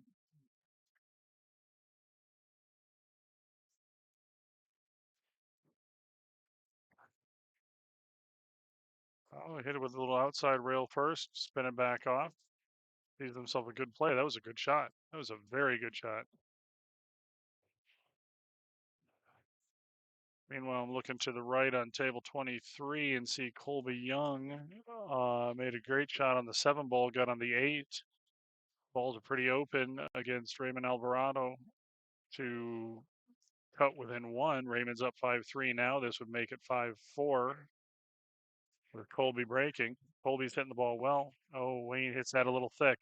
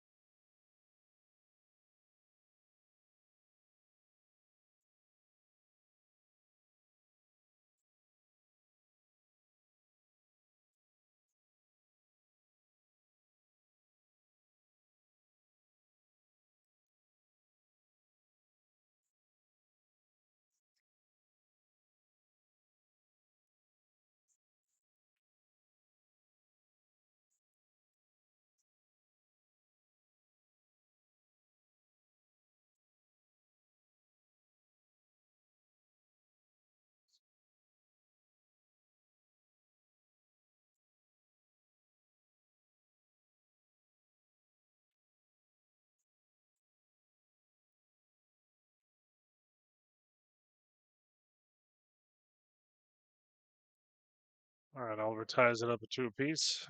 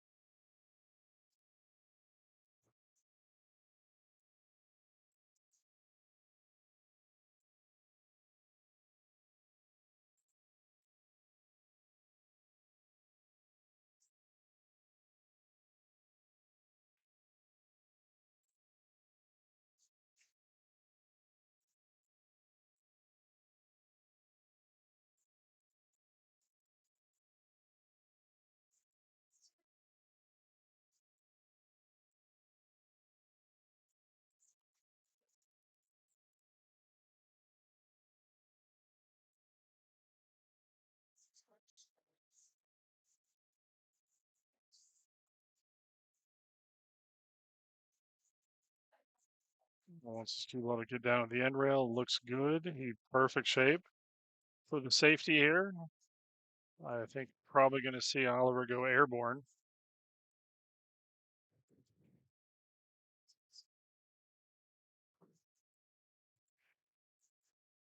All right, Michael Deachman just won a game to make it Hill over there on table 22. So with Edgar Jackson, you can watch that match on Griff's TV. It's table 22 being streamed with their partnership with Evo Sports.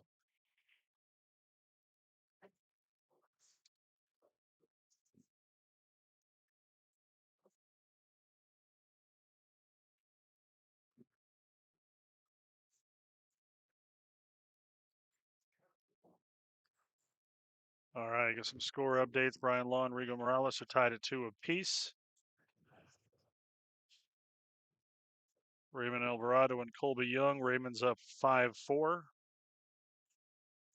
Carlos is up 7-2 on Sean Kirtley. Jorge Bermudez is up 5-1 on Jason Bryan.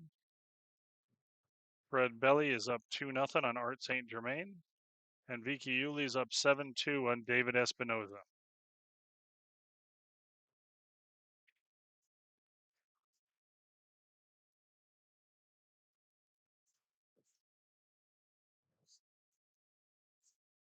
And again, we are Hill on table 22. You can watch it at Griff's TV between Michael Deachman and Edgar Jackson.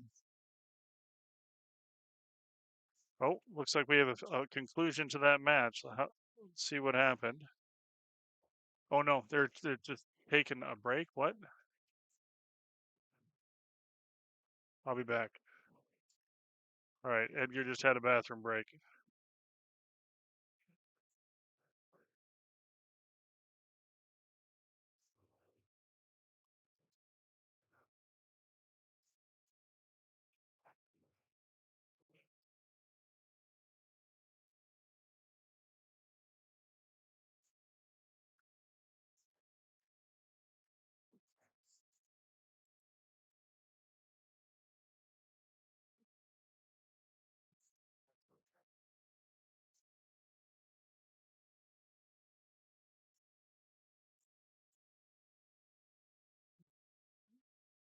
All right, Mike Deachman just broke off over there playing that match. You can watch that on Griff's TV. It's table 22. Go to YouTube, search Griff's TV. Make sure you guys like and subscribe that channel. There's a lot of great pool of content that's going to come to you over the years from Griff's TV.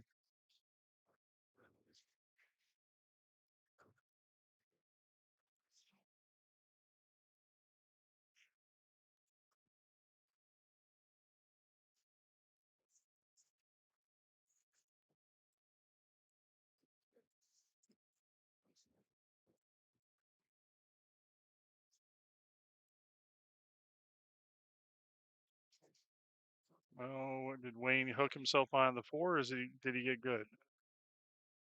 No, he's looking like he's going for his jumper. Must have just hooked himself on the 4.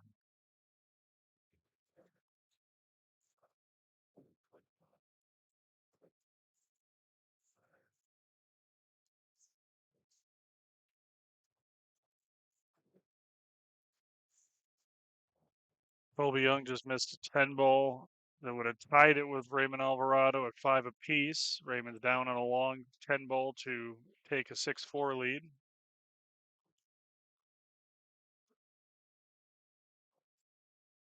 All right, that match is on table 23, also being streamed on Griff's TV.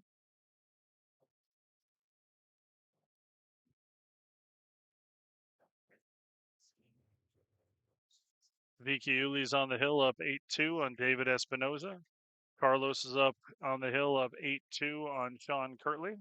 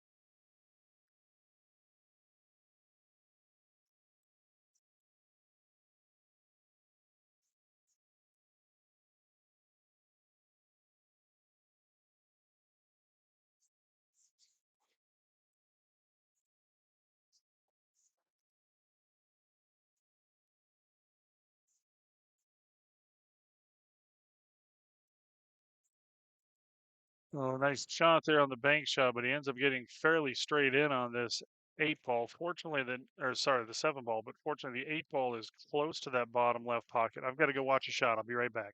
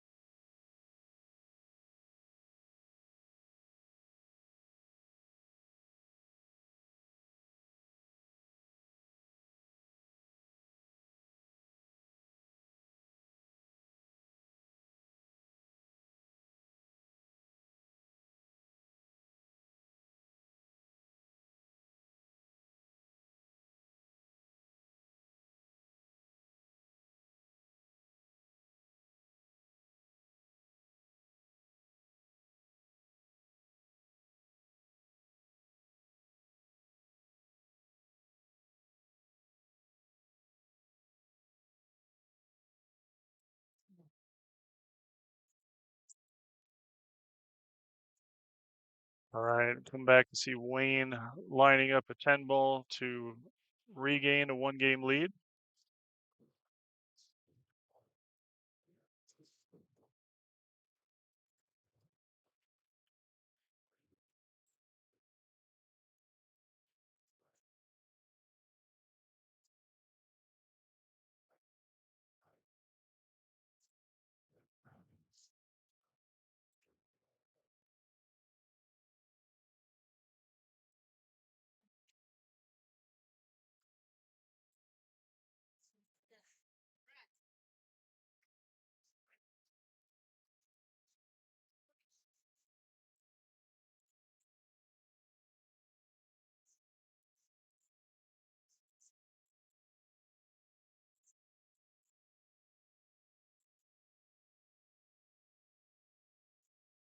All right, Wayne's breaking off in rack 6.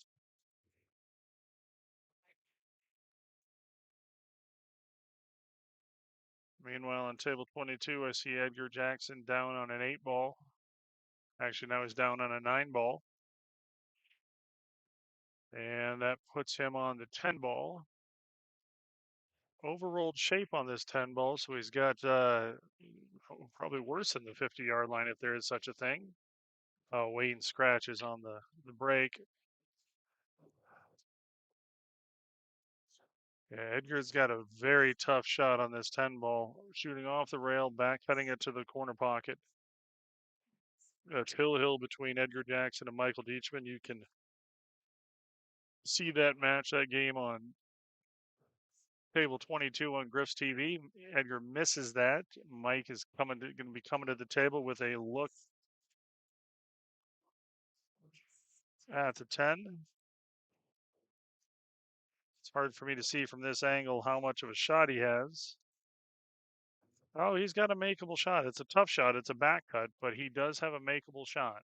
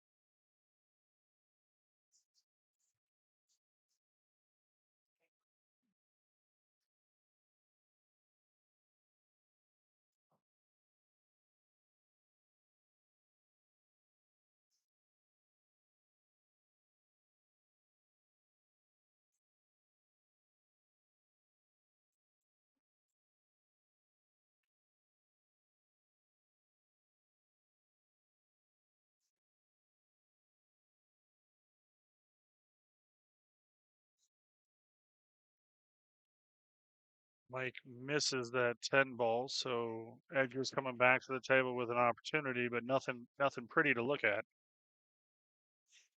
Meanwhile, Oliver's got a good look at the 6 ball over here.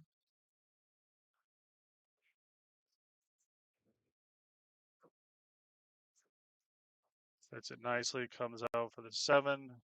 Just need to bring this ball back for the 8 ball in the bottom left pocket.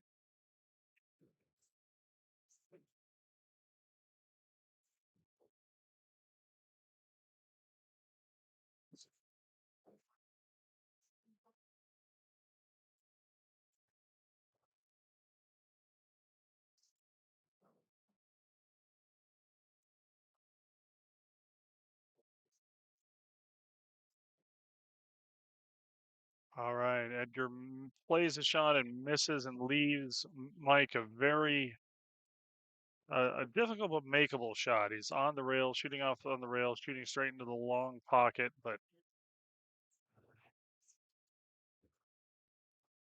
Mike is the favorite to make this shot to win the match.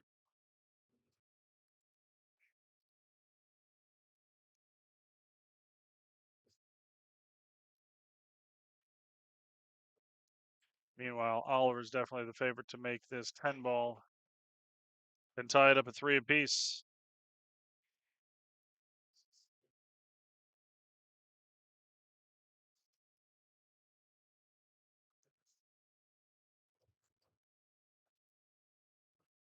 All right, Mike Deachman missed that 10 ball, leaving Edgar a difficult shot, cutting the 10 ball down the rail.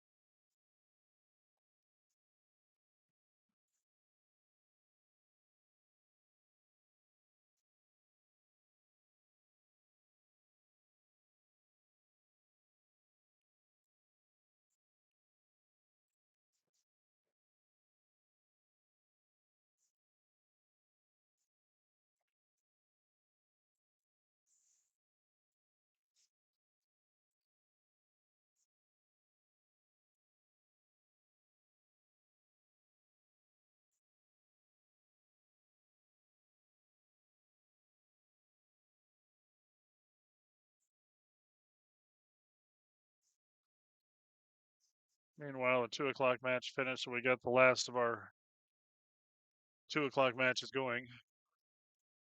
We'll just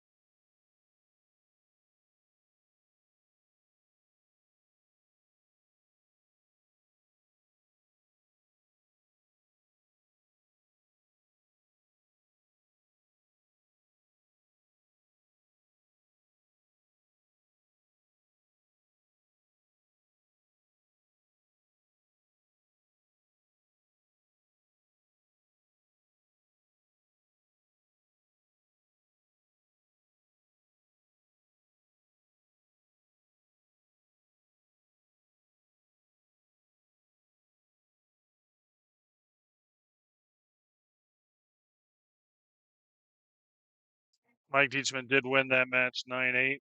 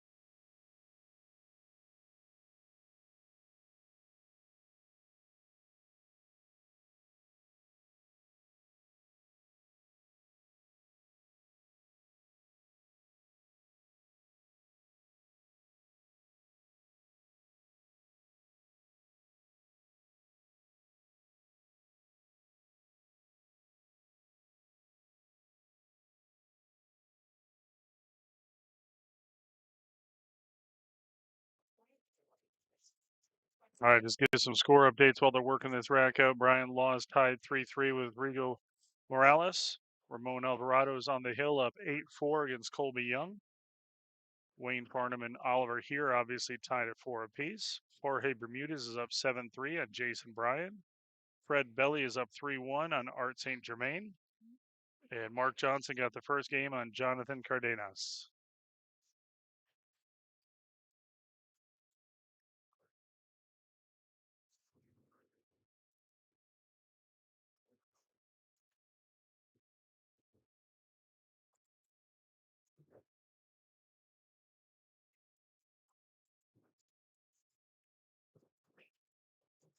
You know, so you're like, let me tell you what happened.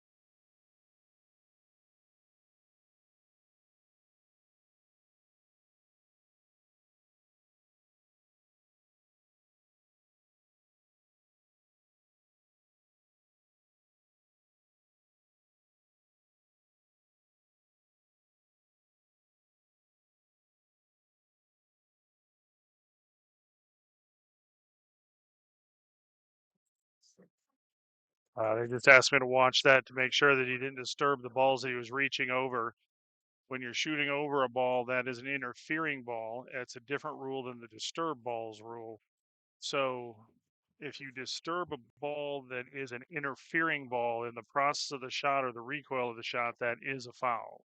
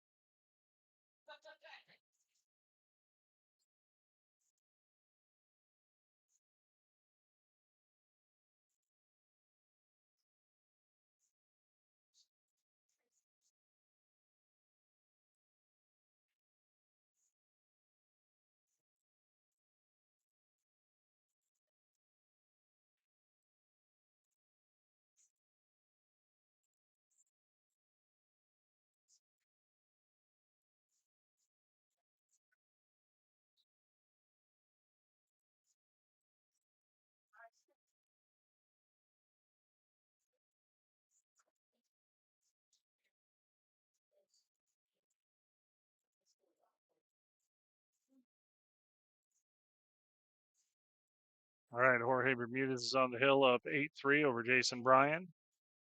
Colby Young has won a game to pull within 3. Ramon is on the hill up 8-5.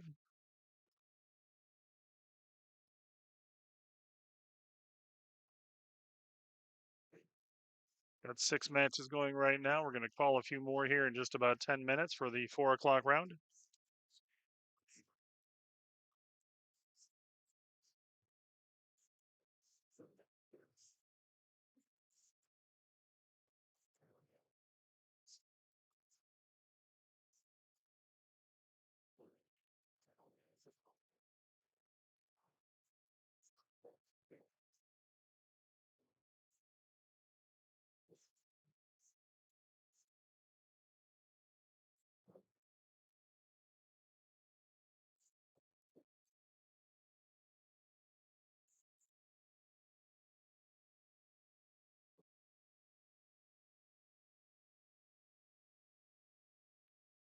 Ramon won his match 9-5 over Colby Young.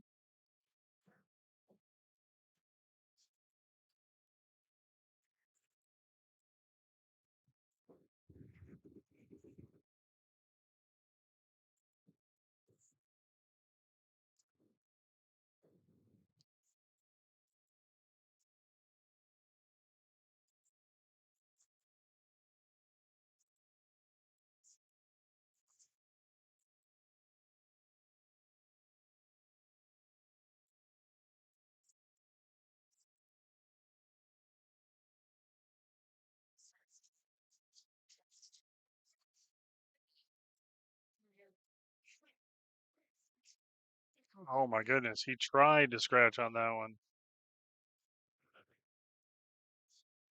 That's what makes you nervous when you see that ball going in that direction.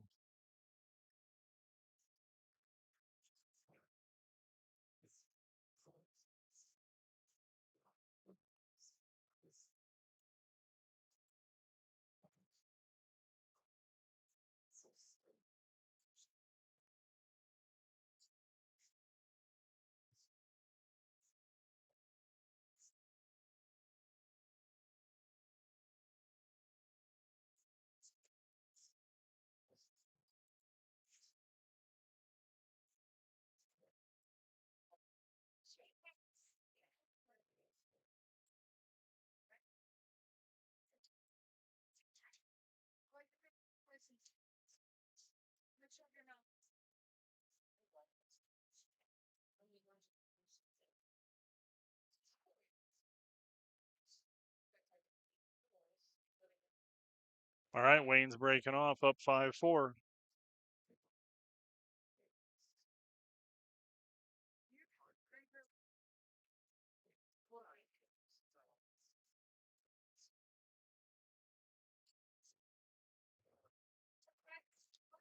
The 6 ball gets bumped in. Has a shot on the 1. 2's in the open. Pretty open table.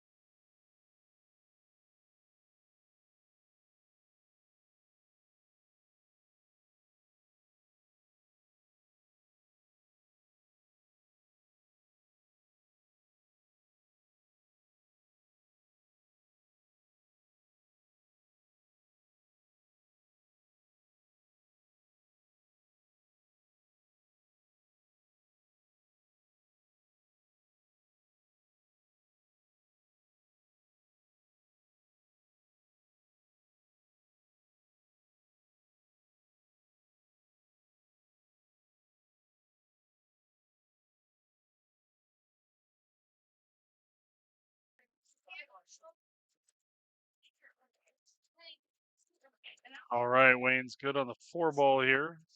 I might actually have an angle where he's going to have to run towards the 5 ball. So if he does that, he's going to need to stun this a bit.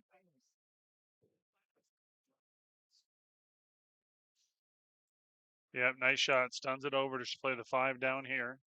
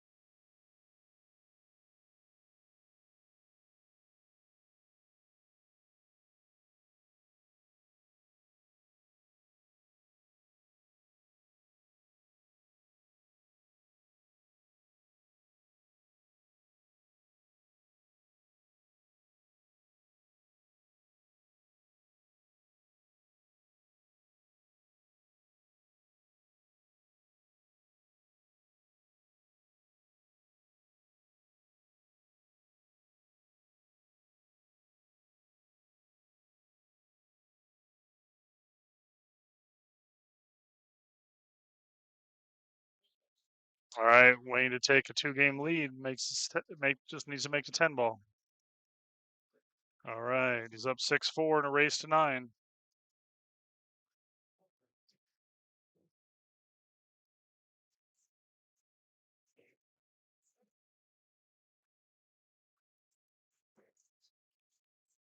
Wayne's taking a quick bathroom break. I'm going to step away as well. I'll be back in just a bit. Thank you for supporting the stream.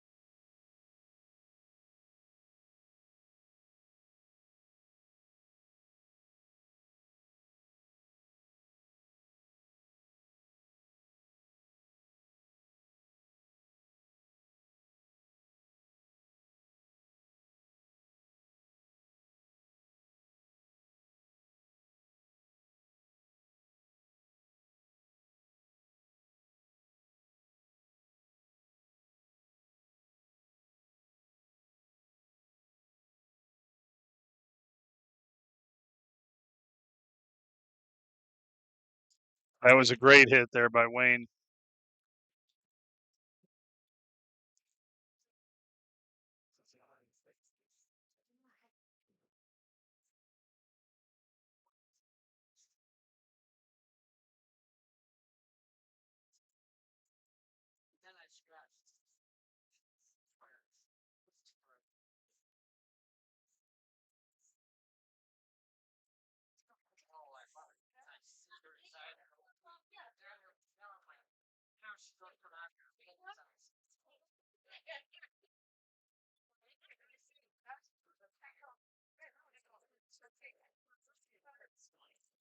All right, Rebecca just called some matches for the 4 o'clock round. Just to give you an idea of what's coming up on the 3 stream tables at Griff's TV. We've got Junior Carrizosa and Blake Kamieb on table 23.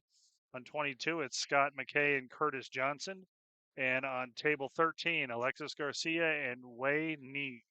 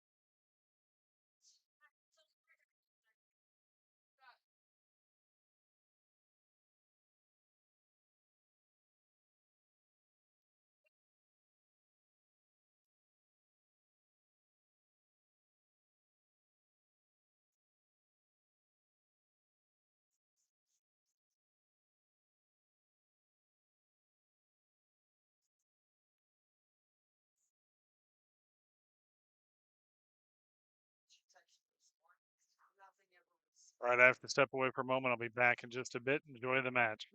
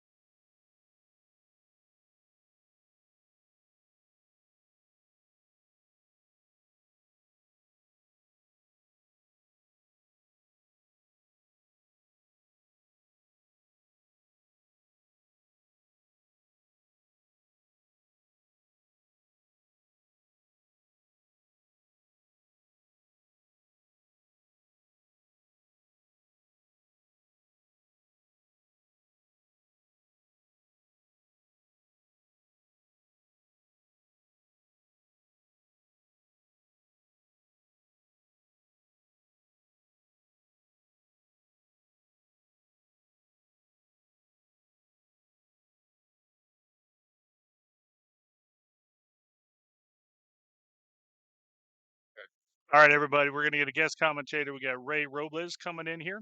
I'm going to hand the mic off to him right now. Thank you, Jack. I'm jumping in the middle of the match here, waiting for my own match. I'm giving Jack a break so he can go eat food right now.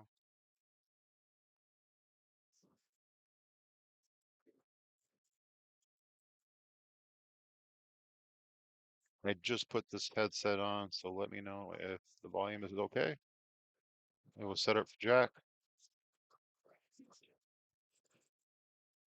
You got a little close to the two there. Got enough room to maneuver.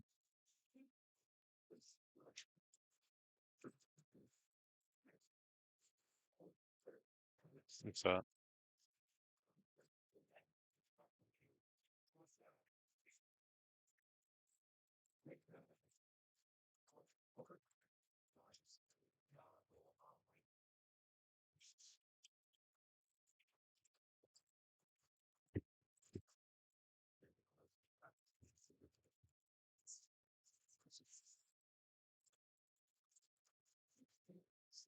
Nice speed on that. Natural angle. It's bold for choice here. You can go forward or back. Typically want to stay back to the center of the table with the cue ball. That way it gives you more options to go into the rail or back to the center of the table. Yeah, he's gonna go back to the center of the table here. Nice shot. In good position on the right side of the 5 ball to come down for the 6.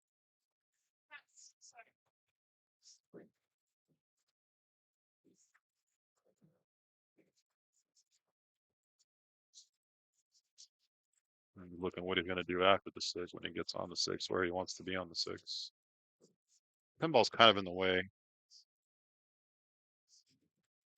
At least there's target zone where he wants to go, so he's got to come a little lower to the rail. Or he might come back to one rail. Yeah, I like that shot. With himself a little bit of a steep angle, though. Come down too far, you risk getting straight in, though. Play the percentages.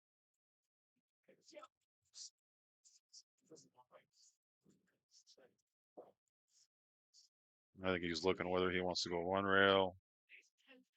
Yeah, so where's cute as Q there. You can try to spin it and come 2 rails out, but it's kind of a sharp angle. Plus, he's shooting right over that 9. He's looking at just some high, take it right down. Good. Try to avoid the 8 and 10. Yeah, good shot. A tad hard.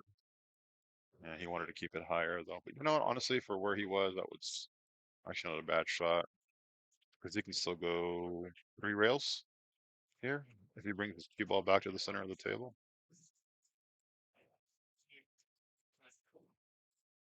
For the 8 ball, or he can play it slow. Just do 2 rails, play the 8 inside.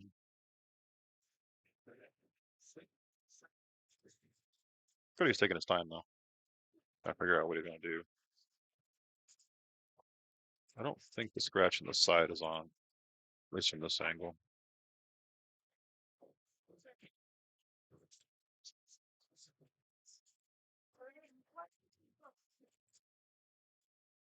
He stands back up.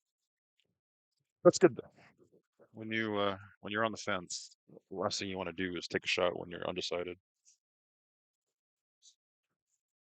Commit to the shot, then get down and shoot it.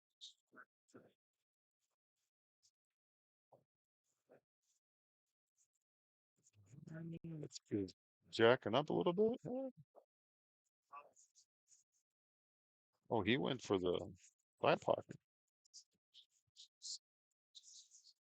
I wonder if he was aiming the whole way the whole time or if he switched it up. I don't know. It's hard to tell.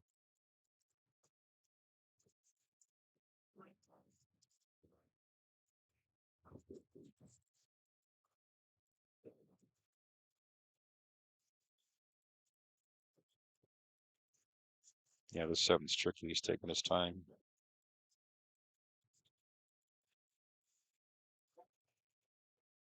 It's about a 60-degree cut. Might clip the 10. Just thinking about what he wants to do. Stun it over, but there's not a lot of room to go 2 rails. Back to the center of the table for the 8 ball. A little too sharp.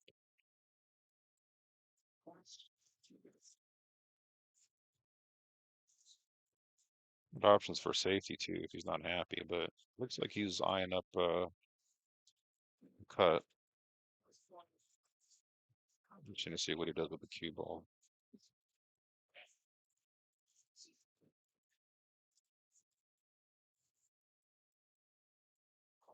Hey, while I'm talking, I want to thank everybody at M.O.B, Billiard Productions, the fabulous Rebecca, Jack, Jason, everybody else behind the scenes.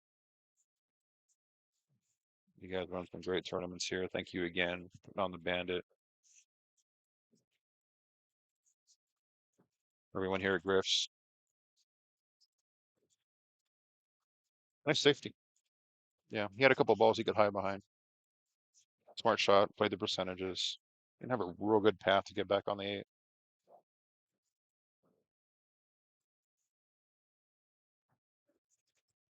He's calling cross corner.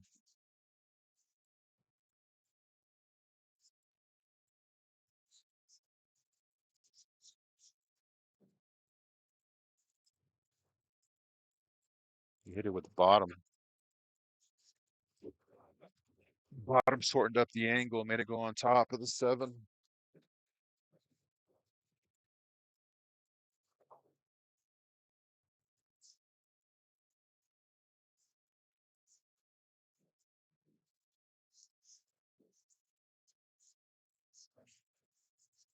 H to the 9 is going to be the tricky one here. You're deciding where he wants to get on the 8 ball.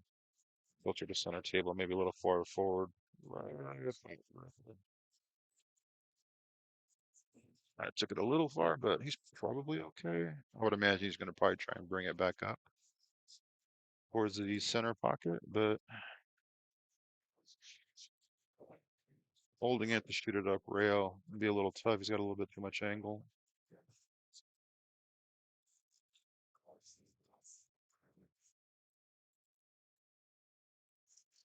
Yeah. I think he realizes he probably came down a little bit too far on that one too. Ideally, you almost want to be as straight in as possible on that shot on that 8 ball, give or take, because even if you're a little bit past or a little bit short, you're allowed to, you can go forward. You have more options. Right now, he has basically, he has to deal with the angle he has, which means the cue ball is going to come off straight into the rail. More speed than he wants to. Yeah, he's looking at going back and forth now. This isn't a bad shot, actually. Relatively straightforward 8.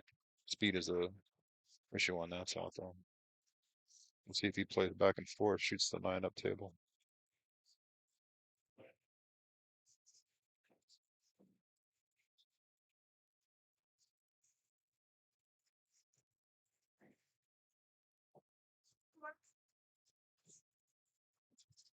Yeah, good effort, but tricky shot. And I can tell you from playing on this table earlier, or I don't know if I call it what I did playing, but these aren't playing particularly fast right now. They're the rails in particular, when you go back and forth, are playing a little slow, a little dead. Not in a bad way, just slower. So I'm actually not surprised that that ball died on him. He's calling the upper left-hand pocket. Doesn't have much else.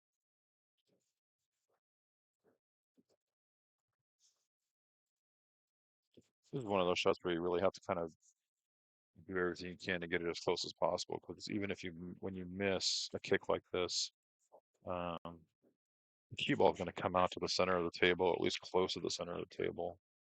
And so it doesn't matter where the 9 goes, or your object ball goes, you're most likely going to leave it shot. And good effort.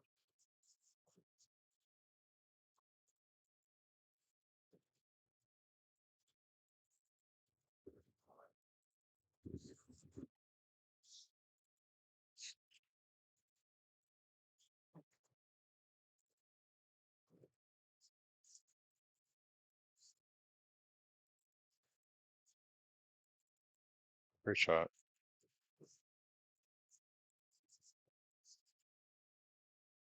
Kept his head down on that one all the way through.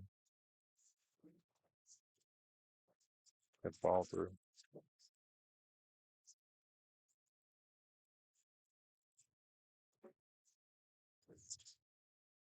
Shout out to all my friends in Arizona, in California, all my California peeps, all my Arizona peeps.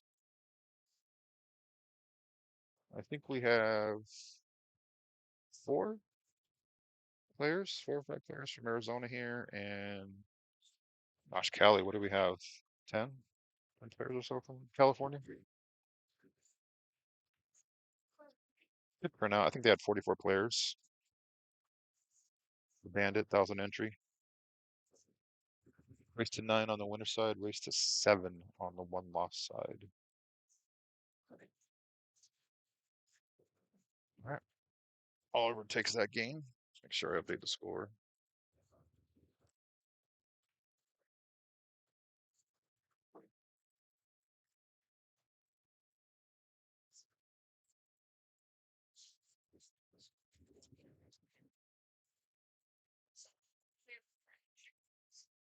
Cue ball snuggles up to the 1 ball on this. 7-5, excuse me. Wayne up over Oliver. Race to 9.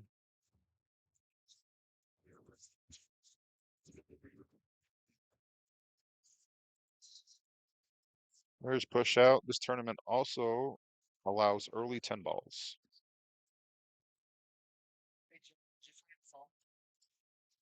Oh, did you guys find a phone back here? Nobody's turned on.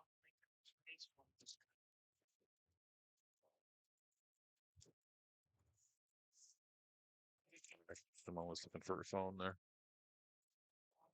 I think he's got a shot here. Z it back to the 3 ball on the bottom rail. Nice smooth stroke. Hit it too hard, you're going to kill the English you need. Hit it too soft, you won't bring it down. Very well executed by Wang. Very well. Actually, almost too good. Is he straight in there? I can't tell from the angle. No, he's straight a little angle there. It should be all right.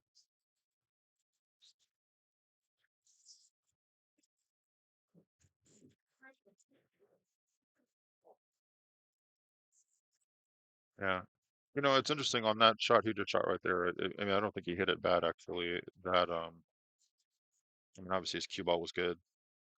I noticed playing on this table too that the pockets again, because I was just mentioning earlier about how the rails are playing a little bit tight, a little bit slow when you're shooting a ball down the rail, whether it's from the bottom rail or the side rail. Um, I've seen a lot of people, including myself, if you try and power it too much. Oh, nice shot there by Oliver. If you try and power it down, it's just going to rattle.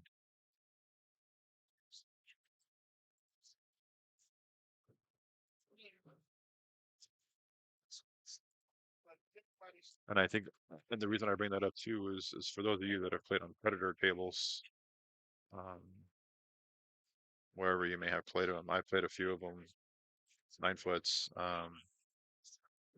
That same shot that Wayne just hit right now would have easily fell in. Oh wow! So instead of going 2 rails forward, Oliver decided to come straight out to the side and then back out again. And he drew it back too far and went to the side.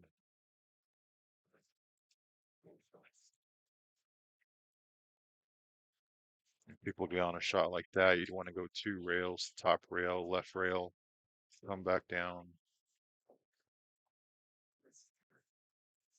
Just takes the balls and the pockets out of the way. Let's see if Wayne can capitalize.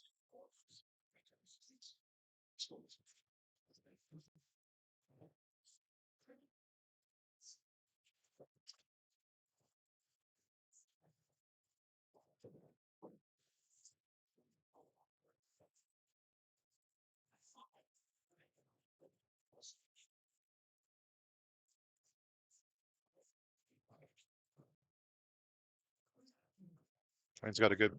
Both these players have a great pre-shot routine. They line up their. They can tell they line up their angles at the time getting down.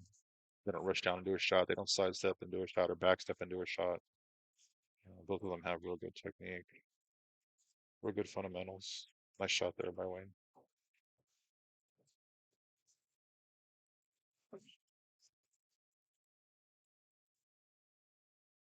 Nice. Wang keeps his chin right over the cube. I just noticed that 'cause I had a good direct view of it right now. Some people have depending on if they're left or right eye dominant, will shift their chin to the left or right depending on what their eye dominance is. Nice shot by Wayne there. Wayne keeps his right in the middle and takes that game, puts him on the hill.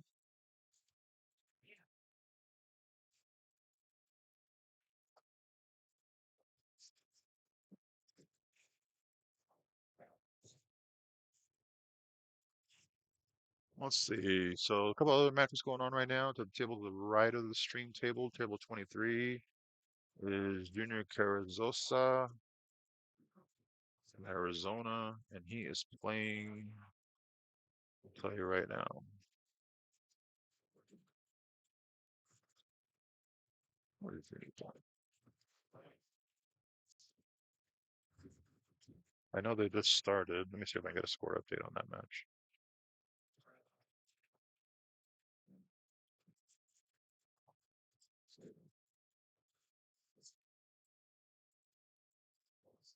He's playing Mark Johnson. Oh no, wait, sorry, that's wrong. I'm looking at the wrong game. Sorry, take that back. Scratch that. Junior Kirizosa is playing Blake. Comlab. Blake is up 3-2 in that match. Table 25, the table to the left of the stream table, it's Mark Johnson and Jonathan Cardenas. Mark Johnson is up 5-1 on that one. All right. Win breaks up with him on the hill. It's the last break he'll have. Nothing goes down though.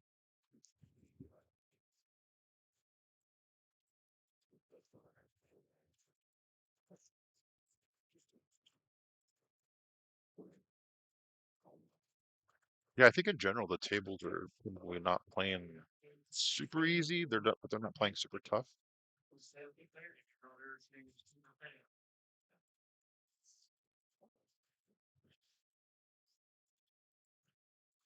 I'd say maybe they've probably been re-submitted in the last 6 to 9 months or so.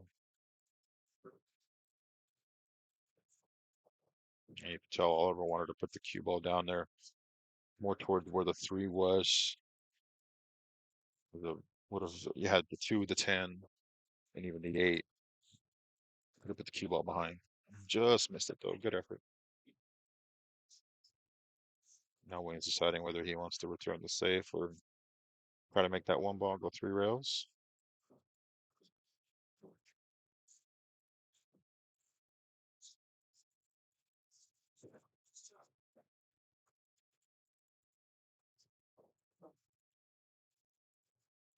He's opting for the safe. Nah, he's playing a 2-way shot. I love how the 2-way. It looked like he was just going for the bank. Maybe he was trying to leave it one ball hanging. Not real sure. He would have had a shot on the 2, but Oliver steps to the table now. A little jacked over some balls over there.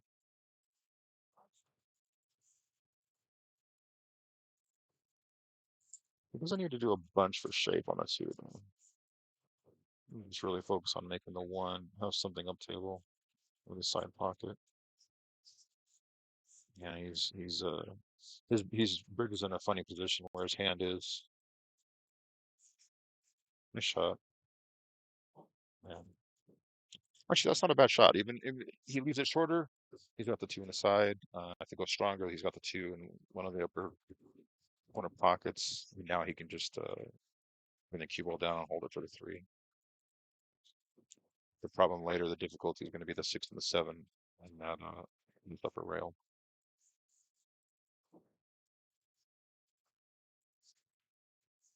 I would think he's going to shoot this up in the upper left-hand corner. Slide the cue ball over to the left rail. Nicely done. I don't know if he's straight in or not, though. Clip the A ball. Yeah, he's looking at it like he's too close to straight in, and the four ball's all the way on the other rail.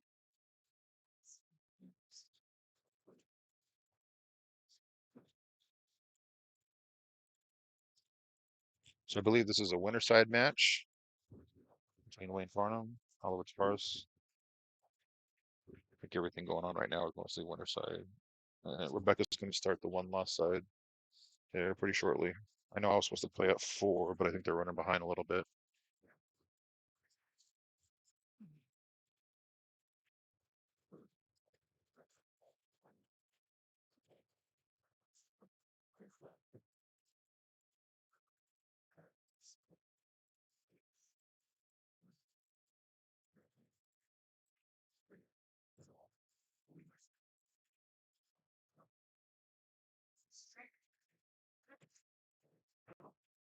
So he opted to try and play it safe.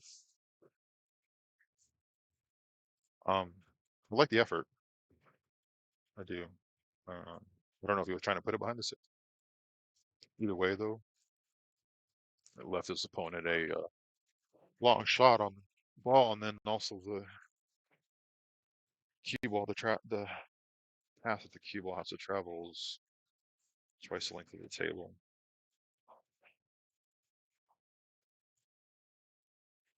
Instinct is always to hit this ball so hard with top, but you really don't have to. It's just you hit it with top, yeah, but you just have to follow through. You don't have to hit it hard. And he opts to go for a safety, but I think he hit that thicker than he wanted to, and it ended up coming up back and bumping into the 8, which created a little bit more of a problem on the upper left there. And I don't even think the 3 goes by the 10 anymore. A little bit of a one pocket game going on here.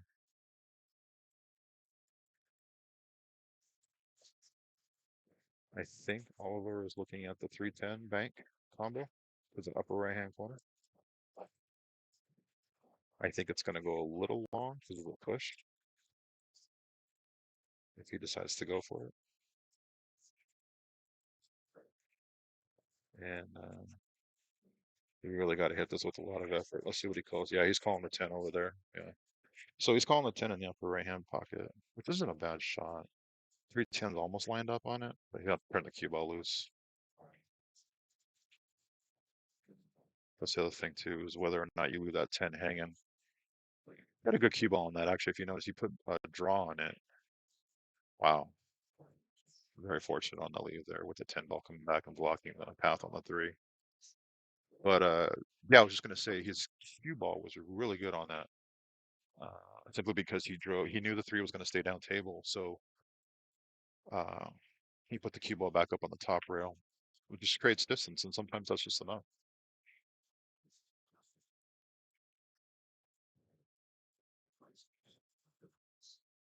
Wayne steps to the table. I think you can see the edge of the 3. Yeah, he's eyeing it down right now. I think you can see a piece of it. The 6 is just enough to his right, our left, to allow him to be able to clip it. The problem with that is it's almost a natural foul shot into the lower left corner. I think he's wondering whether or not. And if he wants to go rail first, the 6 is in the way. It won't let him go rail first.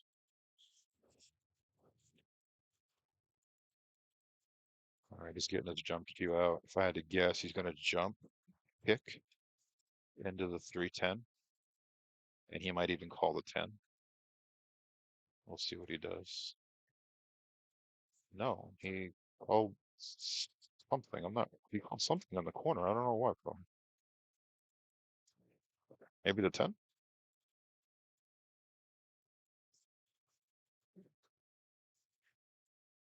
Yeah, he's definitely jump kicking, though. Yep, there it is. So I could see from where he was lining up there, he put a little bit of, see, it would be his right side, right English for him. which took it back. That was a tough shot. And again, a credit to her how Oliver hit that last shot with pulling the cue ball down. Um, very heads up play on that. And a good effort by Wayne there.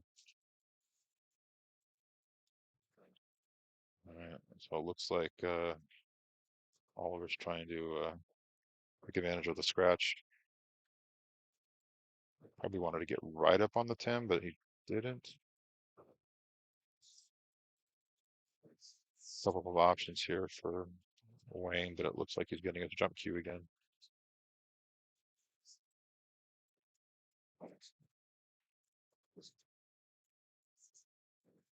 He's calling a cross corner.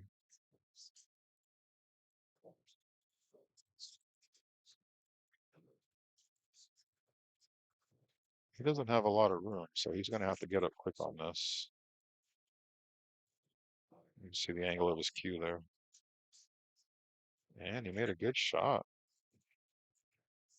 Wow, look at this. Great shot by Wayne. A little luck at the end, but hey, we all got it. Yeah, great effort. Way to stay out of the three foul potential too. And in doing so, he actually ended up busting out that little 4-ball cluster over there now, and has turned the situation around on Oliver. Oliver's calling the lower left pocket here. I think he's going to go 2 rails or 1 rail. 1 rail?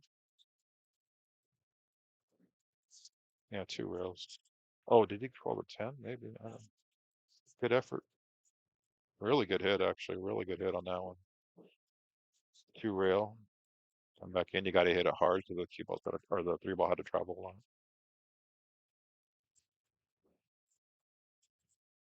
Wayne steps back to the table. It's got a shot on the 3. Getting shape on the 4 is not easy, but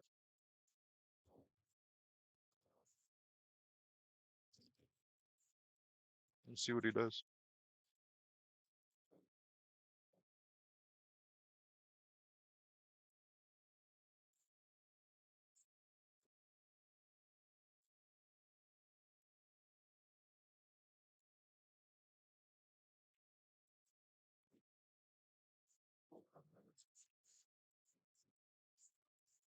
He's taking his time. So where that cue, he's trying to think about where that cue ball is going to come back, and he wants it to come back on that line where his cue was right there. You got to worry about the scratch too, though. Okay, he's called the cross bank, cross corner bank. I don't think he likes making the. Assuming he can make the 3. I don't think he likes where his cue ball is going to go. So he's not going to go forward, probably with high inside or high outside. Oh, good shot.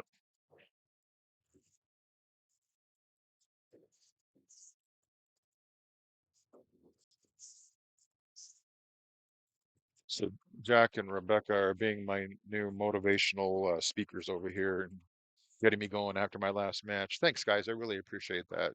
You guys are awesome. You guys are number one. Number one. Yeah, both of you. Yeah, exactly. Yeah, almost number 11 is right. All right, Oliver got that though.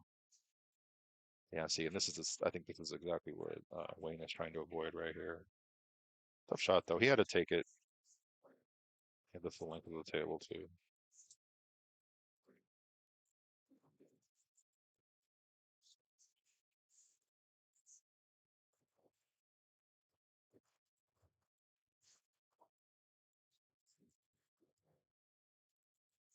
So it looks like Blake just went up 4-3 on Junior Cardosa. And then it's 5-2 on the table to the left. Mark Johnson's up over Jonathan Cardenas.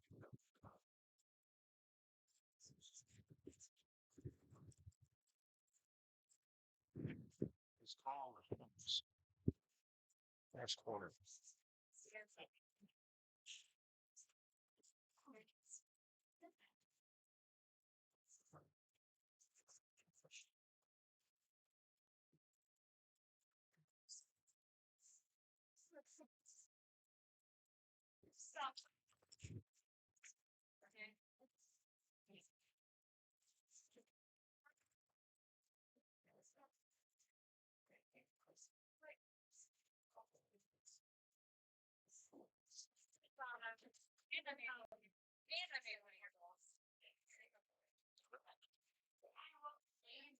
Hit.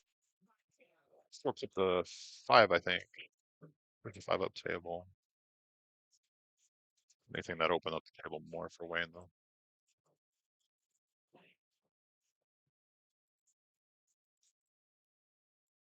Wayne's taking his time walking around the table. Look where he needs to be on the 5 to pull back for the 6 or go forward.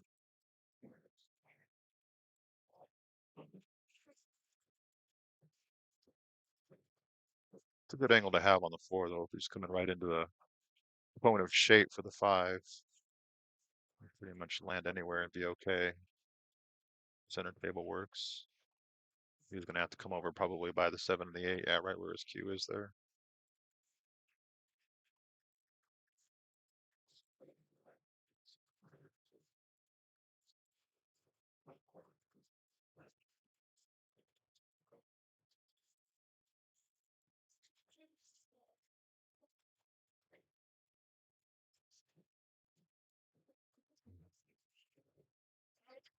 Yeah, overcut it.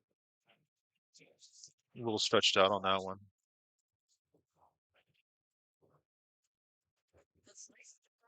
I think Oliver can see the 5, maybe. Okay, from here where I'm sitting, I don't know. You guys tell me. Can you see enough of the 5 to make it? And even if he can, what's he gonna do to get to the back to the 6? Side pocket's huge right now in terms of shape. He's on the rail. You can't really put bottom on the cue ball. Good off is just making the ball, playing safe on the 6. It's a hard shot just to do that though on the 5. He's taking his time.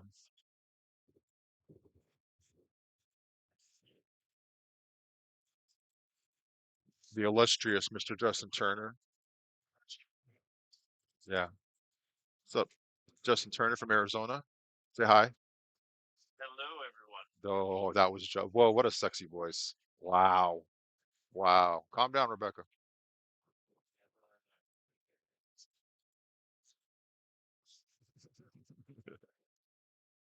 Just busting chops over here. All right, I want to see what Oliver does here. Yeah. I want to say he just goes to make the 5. See if he goes for safety back up. There's a Cuba back up by the 6. But yeah. And that's a tricky shot, right? Because you can't with the angle that he had to hit the 5, he couldn't push it towards the bottom rail in order to bring the cue ball back up. Yeah. Tough shot. Tough way to come up with a shot there. Anyways. Wayne does have a shot. Path to the 6 ball. Marred by the 10 ball or the 3 balls on the upper left, depending on whether he goes right or left. See if he goes for the shot or if he plays safe.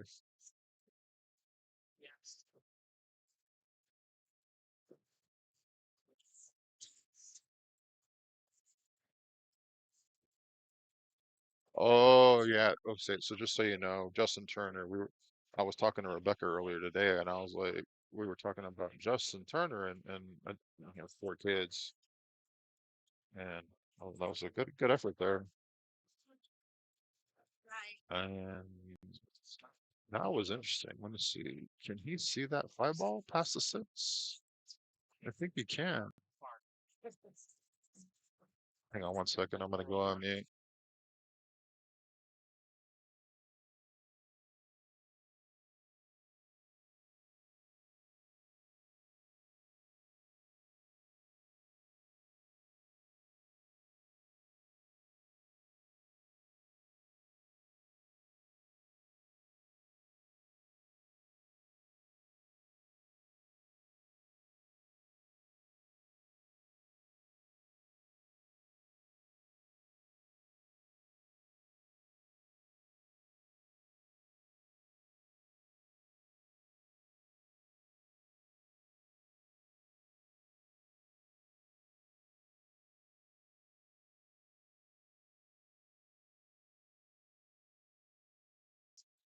All right. Sorry about that. I'm back.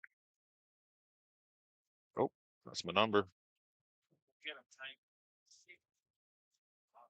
They called me. I'm gonna step away.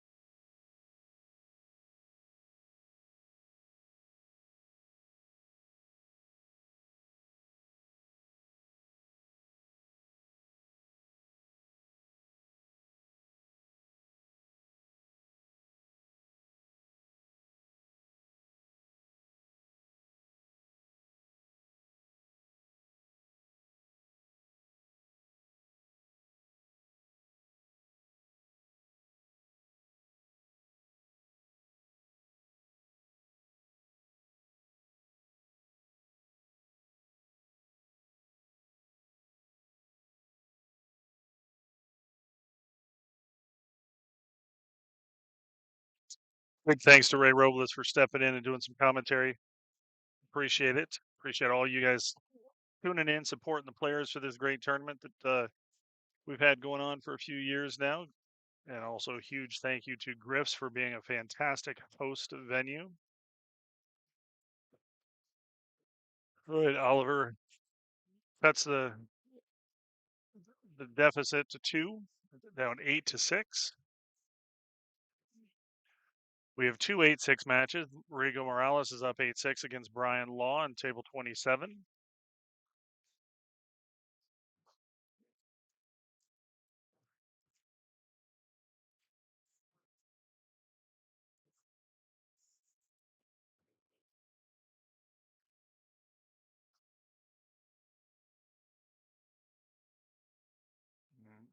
Good break by Oliver, but doesn't get a lot of love with that one ball. The 3 is just blocking it a bit. I did post a link to the payouts in the chat on YouTube. It's in our M.O.B Production Facebook group, the private group, the one with the red background on the logo. While I'm going over it, we're looking at it. I will tell you what it is. We're paying the top 12 in the tournament. 12th, 9th through 12th gets 1220. 7th, 8th, 1500. 5th, 6th is 2000. 4th place is 3300. 3rd place is 5500. 2nd place is 7800. First place in the tournament is 12,000 even. In the $100 side pot, we're paying the top 4. 4th place is 400. 3rd place is 700. 2nd place is 1,000. First place is 1,600. In the $300 side pot, we're also paying 4 places. 4th is 1,100. 1,700 for 3rd. 2,800 for 2nd, and 4,900 for 1st.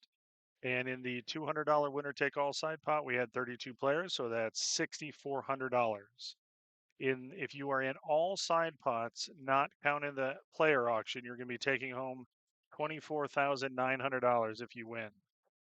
The player auction, we also posted on that. 5th, 6th gets 677.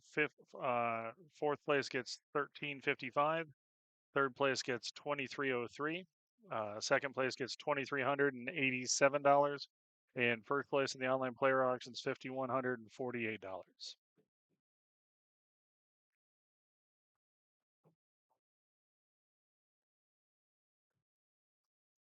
All right, Oliver makes the 6 ball.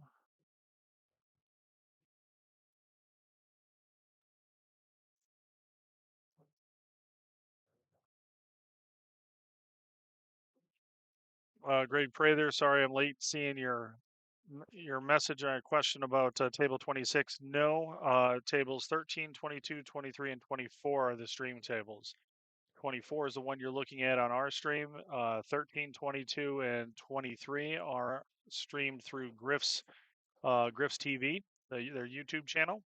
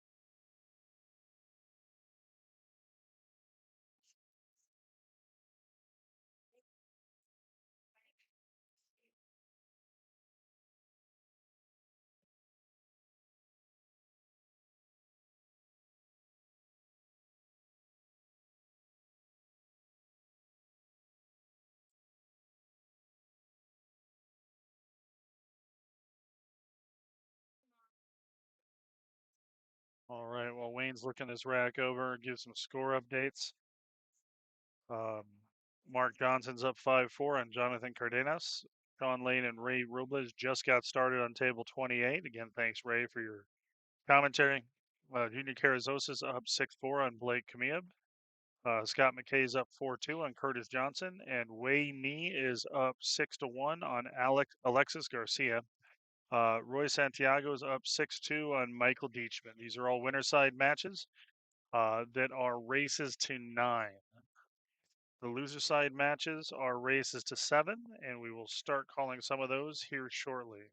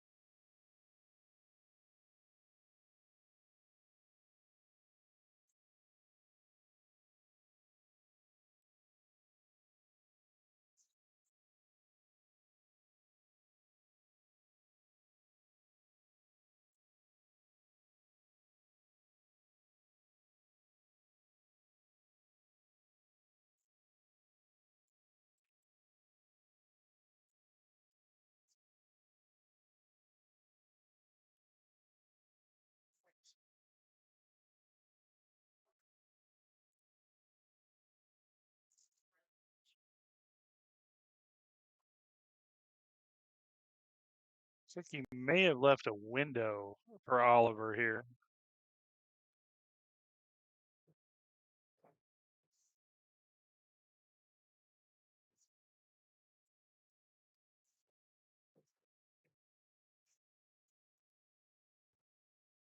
Hard for me to see from this angle, but it looks like he can see enough of the two past the 9 ball.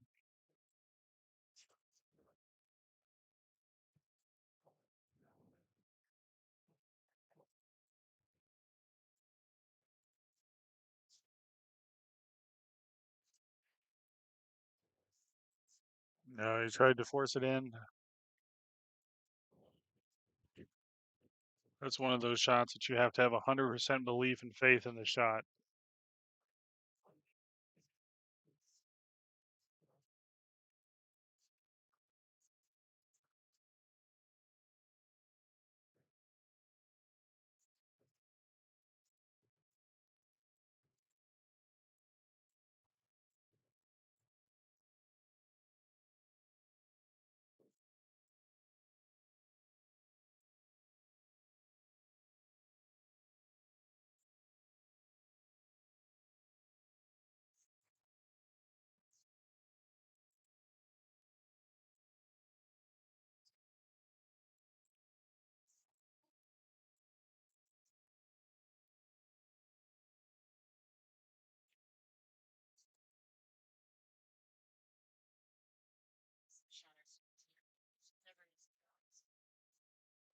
Just hit that a little thick.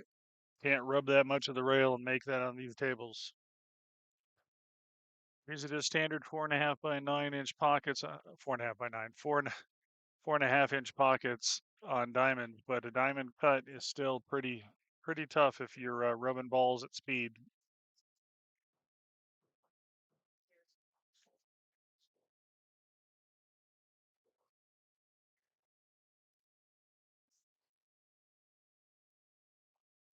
I see Brian Laws won a game to cut into Rigo Morales' 8 or lead 8-7. Junior Carrizosa's won another game to take a 7-4 lead on Blake Kamieb.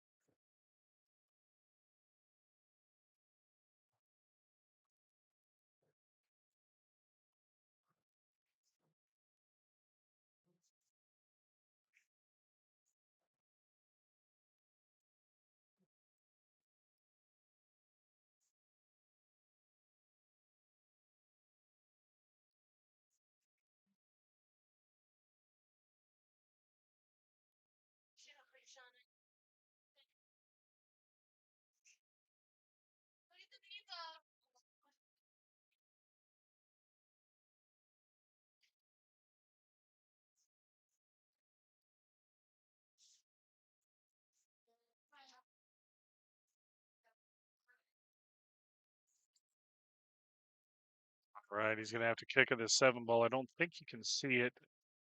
Maybe you can see the edge of it past that 10. He's looking hard at it right now.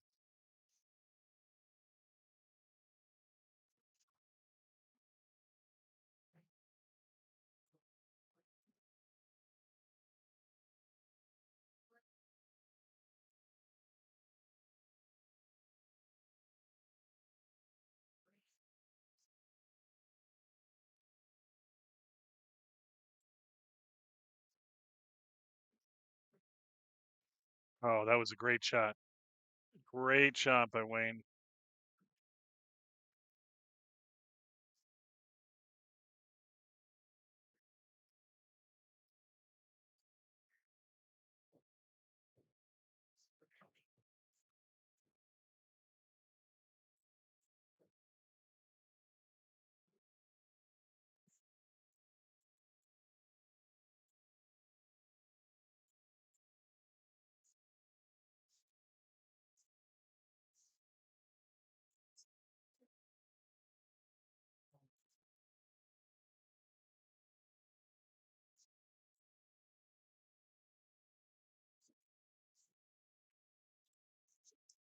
Right, I'll be right back.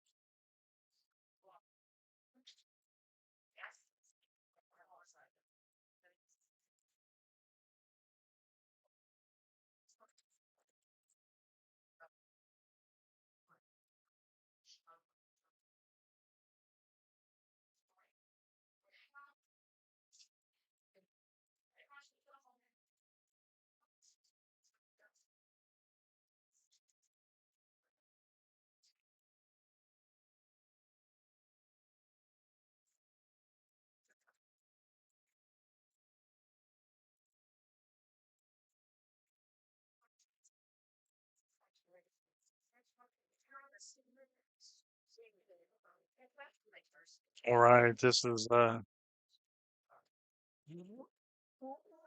Wayne's best chance so far to close this out. Oh, watch out. There's a commentator's curse right there. Wow. That is absolutely a commentator's curse.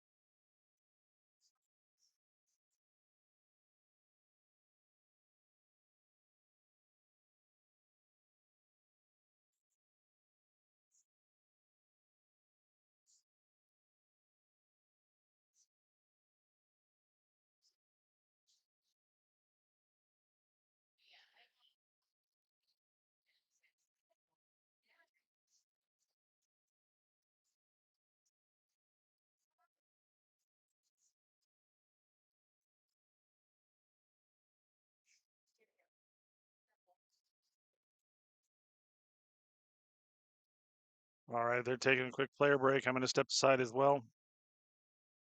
Be back in just a bit.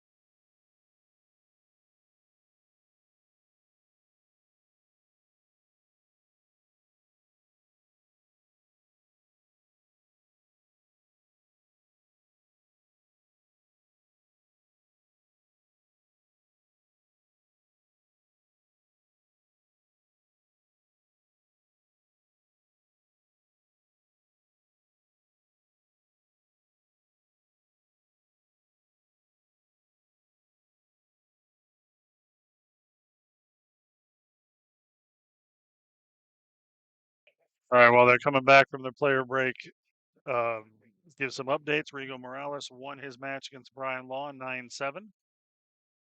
Mark Johnson's up 6-4 on Jonathan Cardenas. Ray Robles is up 2-0 on Sean Lane. Blake Camilla has won a couple to cut the lead with Junior's lead to 7-6. Scott McKay's up 5-2 on Curtis Johnson. And Wei Ni is up 6-2 on Alexis Garcia. Roy Santiago is up 6-2 on Michael Deachman.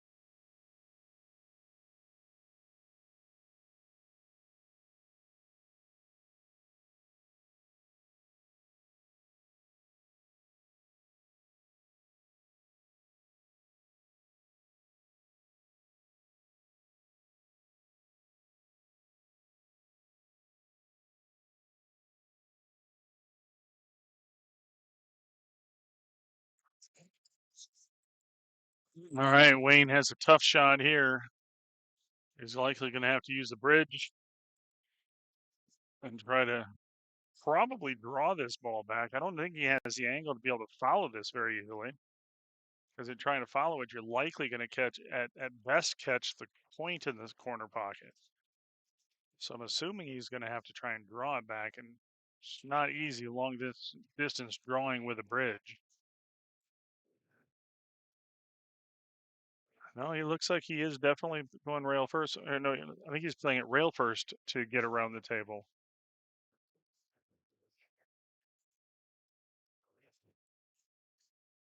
That was a tough shot, very tough shot.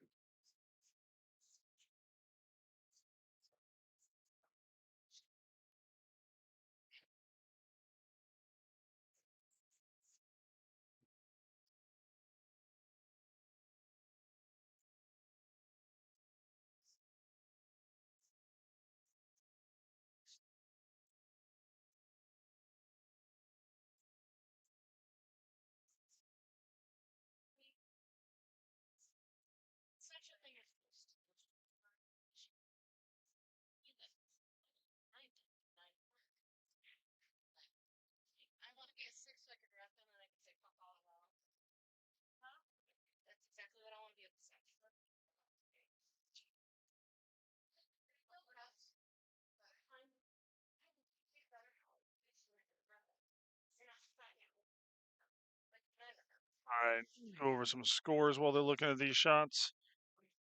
Mark Johnson's up 7-4 on Jonathan Cardenas. Ray Robas is still up 2-0 on Sean Lane. Junior Carrizosa's on the hill up 8-6 on Blake Kamieb. Chris Seconder and Jimmy D'Souza are still in their first rack. Scott McKay's up 6-2 on Curtis Johnson. Wayne is now up 6-4 on Alexis Garcia. He was up 6-1, I believe it was, or 5-1 or 6-1. So Alexis is making a comeback in that match. As is Michael Deachman in his match. He's down now 6-5 against Roy Santiago.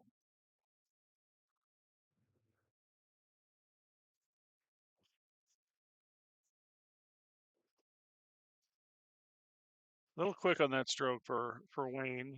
He's going to give Oliver a good opportunity. I'm going to go watch a hit. I'll be right back.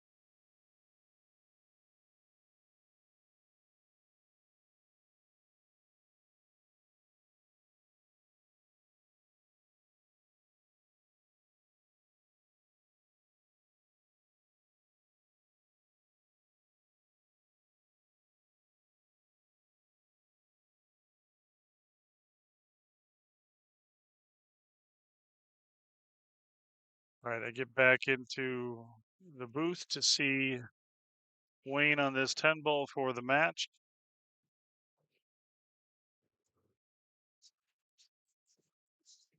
All right, he wins 9-7. I'll be back in a bit with another match for you.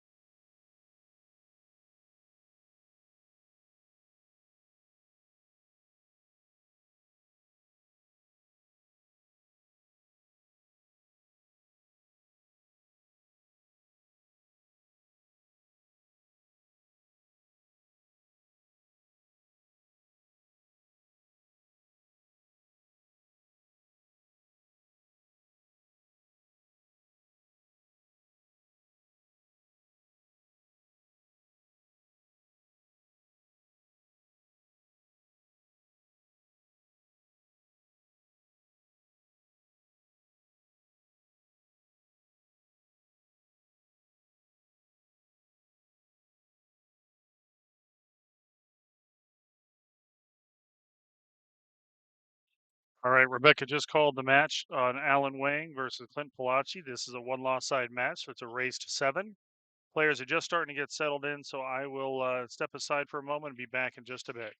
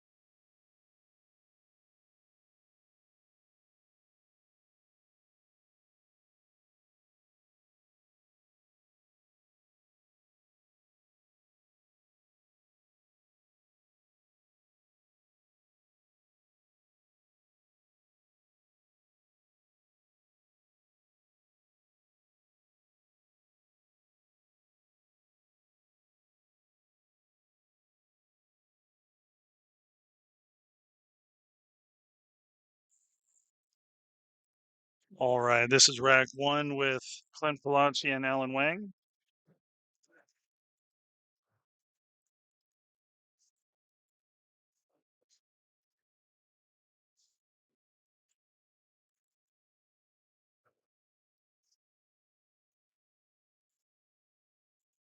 Alan Wang plays out of Calgary or Alberta, Calgary, Canada, Calgary, Alberta. Clint's a Texas boy.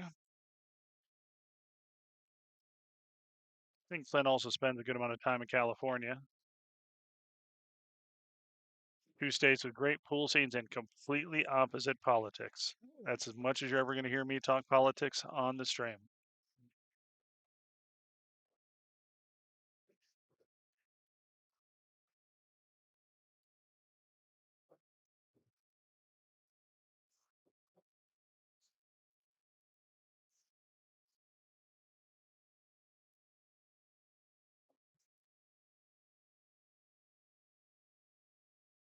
All right, I apologize to those who are watching on Facebook.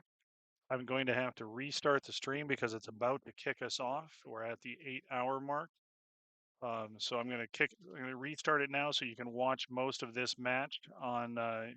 Just make sure you follow and subscribe to our channel, and it'll pop right back up. If you're on YouTube, don't worry, you won't lose a thing. This is just on Facebook.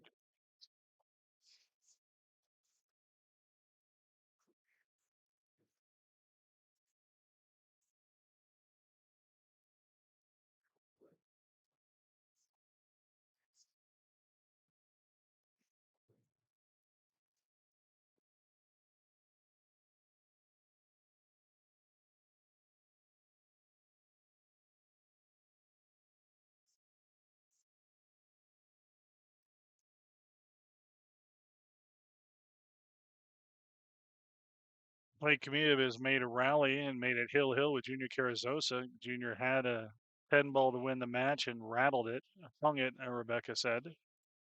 I was listening to the boss there. So they are hill on table 23.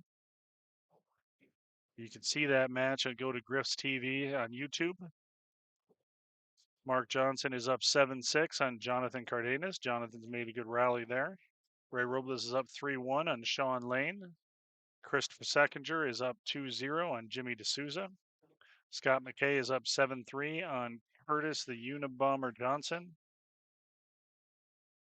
Wei Nay is on the hill up 8-5 on Alexis Garcia.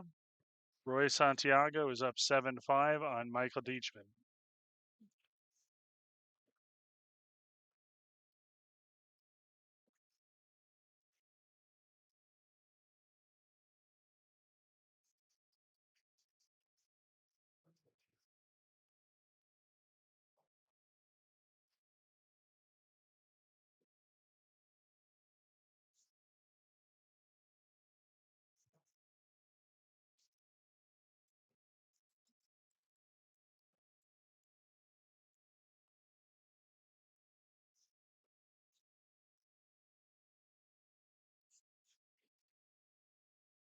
All right, Allen's coming to the table with a good look on the 5 ball. He's just giving Blake Camilla space on the table behind him.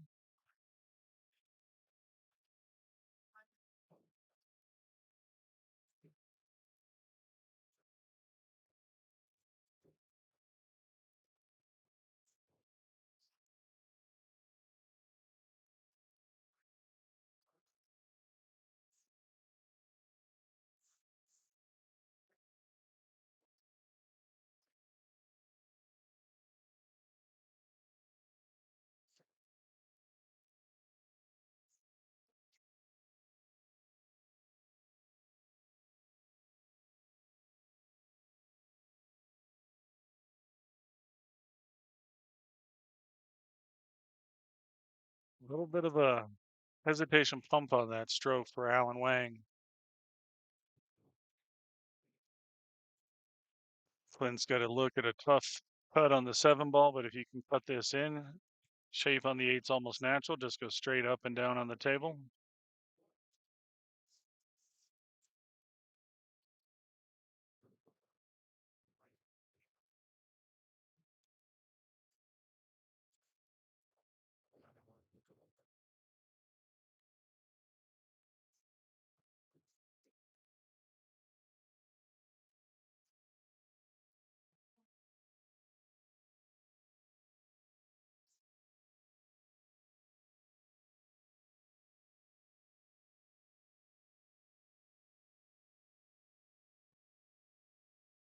All right, Wayne A won his match 9-5 against Alexis Garcia.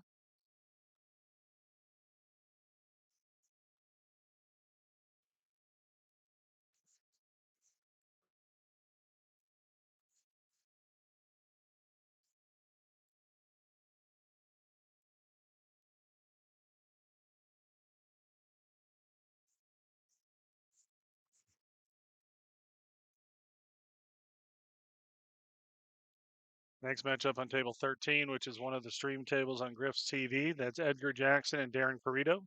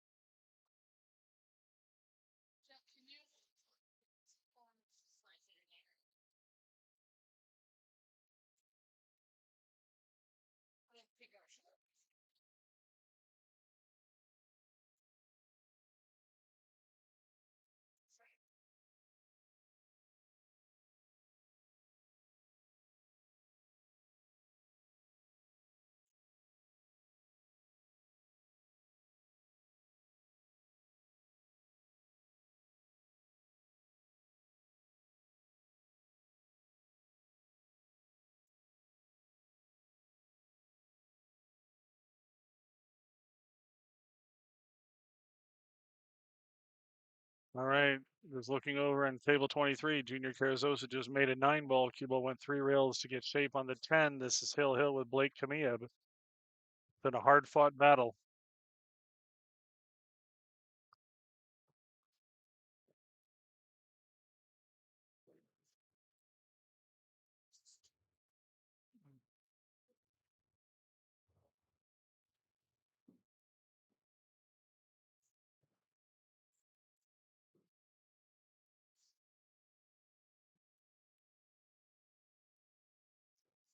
All right, Clint takes rack 1.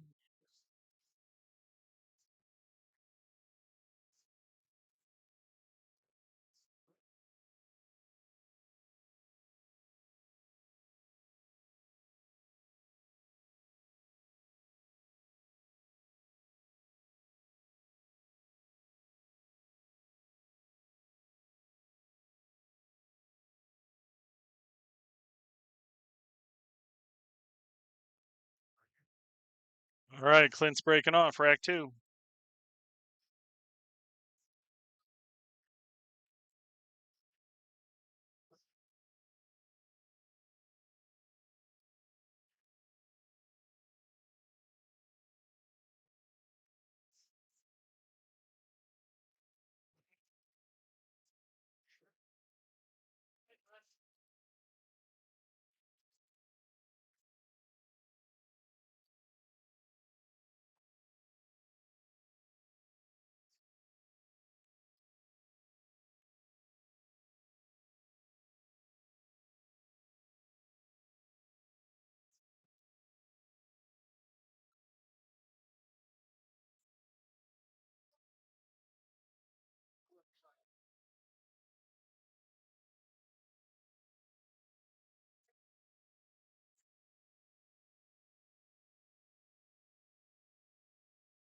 This is not an easy shot here for Allen. Dead straight in, shooting a little elevated on the rail.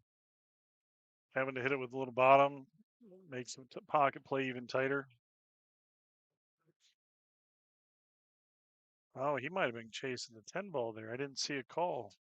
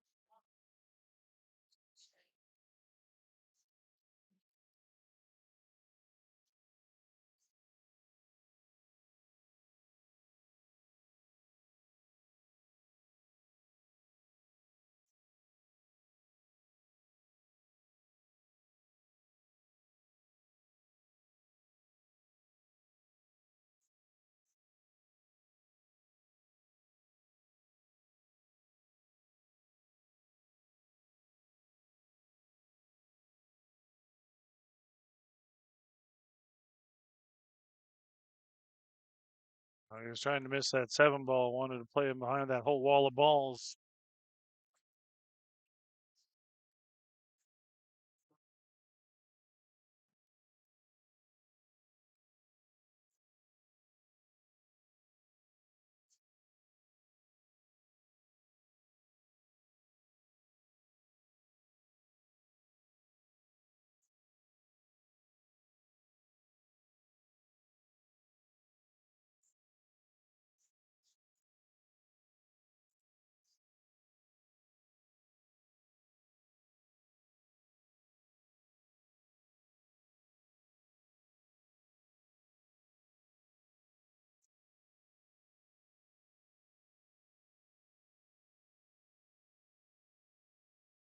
Oh, nice shot there by Clint.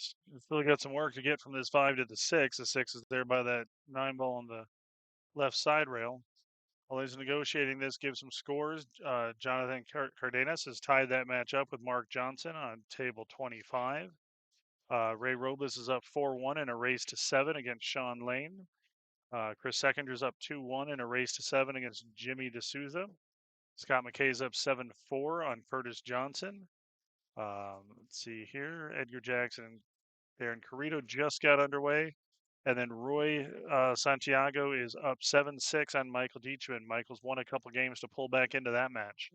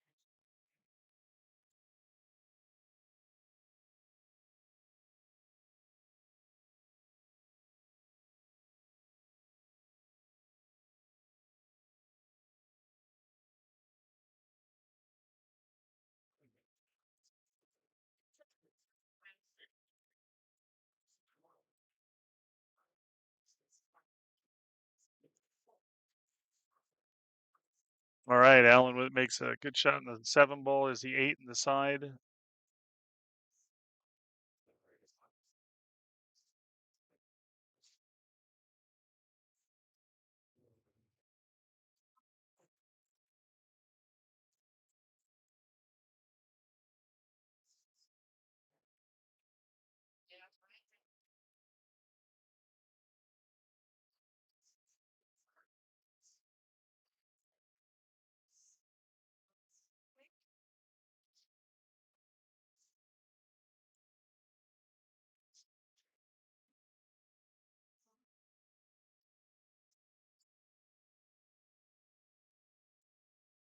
He's got some work to do here on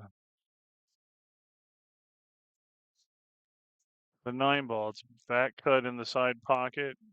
The cue ball run, you're going to have to kill the cue ball with some inside English if you're going 2 rails. I don't know if he has enough ball to be able to play draw to go straight down off the bottom rail. I think he has to cut it with high inside to catch that side rail. Otherwise, that corner pocket comes into play. No, he's hitting it with bottom, so I'm probably wrong again.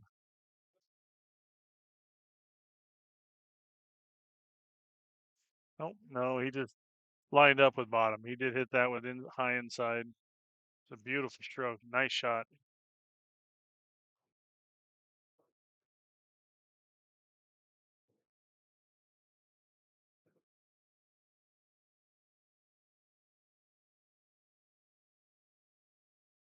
All right, Jonathan Cardenas has come back from being down, I want to say 6-3 or 6-4 to taking the lead hill 7. He's on the hill up 8-7 over Mark Johnson.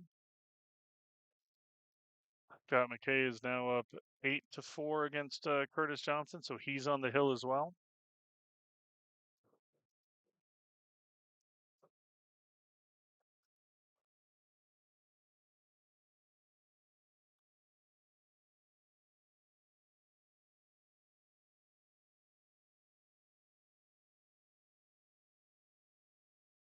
And as I was looking, I missed how Clint won that game, so I'm going to go look at the replay.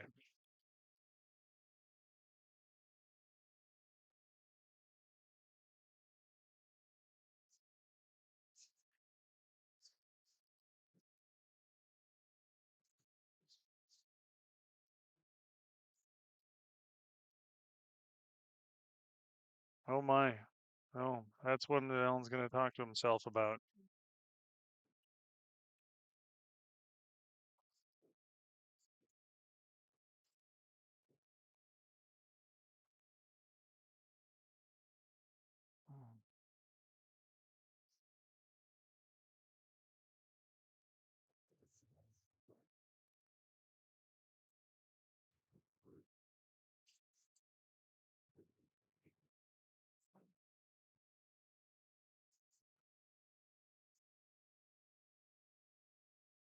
Good shot there by Clint. It's definitely a very hittable ball going off that right side rail, but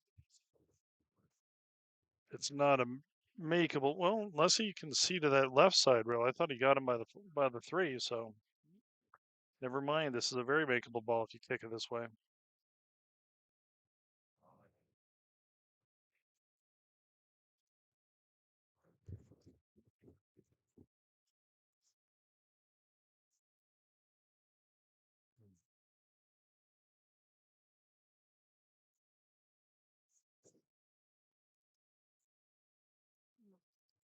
I just got a little too far under that ball. I think he had to spin it to get it in there. I got to go watch it. I'll be right back.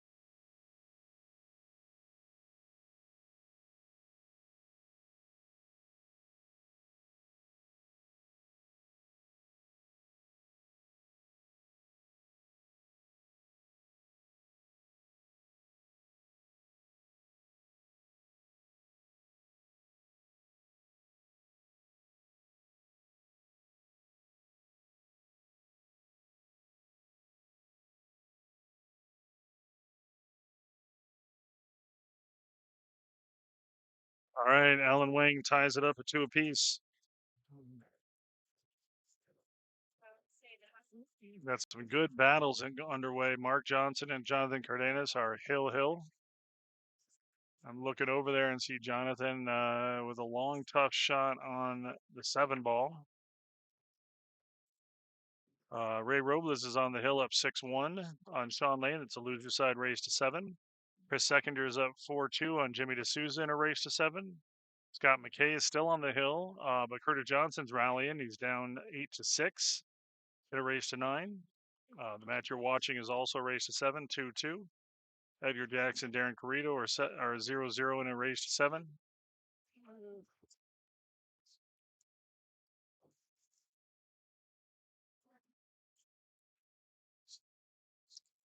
Michael Dietzman has rallied to get to the hill first against Roy Santiago. He's up 8-7. He was down 6-3 in that match.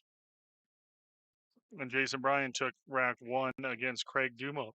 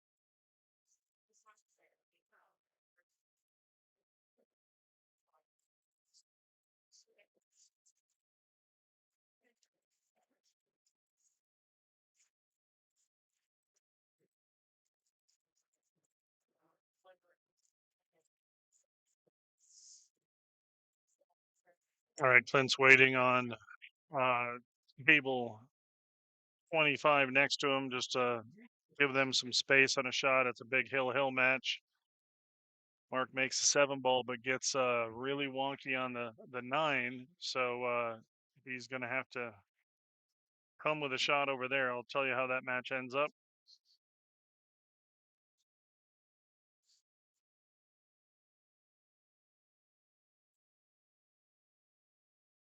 No, Clint way overcuts that ball.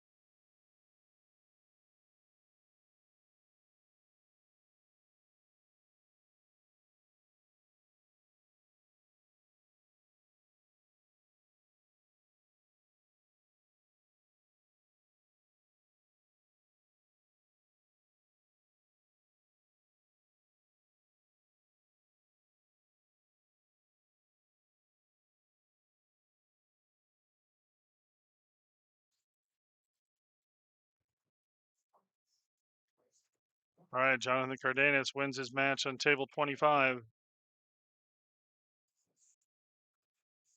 Wins that hill, sends Mark Johnson of Texas to the loser side.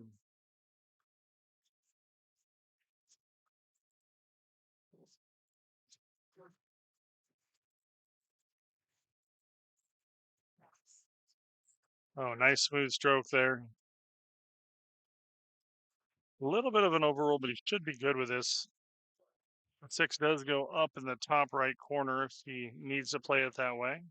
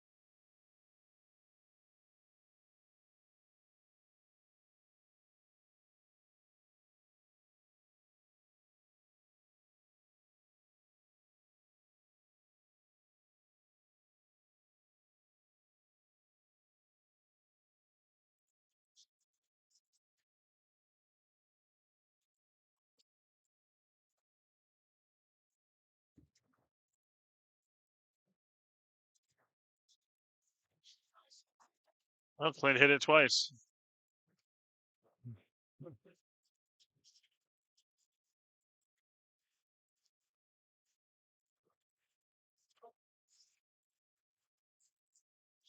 All right, let's go some score updates here. Chris Seconders up 5-2 in a race to 7 over Jimmy D'Souza. Curtis Johnson is clawing back in that match against Scott McKay. He's only down 1. Scott's on the hill up 8-7. That's on table 22, and you can watch that match on Griff's TV. So if you go to YouTube and search Griff's TV, watch the end of that match. It's a great match going on between them.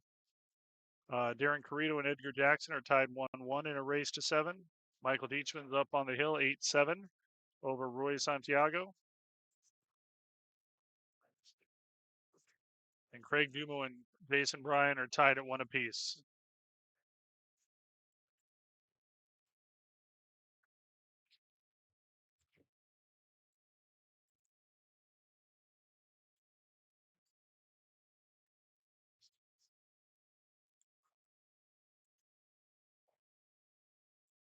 We'll be back in just a bit.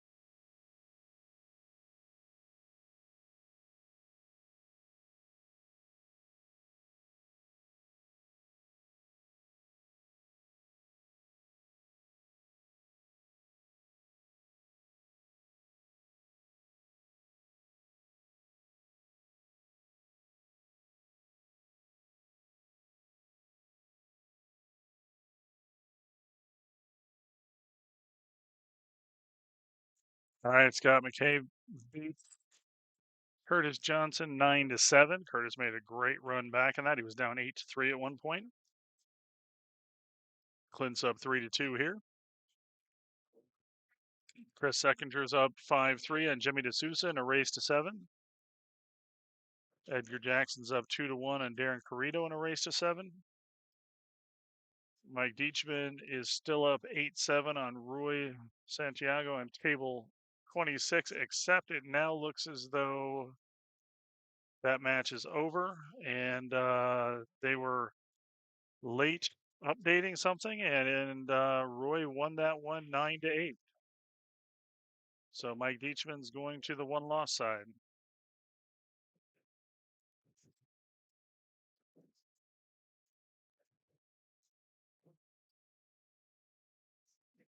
Jason Bryan is also up 2-1 on Craig Dumo in a race to 7. So all matches playing right now are on the one-loss side. They're all races to 7.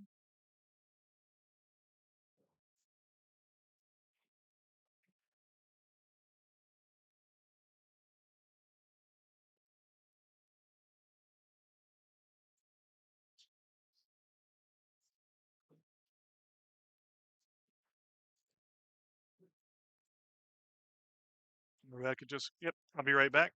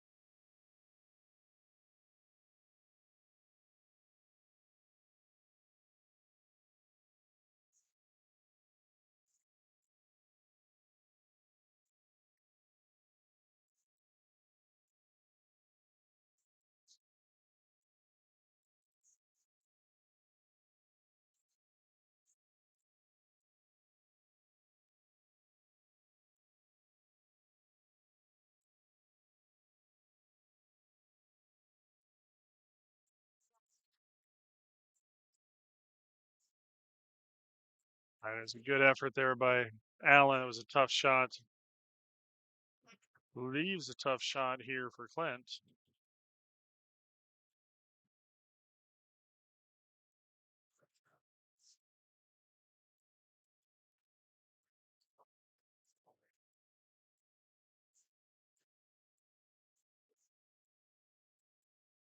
Well, someone's gonna have to come with a shot because they're not selling out, but they're leaving some opportunities. This one ball is no peach.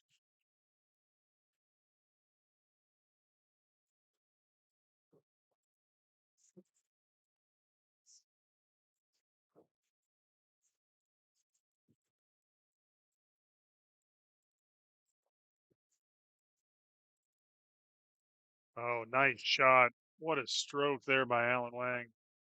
Excellent shot.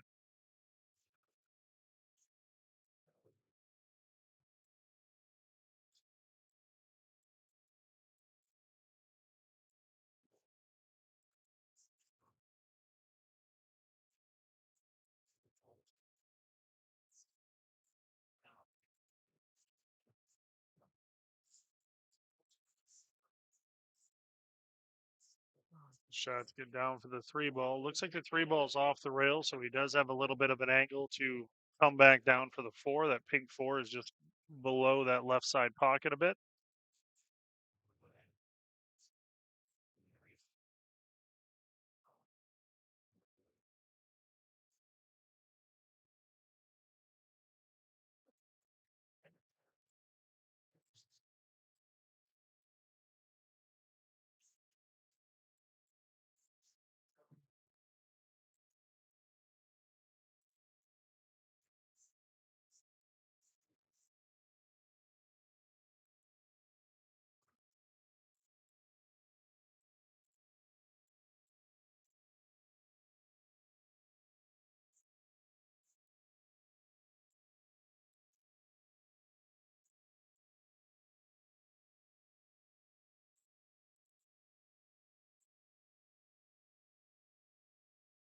Oh, nice stroke there by Alan Wang. I got to go watch a shot. I'll be right back.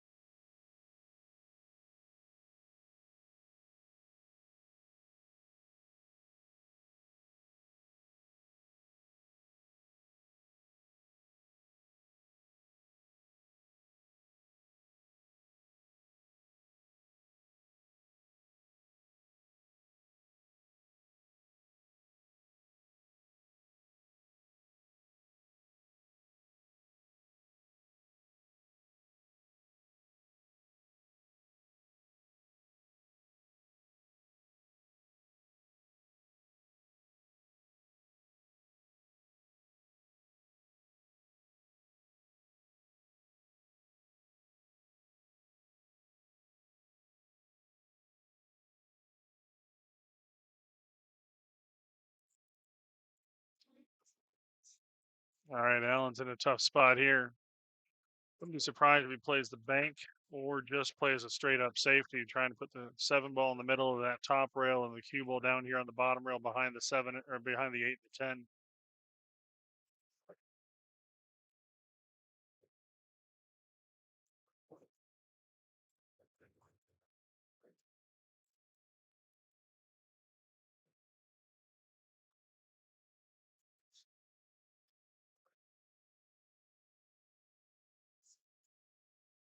It was a good shot. His speed was very good on that. So I believe Clint is edge hooked on it. He's going to get his jumper right now.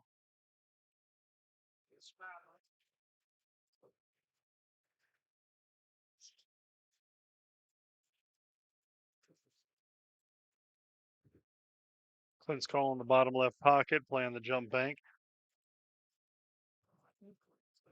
I was a little leery on this shot that I don't get a little too much draw on the ball and end up scratching in that top right pocket. Kind of almost a stun shot by accident.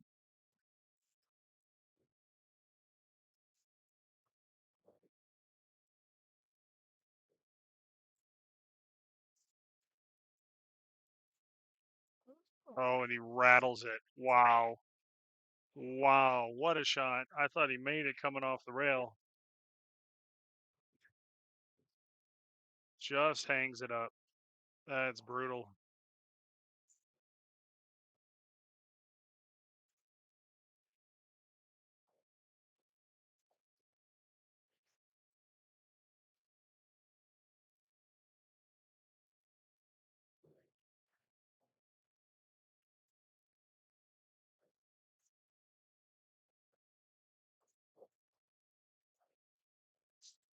Allen concedes the position to Jason Bryan on the table next to him.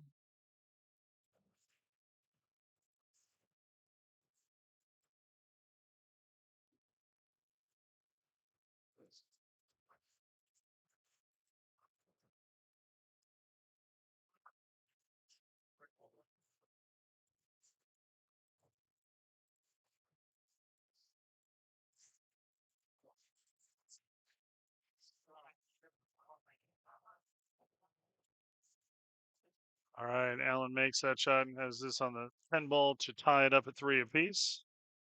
Would have liked to see it bounce off the rail a little bit, but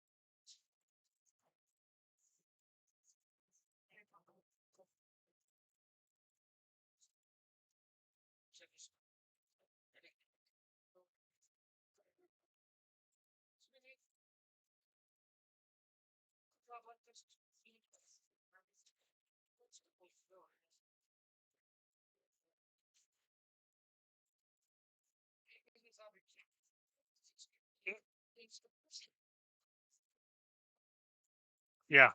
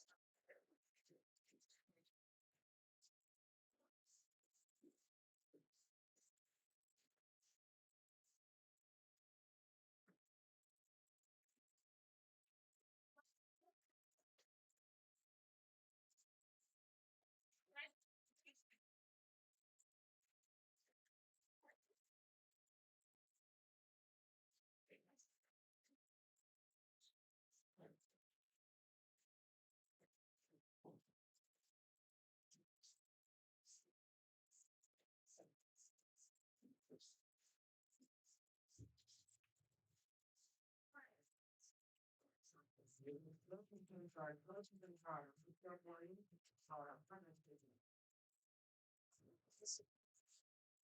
that?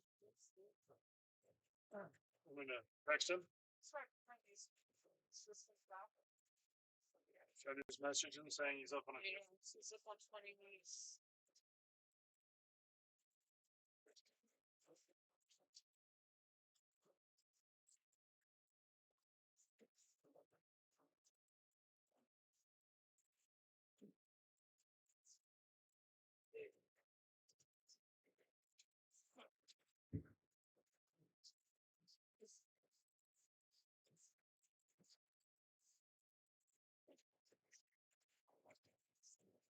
I think we're at 43 for no lipstick and lashes.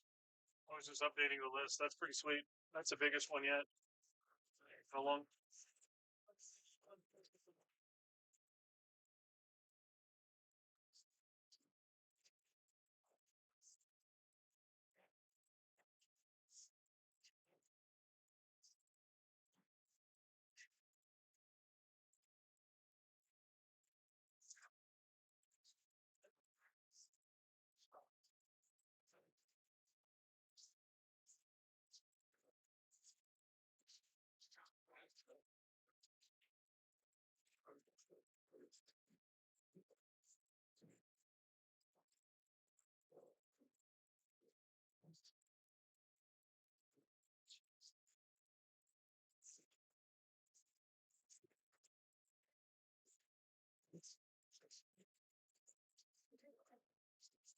I did.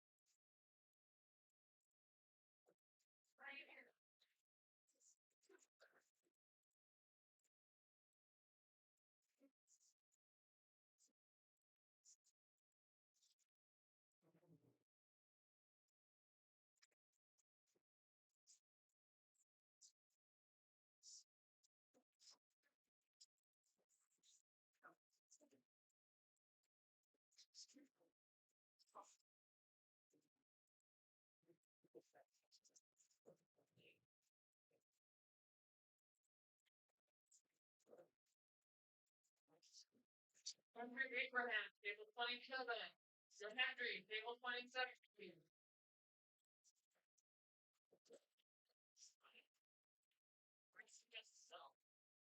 Never happened.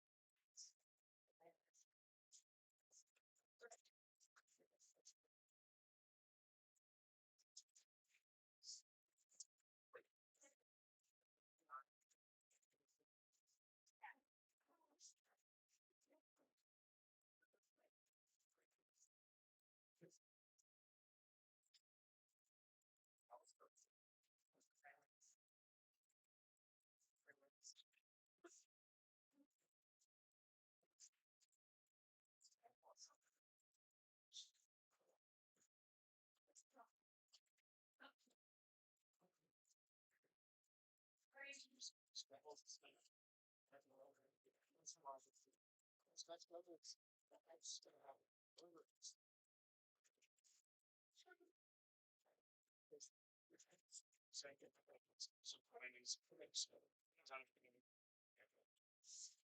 Melinda's saying, signed up for both already and played for many Vargas for the 9 round. I did tell her back before I played her at Rumra, and the best for us was been ridiculous. It's actually kind of a cute little saying, even though we know the last time.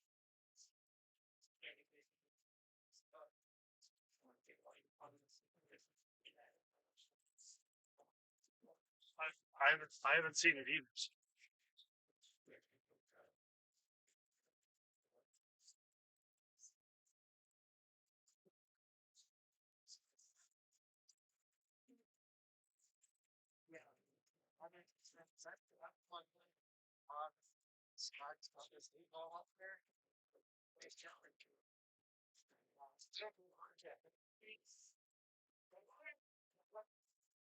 Oh.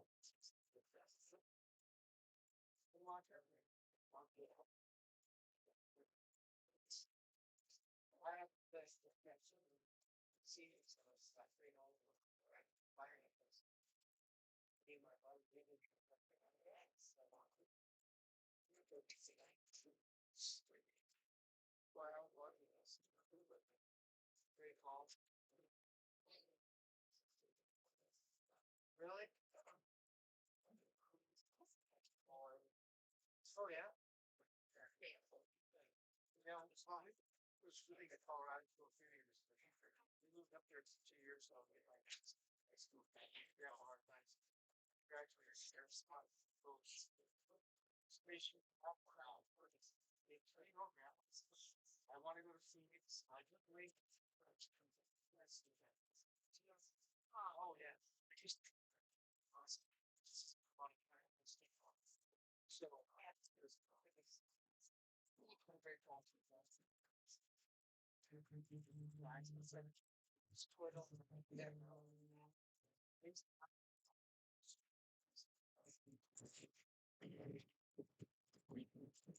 Sorry, I was just chasing down pool players who were supposed to be at tables for matches. Updated the score. It's 4-4 here. While Clint's working on this rack, let me go through and update some scores around the room. Edgar Jackson's up 4-1. These are all raised to 7 on the one loss sides.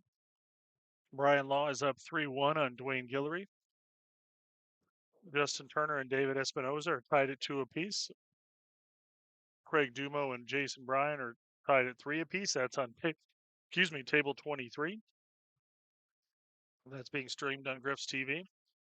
Yohendry Abraham and Blake Camilla just got started. They just are underway, so it's the first game there on table 27.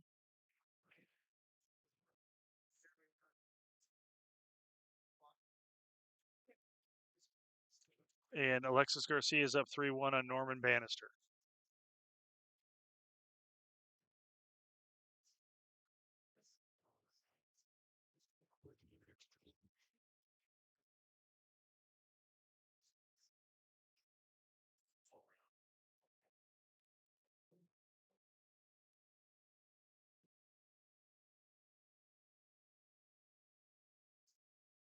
All right, I've got to step aside to take care of a couple things. I will be back on the mic in just a little bit. Enjoy the match. I'll do my best to keep the score.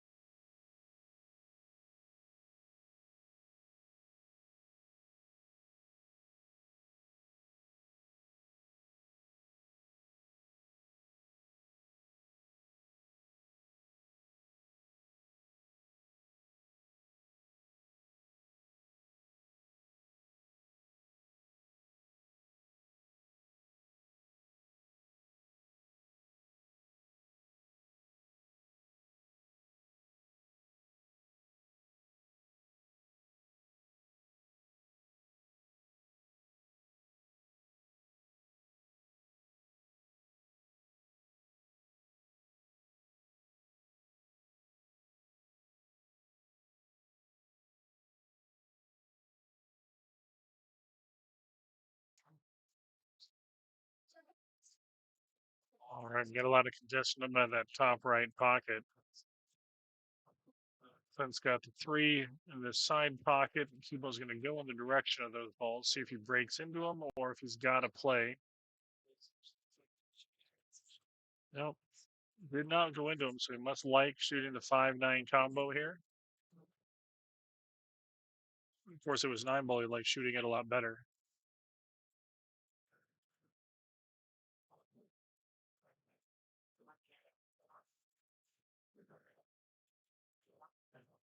Sorry, guys. I thought I had the Fargos up there on the scoreboard. I dropped the ball here.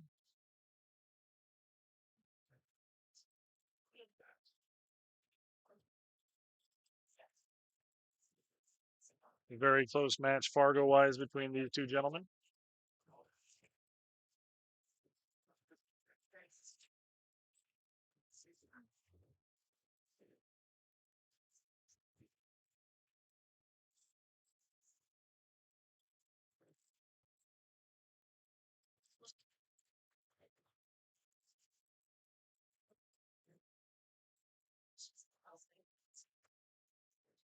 Some score updates around the room. Edgar Jackson's up 5-2 on Darren Carrito in a race to 7. These are all races to 7, by the way. Brian Law's up 3-2 on Dwayne Guillory.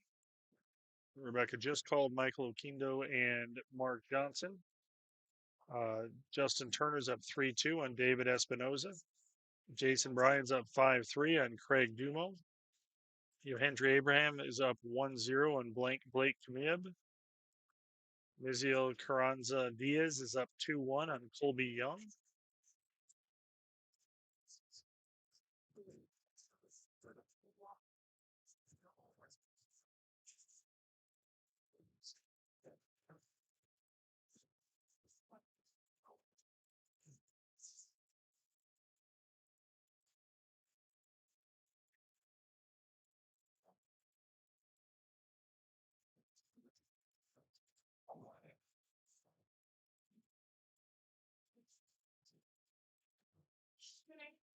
All right, I need to step away for a moment. I'll be back in just a bit. Enjoy the match.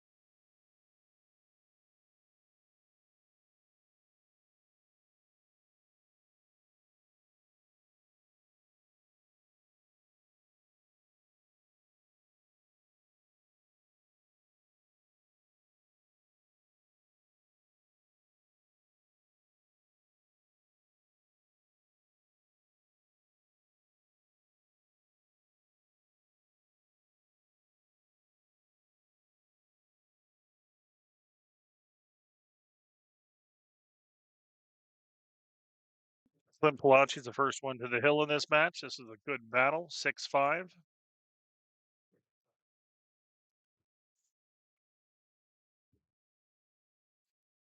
For some score updates, Edgar Jackson's on the hill up 6-2 against Darren Carrito.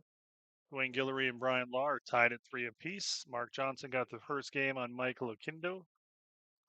Justin Turner and David Espinoza are tied at 3 apiece. Jason Bryan's on the hill up 6-3 on Craig Dumo. Henry Abraham's up 3-1 on Blake Kamieb. And Mizael Carranza Diaz is up 3-2 on Colby Young. And actually, just as I say that, Craig Dumo's won a game, so he's down 6-4.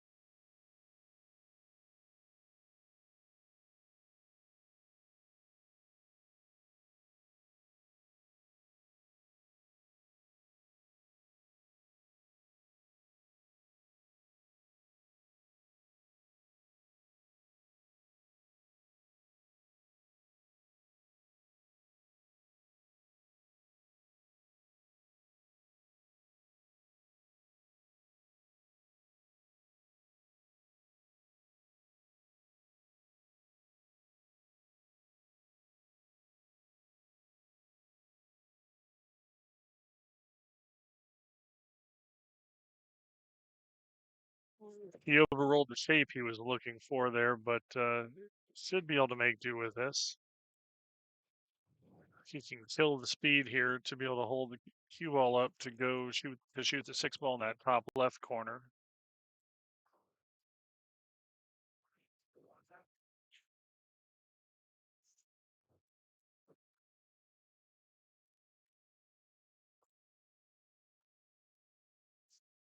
Nice shot. Good speed.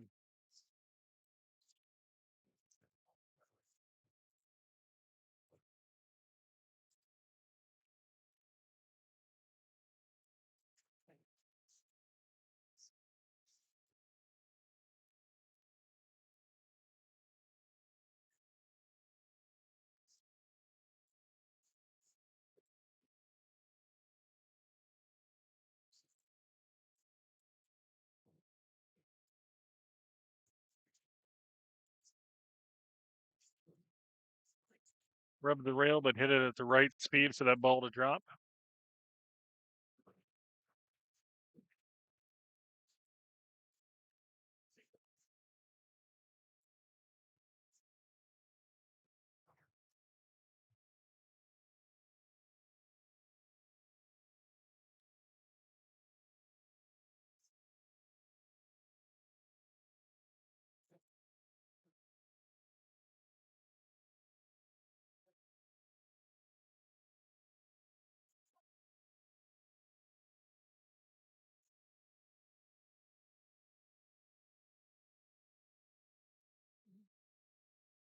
I think Allen just wants to probably roll this ball forward a bit to play the 9 in the side pocket to come down for the 10.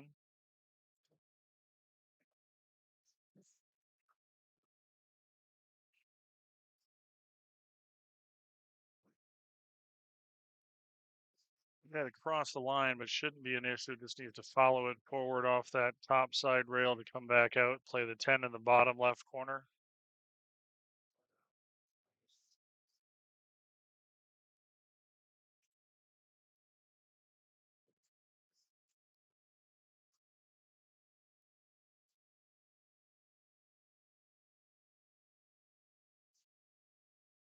Good shot. Nice speed.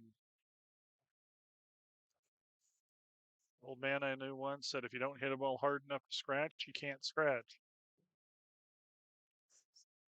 Speed is everything.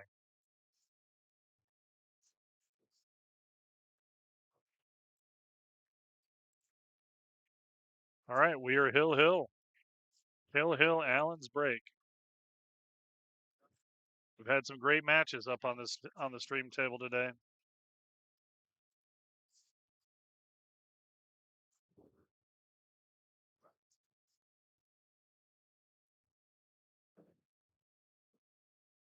Yeah.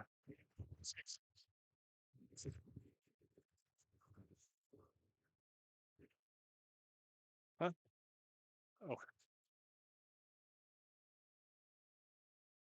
sorry. Somebody just thought that Allen was at 6 already, was up 6-5, and thought he won it. So,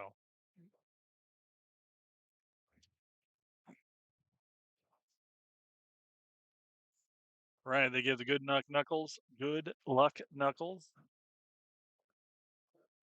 It's a good day, but it's been a long day. Tongue's getting twisted.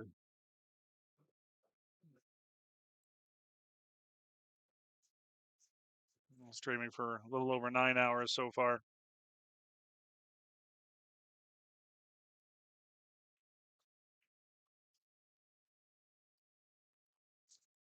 All right, after this game, after this match is over, I am going to restart the stream on YouTube. I want to make sure that we don't go over the 12-hour max when they're stop recording. So after this, if you're on YouTube, make sure you subscribe and like our YouTube channel. We'll pop right back up.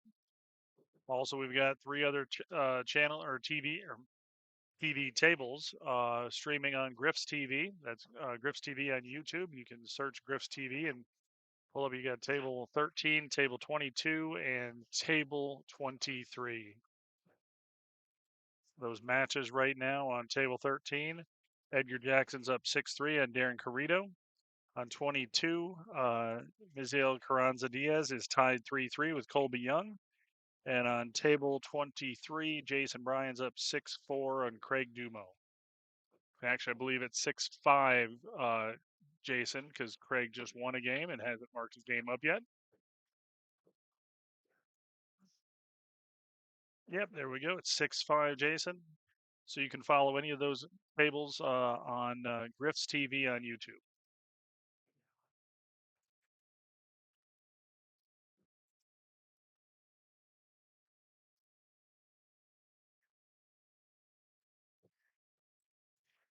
And again, I'm going to restart the YouTube stream after this match. So after this rack.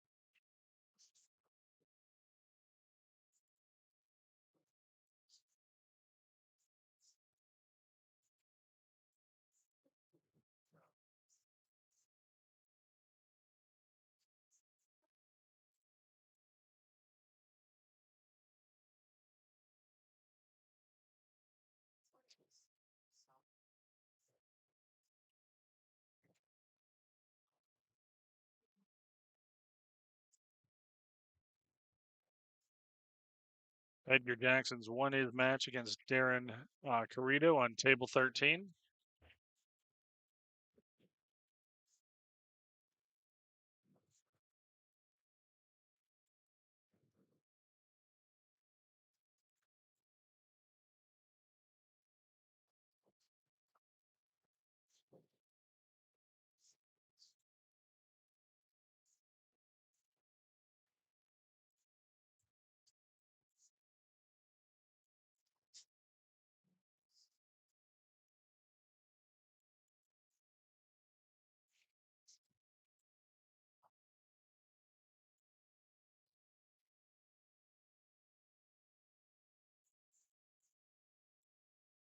Alan hit that a little full. Doesn't scratch or leaves Clint a long, tough shot on the 2-ball.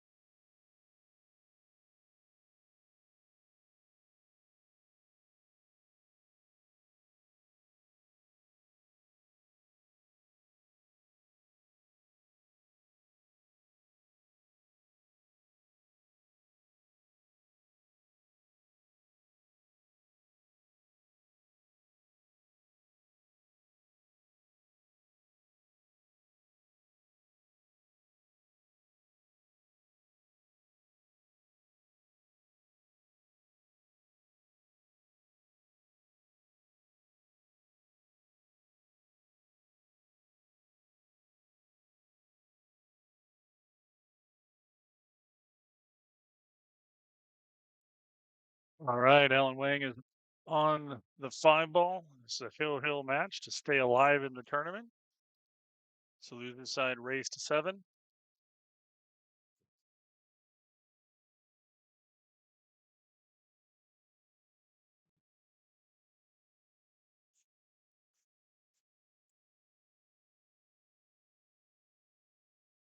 All right, he's playing the 7 ball in the top corner pocket.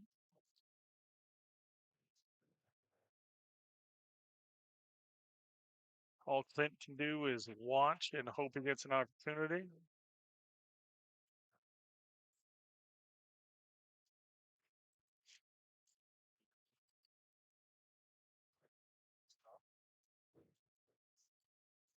Not sure what just happened, but Ray Robles came in and is making us smell his fingers.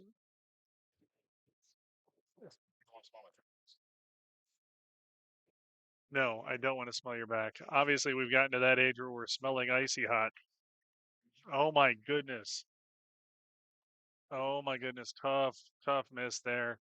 But what a leave. Does not leave anything easy for Clint.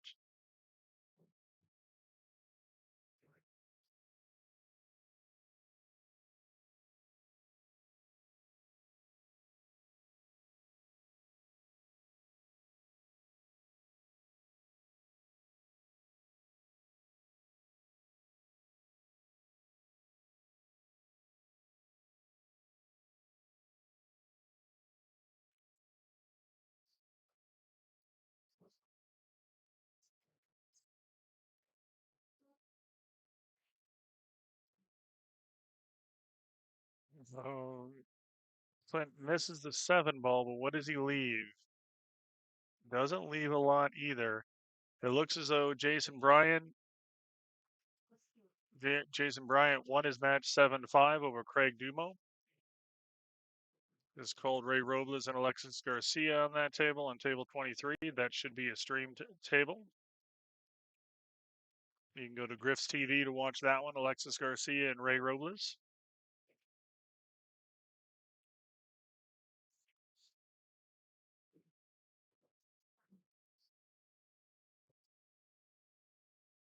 Nothing easy about this shot.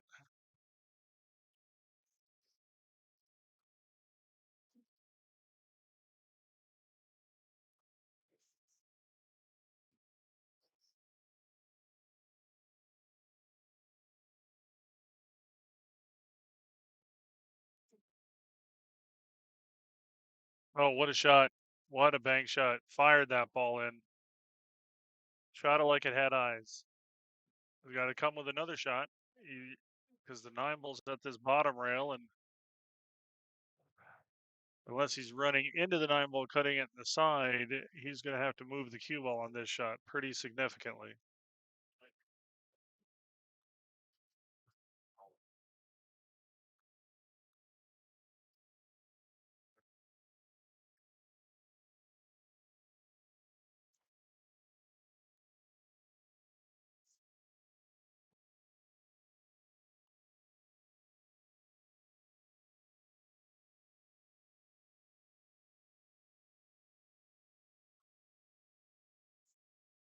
That is such a hard shot to be accurate with the pocketing of the ball when you're trying to be delicate like that. It's just so difficult. He's trying to hold the cue ball up, and it's so easy to decelerate and miss that shot exactly how he did.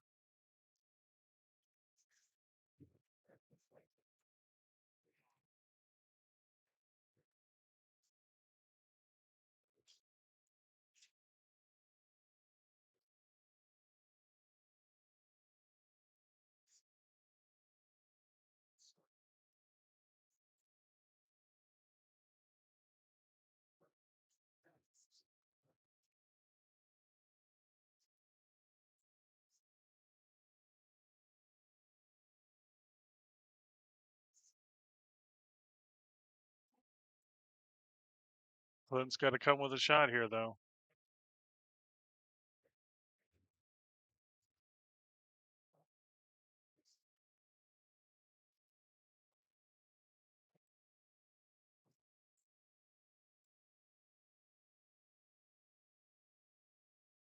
All right, Alan's got an opportunity, but again, nothing's easy here.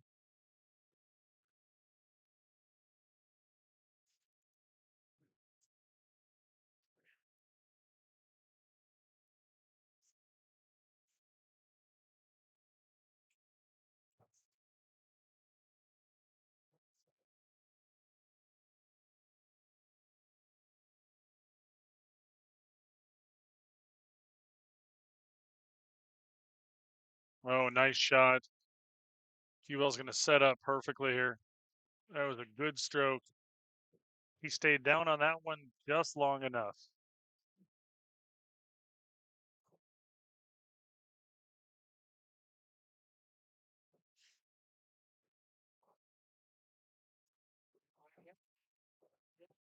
Right after you start playing. You have to wait for us to get this going.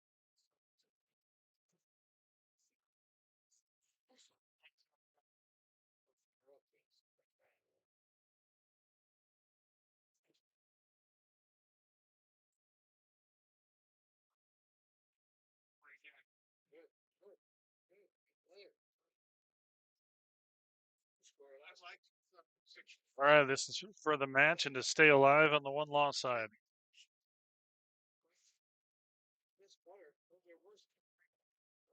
All right, congratulations, Alan Wang.